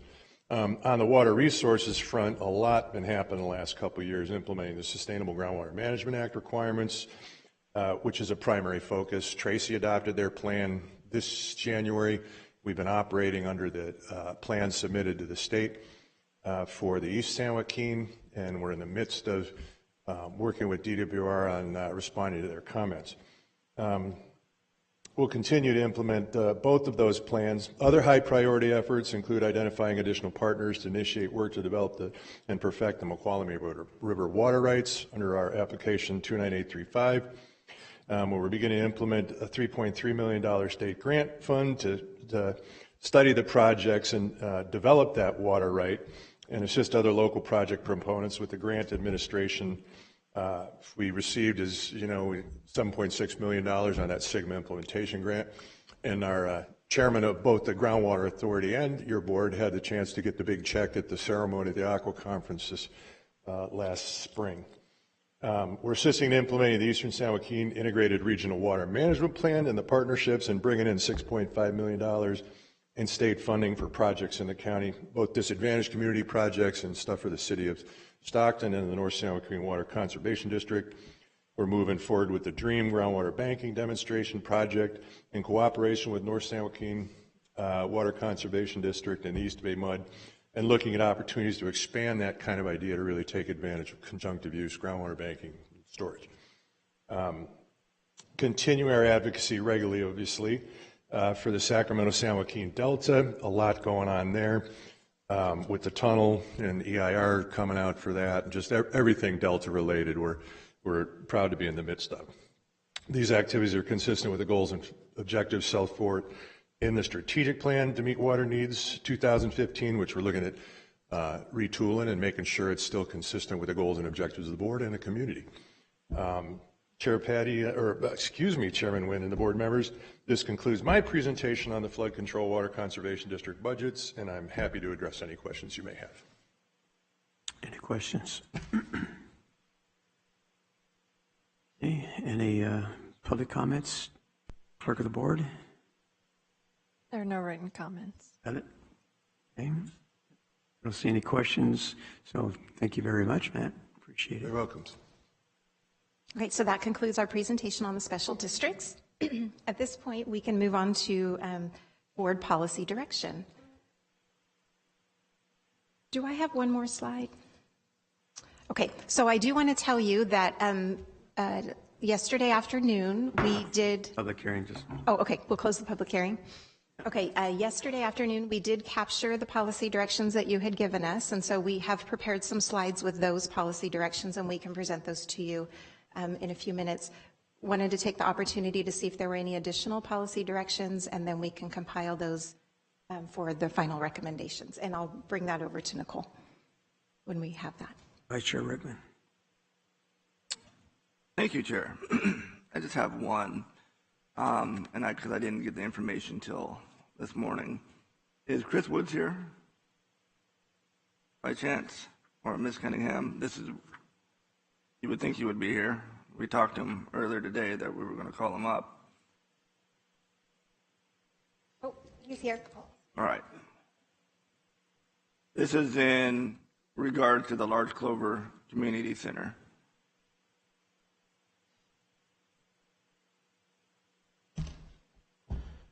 Morning, Chairman, members of the board. Thank you. You must have been waiting outside. I've been looking for you, and I said, he's not here. But I just have a question. You saw the email that I sent in regards to the infrastructure of the building itself. What is being done and the cost of the renovations to that, not the outside so much, but to the interior of the building? Yes, sir. Through the chair, we are we're looking at replacing the flooring at the Larch Clover Community Center as well as a number of the other community centers, a total of 6 the next budget year, looking at estimating about $475,000 for all 6 community centers. So Larch Clover being one of them. We're also looking to paint the interior of the building, and the General Services has finished painting the exterior of the building fairly recently. In terms of other structural changes, we won't have any other structural changes that we're looking at. So I'm certainly open to what your thoughts are and want to meet your vision for what the Larch Clover Community Center should be.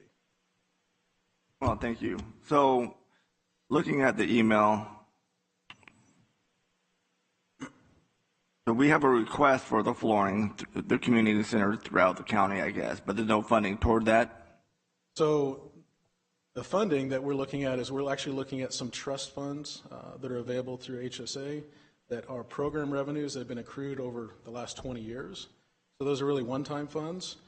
So once that project is done, those funds are gone. Okay, so do we have funding for this or no?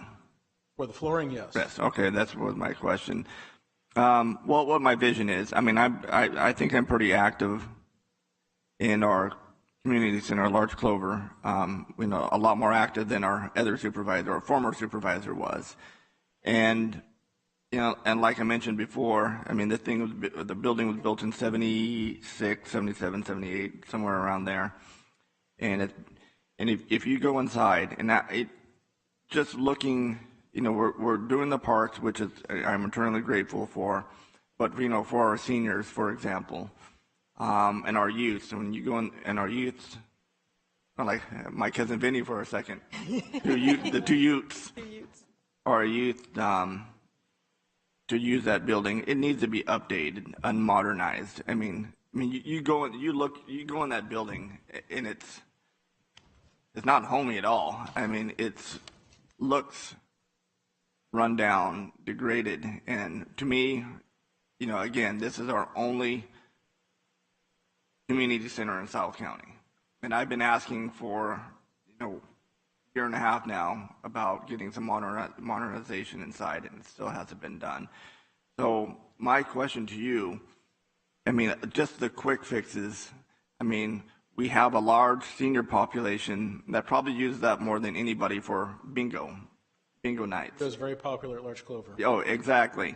But have you looked at the bingo board? Have you looked at the projector? Have you looked at the table? Have you looked at the chairs?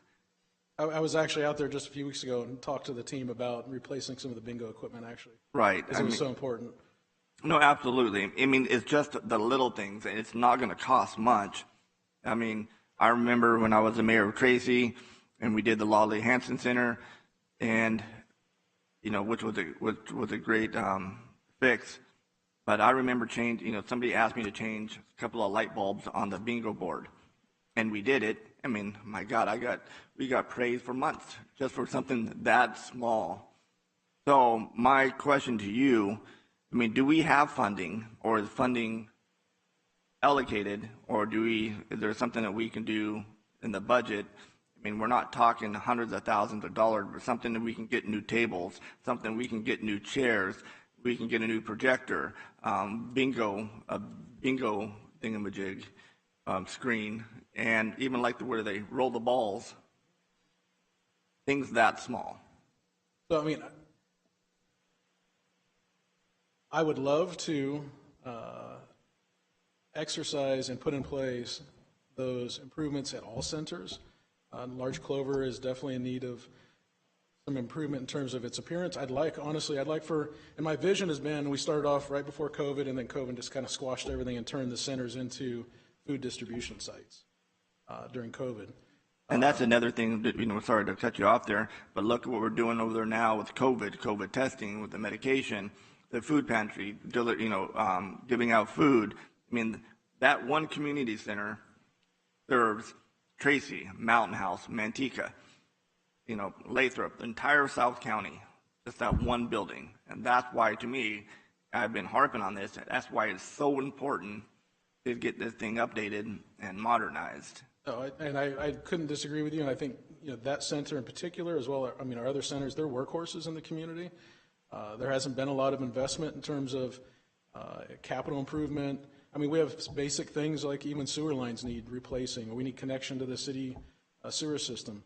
I think we've been conditioned, and I've been conditioned at HSA to not come to this board and ask for resources for centers over the years. That's just an honest reflection of, I think, my prior experience. We have new management here. And I appreciate the openness. This board certainly has an openness to provide resources, and I will bring that ask. I think you can see through the replacing of the flooring, it was trying to meet the needs within the department. But those are one-time needs, or one-time source. That's a one-time source of funding, and it's not going to go very far. But I really do, and I've shared with my team my vision of I want, regardless of the center, I want everyone to come into the center and have a common experience and a valuable experience when they walk into one of our community centers. Right. So I know in the interest of time, in this hearing, I can ask. It may not go anywhere, but just as I don't know, next year, the big fixes and stuff, something needs to come forward to this board in the sense of getting at least my building, South County building, updated, modernized, and it's been on the back burner for too long. But for this fiscal year, just getting the equipment, we just did the NCO funding, and or even yesterday we talked about library funding for the city of Tracy and some other county libraries, about furniture, getting new furniture in there. These buildings are getting it, but our community centers, which are just as heavily used, aren't getting anything. And we have been working through some of replacing some of the furniture in the community centers gradually. So there is. I got a pickup truck. I'll go pick some stuff up. Throw them. There are some optics there, and I think the Parks and Rec budget reflects some of the needs that we've shared with the Parks and Rec, and appreciate those items being included in their budget for the grounds surrounding centers, Larch Clover in particular, but certainly could be more aggressive in our request to this board for resources. Like you said, you have a vision, which is awesome. We just might need to put that vision into reality and make it happen. And if you're scared to ask this board, or you've been told not to ask this board anything, whoever told you that, that's fine. We're the policymakers, and we can decide, what we can spend money on and what's important to the community. We are the elected officials, so we are in touch with our constituents on a daily basis. But like today, if I had to ask Mr. Wilberdine, I can see him over there cringing, sweating. But if I had to ask for some funding for the small, new tables, chairs, and something that's just basic, the bingo equipment, a projector, that's what, 50 grand? Well, honestly, I'd say that $25,000 per center would go a very long ways. Okay. And what about South County Center? Sorry? That's great if all the centers want to be benefited from it. I haven't visited every other center, so I don't know. Oh, sure. I'm just talking on behalf of my district, that one center that I frequent which I frequent quite frequently.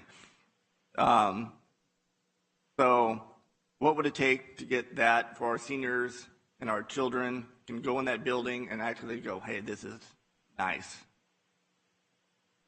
I think that we could certainly action $25,000 very quickly to make some improvements, and that would give me as appropriate time to come up with a larger plan for not only Larch Clover, but also... But like December, if I go in there, if the board approves that, of course, I'll see a new bingo board and a little wheel thing with the bingo balls and some new tables and new chairs. That will cover that? I believe so, yes. Okay, again, I just want to make sure I'm asking for a Larch Clover. So I just don't want to go in there and see new bingo balls, but everything else is the same. If you want to throw $50,000 at the problem, I'll certainly put it in action to address it. So no, good. Well, hey, this is. I just want to make sure. Like I said, I mean, I share your vision. And I haven't, exactly what your vision is, but I share your optimism, toward the future and expanding the community centers and making them updated for our communities. And if that is your vision, I'm all on board. If you haven't asked, or hey, we can sit down and go have lunch or something, and we can talk about, what needs to be done. So with that being said, thank you, very much. I appreciate it. I appreciate the opportunity to stand here and advocate for resources. Look forward to putting that in action. All right, thank you, sir. So, Chair, I don't know if this is the time to do it, but I would just ask, again, I don't know how the rest of the board feels about your community center, but I know Tracy needs help. So if we could get like $50,000 just for the basic things that I asked for.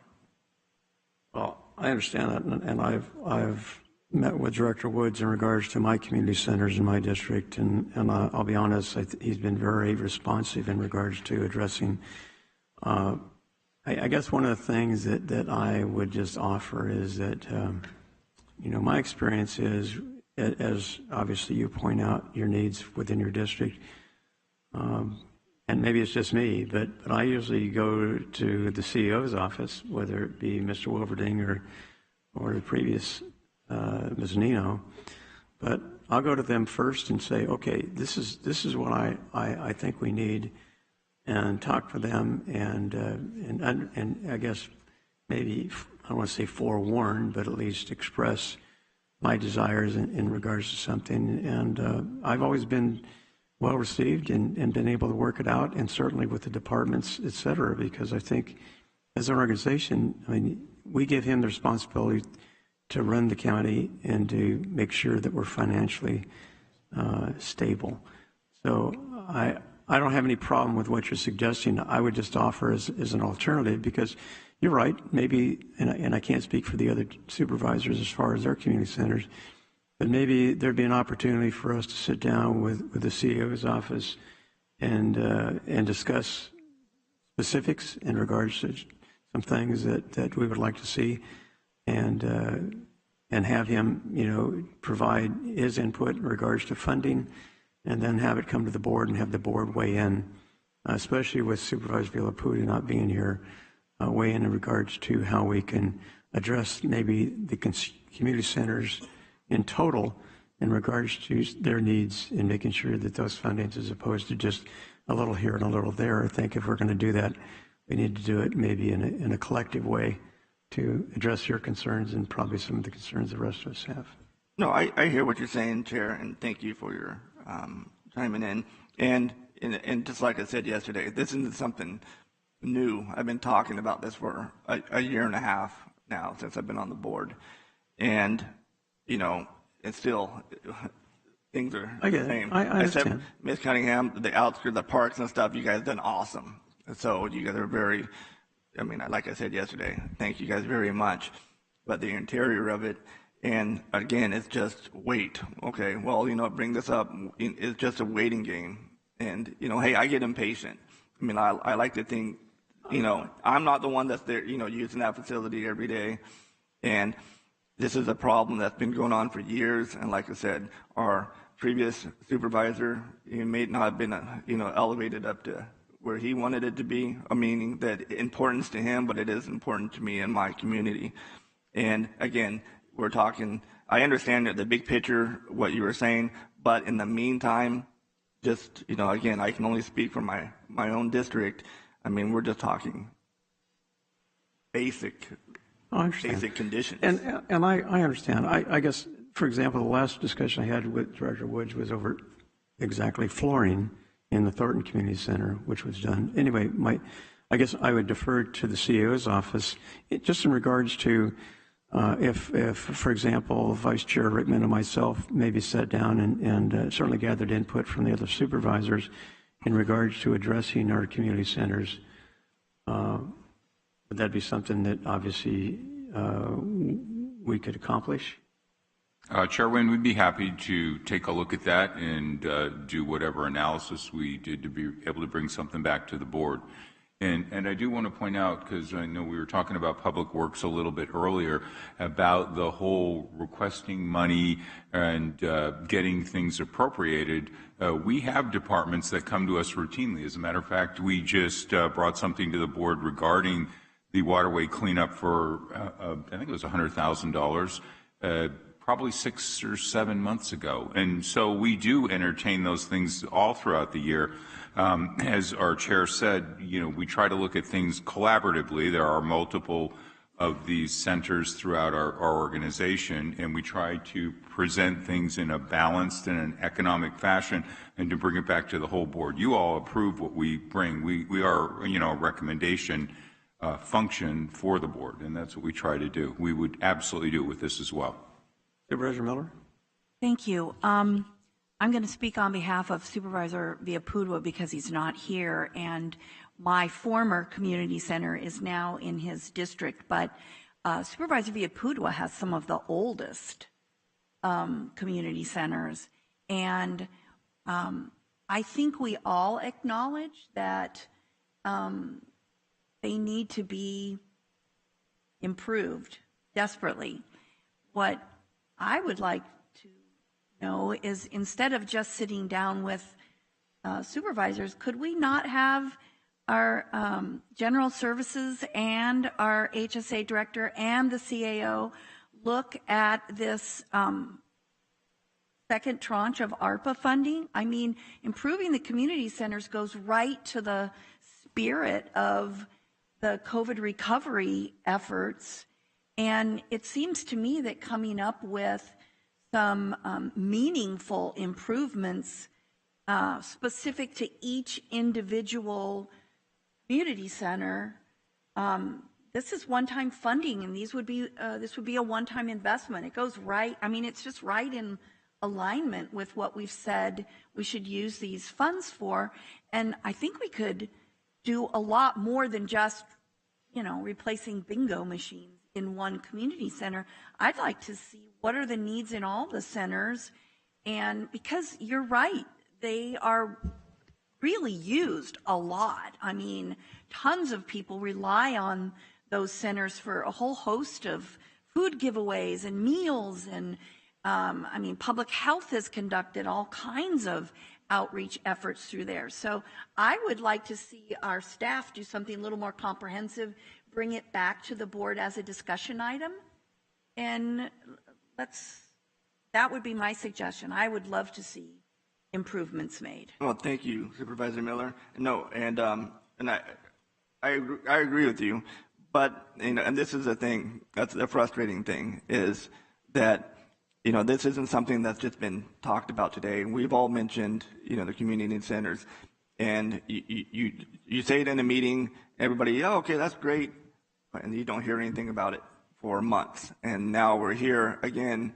at another meeting, it just happened to be the budget meeting, and we're all agree, hey, you know what, I talked about the ARPA funds, and I know there's some conditions. I'm not sure if ARPA would, I thought it would, but that's something we can look into. But again, so are we going to be in another 6 months and somebody's going to mention it and, oh, you know what, that's a great idea, and still nothing gets done. So if you would want to make a motion to do this and get this sort of proposal back to us within 90 days, I would be more than happy to second that motion so that we could get a comprehensive proposal back from our staff within the next 90 days for approval by the board. Okay. But then what about the funding side of it then? I think that would be part of the proposal they bring, is where's the best place for it to be funded? As the CAO said, they bring new funding proposals to us all during the year, whether it's ARPA or it's something else or it's a combination of those. I'm open to that, but I agree with you. It shouldn't wait another 6 months or a year. If you want to say want them back within 90 days, that seems reasonable. I'm seeing our general services director said yes. Hello? What about like 60 days? No? Yeah? All right. That's government, right? What about 30 to 60? Exactly. So I'll make a motion. Well, before you make a motion, Okay. if I've requested to speak about 10 minutes ago, so if the chair would call on me, I'd like to speak. Okay, well, let me finish my motion. Please don't do a motion yet. I'd like to add something before you do a motion. On this topic? All right. Exactly. Okay. All right. Supervisor Patty. Thank you, Chairman. So also along this exact same line of conversation and in exact correlation to community centers is your veterans halls. We've got antiquated. I was at the Carl Ross Post recently and it's hot out. They have a swamp cooler. You've got a World War II, 96-year-old World War II veteran. You've got Korean War veterans all in their 80s. And they're pouring sweat as they're working and laboring and trying to do food service and make a couple dollars. So there's another one in Manteca in my district, and I have no community centers in any of my in my district in the county. But they've got a kitchen that doesn't meet the new handicap requirements, and they have no home. And every day they bring people in, they take care of veterans. So I would also suggest, and along the lines of, as Supervisor Miller aptly points out, that would probably also be adequately suitable for the ARPA funds. I'm thinking or hoping or imagining that it could, helping our veterans. But if not, along the same lines, there are some that we can look at, whether it be through general services or ourselves. We can do the introduction and bridge the communication and circumvent that 60 or 90 days and get it down to 45 days from now. We bring it to the board. And for use of funds, however it can be identified. But our veterans community centers that they feel very comfortable going to, and it plays an integral role throughout many cities and communities. But I would also venture to say that we should include the possibility of bringing funds to their very old, antiquated locations and piecemeal. It's not one size shoe fits all. Not everybody needs the same thing. But these veterans, they ask for nothing. They're try to be as self-sufficient. They're proud. They serve this country. And they have, in many instances, dilapidated old facilities that could use some help. So before you make your motion, I want to share that these are also community centers. They may not be directly through HSA, but there might be a way to roll them into HSA, and that would be up to Director Woods to figure out if that's possible or not. But there is that great need, equal, while we're looking to take care of kids. We have senior citizens that serve this country, and they're in buildings that have no air conditioning, bad flooring, leaky plumbing, antiquated old kitchens, and they're substandard by today's requirements.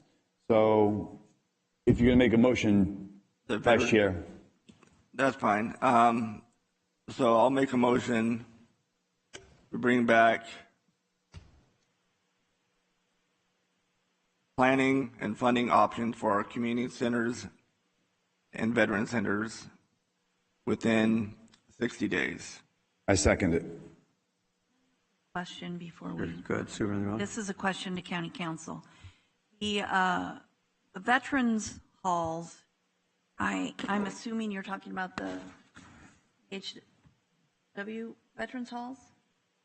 FWs? Supervisor Patty? Carl Ross, is that what you're referring to?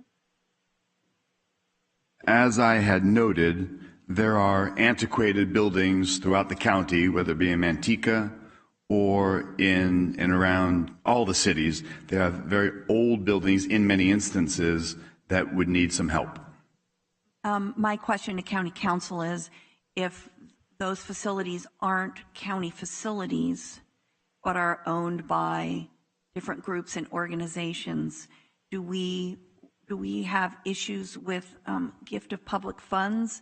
And would the organizations, if they are 501c3s, would this be more appropriate to redirect them to the grants that we just went through this morning, if these are one-time capital projects?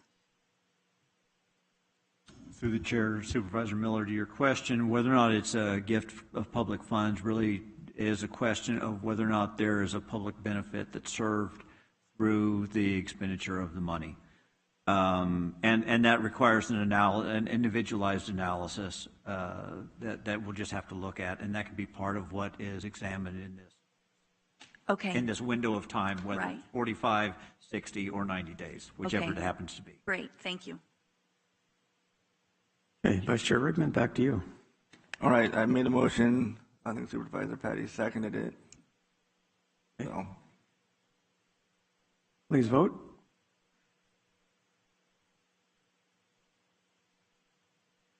Okay, it's adopted 4-0.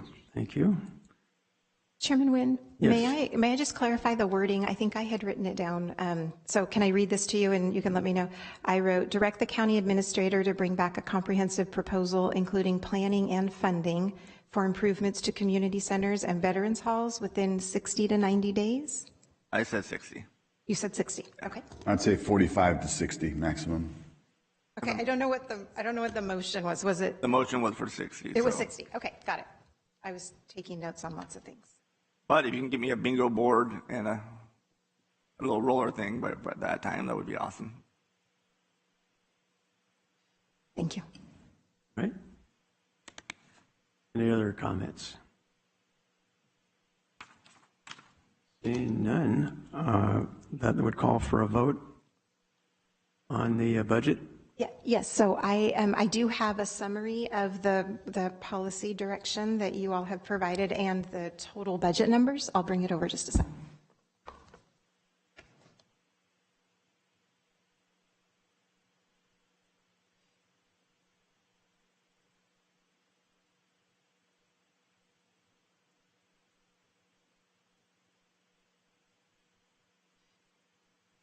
Just to let everybody know, you think it's almost over. We're going to go to lunch and come back in about 2 hours. But you already ate lunch. I did, actually. So I took a bite, come back in, listen, took a bite of my cold hamburger. So you're looking towards the cobbler, correct? I'm starving. I call dibs on the peach cobbler. Okay, the slides are coming up. Okay, so here's what we captured from yesterday. So the first recommendation is to approve the final budget with any modifications desired as the final county and special districts budgets for fiscal year 22-23. That's our standard recommendation. And then the second is direct the county administrator to bring back proposals to include fire districts in the Proposition 172 allocation in the future, both in the base allocation and or as a percentage of revenue growth. The third is allocate $500,000 in funding to support fire response in unprotected areas of San Joaquin County, funded by a transfer from the contingency provision budget. Slide. Oh, I can do it. Direct the county administrator to work with departments to create a fund to incentivize citizens to install video cameras on their property to assist with illegal dumping efforts, funded by ARPA funds. Direct the county administrator to work with departments to create a pilot program for diversion programs. Then direct behavioral health services to return to the board within 30 to 60 days with a plan for messaging in the local community regarding the dangers of fentanyl. And then finally, the one from today, direct the county administrator to bring back a comprehensive proposal including planning and funding for improvements to community centers and veterans halls within 60 days. And these are the budget adjustments. So we have aging and community services. I will review aging and community services from yesterday.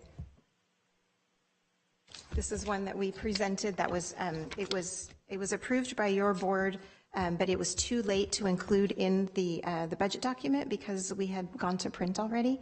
So this is for their low-income household water assistance program agreement with the State Department of Community Services and Development, and they're starting to take applications already on June 1st. And so this is fully funded by revenue. So it just needs to go into the budget if you if we could include that. The public improvement, $6.5 million. We are going to increase appropriations, and that's coming directly out of the capital outlay fund balance. And then this is the $500,000, which is the fire response in unprotected areas, and that's going to come out of the provision for contingency. So you can see I updated this, the math last night. So we started off on the left-hand side. We started off with the $2.17 billion. It says 2.169 to 169.2 million. And so if we add in on the right, these are the budget adjustments, the increase for aging and community services, the $6.5 million for the public improvement, the $500,000 for the fire response, which you'll see the offsetting decrease in contingency provision, for a total of $6.8 million. That's an increase to the budget. And then the funding sources are, again, the department revenue for aging and community services, the fund balance. So we have equal sources and uses of revenue. So that results in a total budget of $2,176 million, or if I rounded that up, it would be a $2.18 billion budget that you would be approving. Okay. Supervisor Patty. Thank you, Chairman. Quick question for clarity. Two of those three things we've already voted on. We took a motion and voted. So we're not approving two of those three today.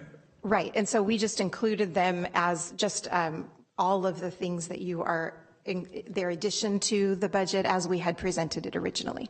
Okay. Thank you. Mm-hmm. Thank you, Chair. Oh, I'm sorry. I didn't have it. Chair Rickman. Let me hit my little speaker button. My name pop up there. It's all right. Funny, I'm getting the right people popping up, but go ahead. And we got to fix that. That's no fun. Fixed. They fixed it. Thank you. Quick question to you, CAO. Regarding the 172, Prop 172, it says in the future. What does that mean? Like this year? Hopefully. Let me go back to my notes from yesterday, Supervisor Rickman. And it just said direct the county administrator to bring back proposals, include fire district and the Prop 172 allocation in the future, both in the base allocation and or as a percentage revenue growth. So I just want to make sure it's. My understanding that was in the coming fiscal year. Mm-hmm. Yes. This year. Yes. Okay, just wanted to make sure. Yes. It said future. Fiscal year. I don't want to try to wait me out and be like 8 years down the road. Yeah, that wasn't, this fiscal year. All right, thank you. Any further questions, comments? CEO's office, Mr. Wolverding, any final comments? I have no final comments. I just want to thank everyone for all the work that they put into this, and especially our budget coordinator, Brenda Kiley, who this is her first year around, and she's been doing a lot on the fly. And Chris Rose, our prior budget coordinator, retired right in the middle of our budget season, and I just really appreciate that Brenda so seamlessly took things over, as well as the new staff that I had mentioned when we first opened the budget hearing. So again, thank you for everybody, and I certainly appreciate the NCOs who came forward and just stayed right in their lanes as far as complying with that. I can't tell you how happy I was to see that, and how proud I am of them for sticking to the rules. And I'm hopeful that next year, since everybody's now gotten their brains around things, we'll be able to do it a lot more seamlessly without all the strokes we had this year. So that was really great. And that's all I have to say. Thank you, Chair. Supervisor Miller. Yeah, I just want to thank all of our staff for doing such a great job. on the budget, and welcome to the new members of the team. And I agree with the CAO. Seeing everybody stay within the program parameters was really great. And I have to say, I think a lot of it was working with you through this process. Almost every single NCO spoke about what a positive process it was for them and how much you assisted them in understanding it and getting their best application in. So thank you. It was really great to see. But for our whole team, another great job. Thank you. Thank you. Vice Chair Rickman. Thank you, Chair. Just a final comments. Thank all the staff. Thank you all for being here with us for 2 days.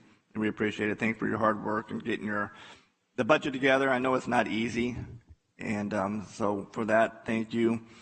For today, for the NCOs, thank you. I think it was awesome. You mentioned it earlier, the way we expanded it to include more folks that have been included or had the option of including it before, especially, in the outlying districts, my district and District 5 and up north and Supervisor Wynn, Supervisor Patty's. And,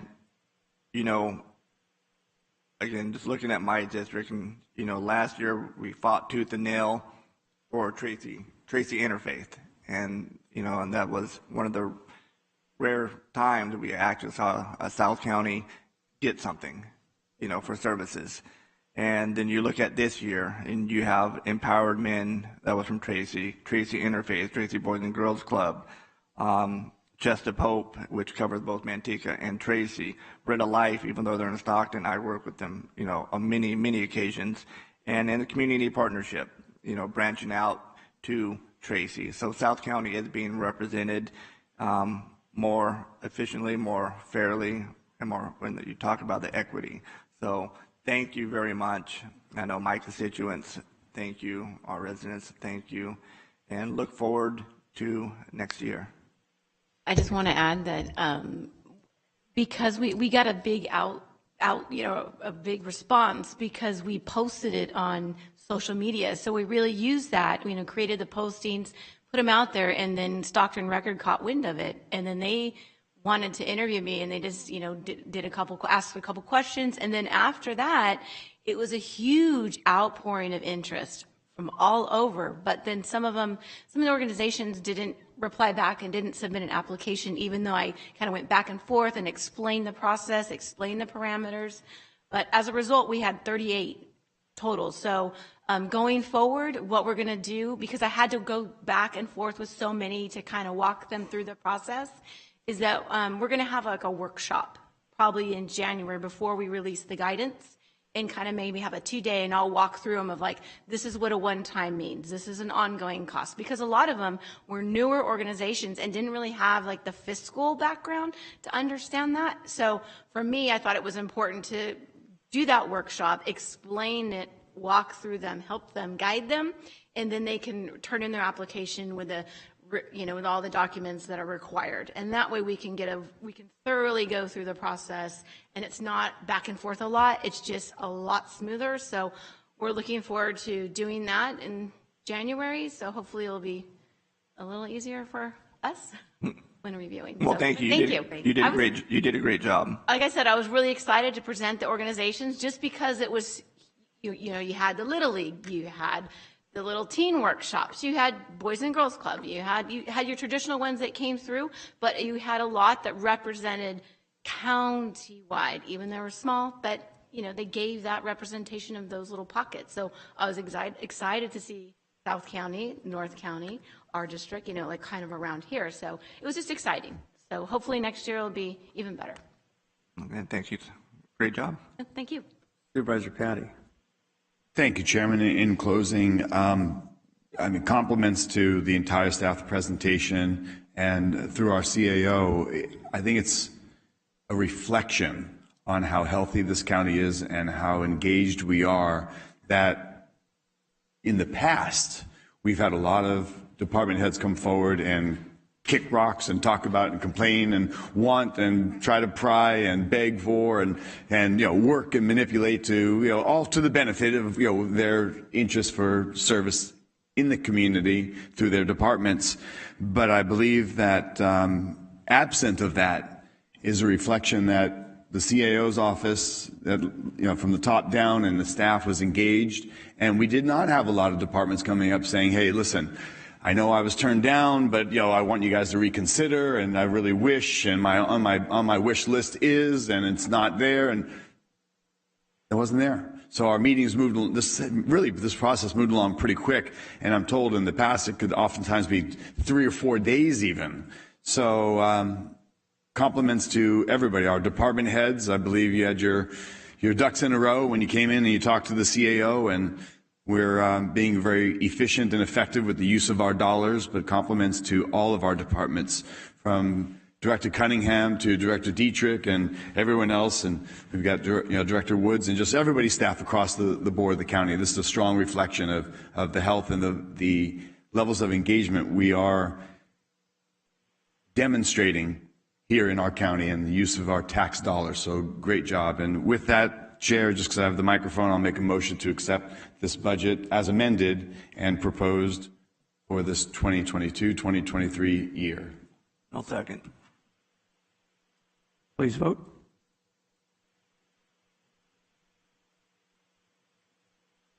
Adopted 4-0. I'll make some final comments before we adjourn. One of the things that it's already been said several times, but I have to agree.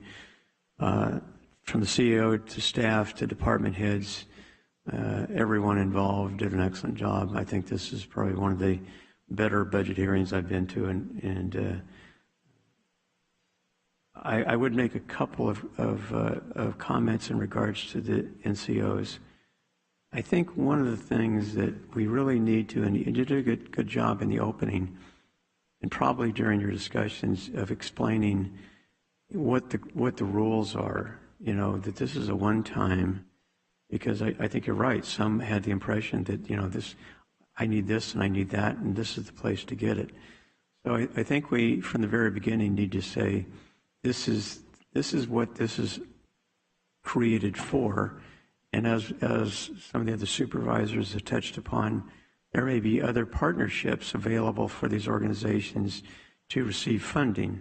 And I think that also needs to be presented, whether it be with HSA or, other county departments or other state or federal grants that may be available.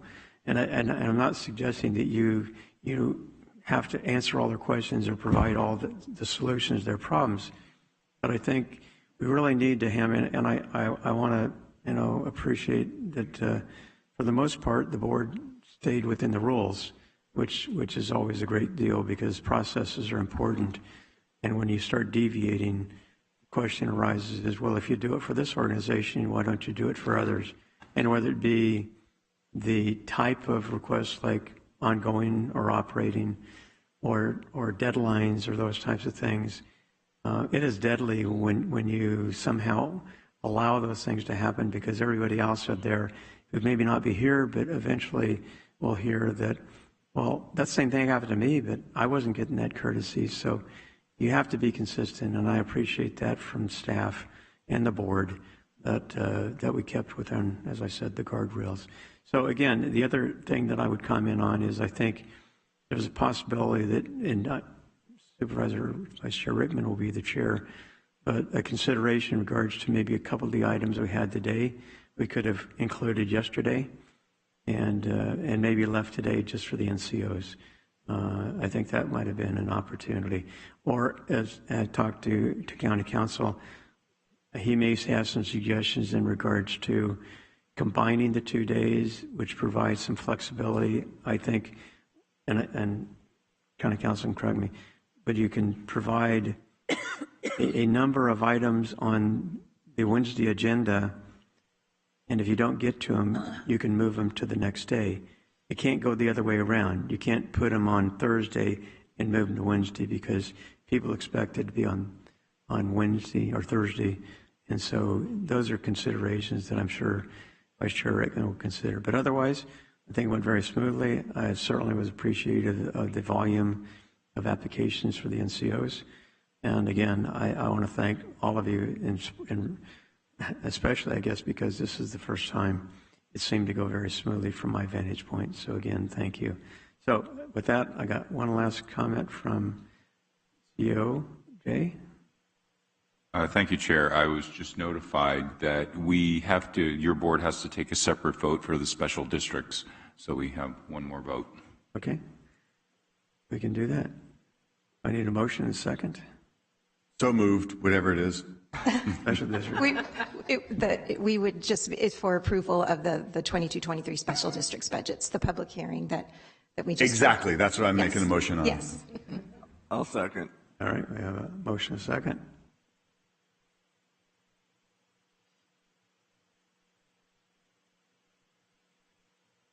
Please vote. Adopted 4-0. Thank you very much. Thank you. That's why we have a CEO and a clerk of the board and everybody else involved. So again, thank you. And with that, we're adjourned. All right, Thank you all.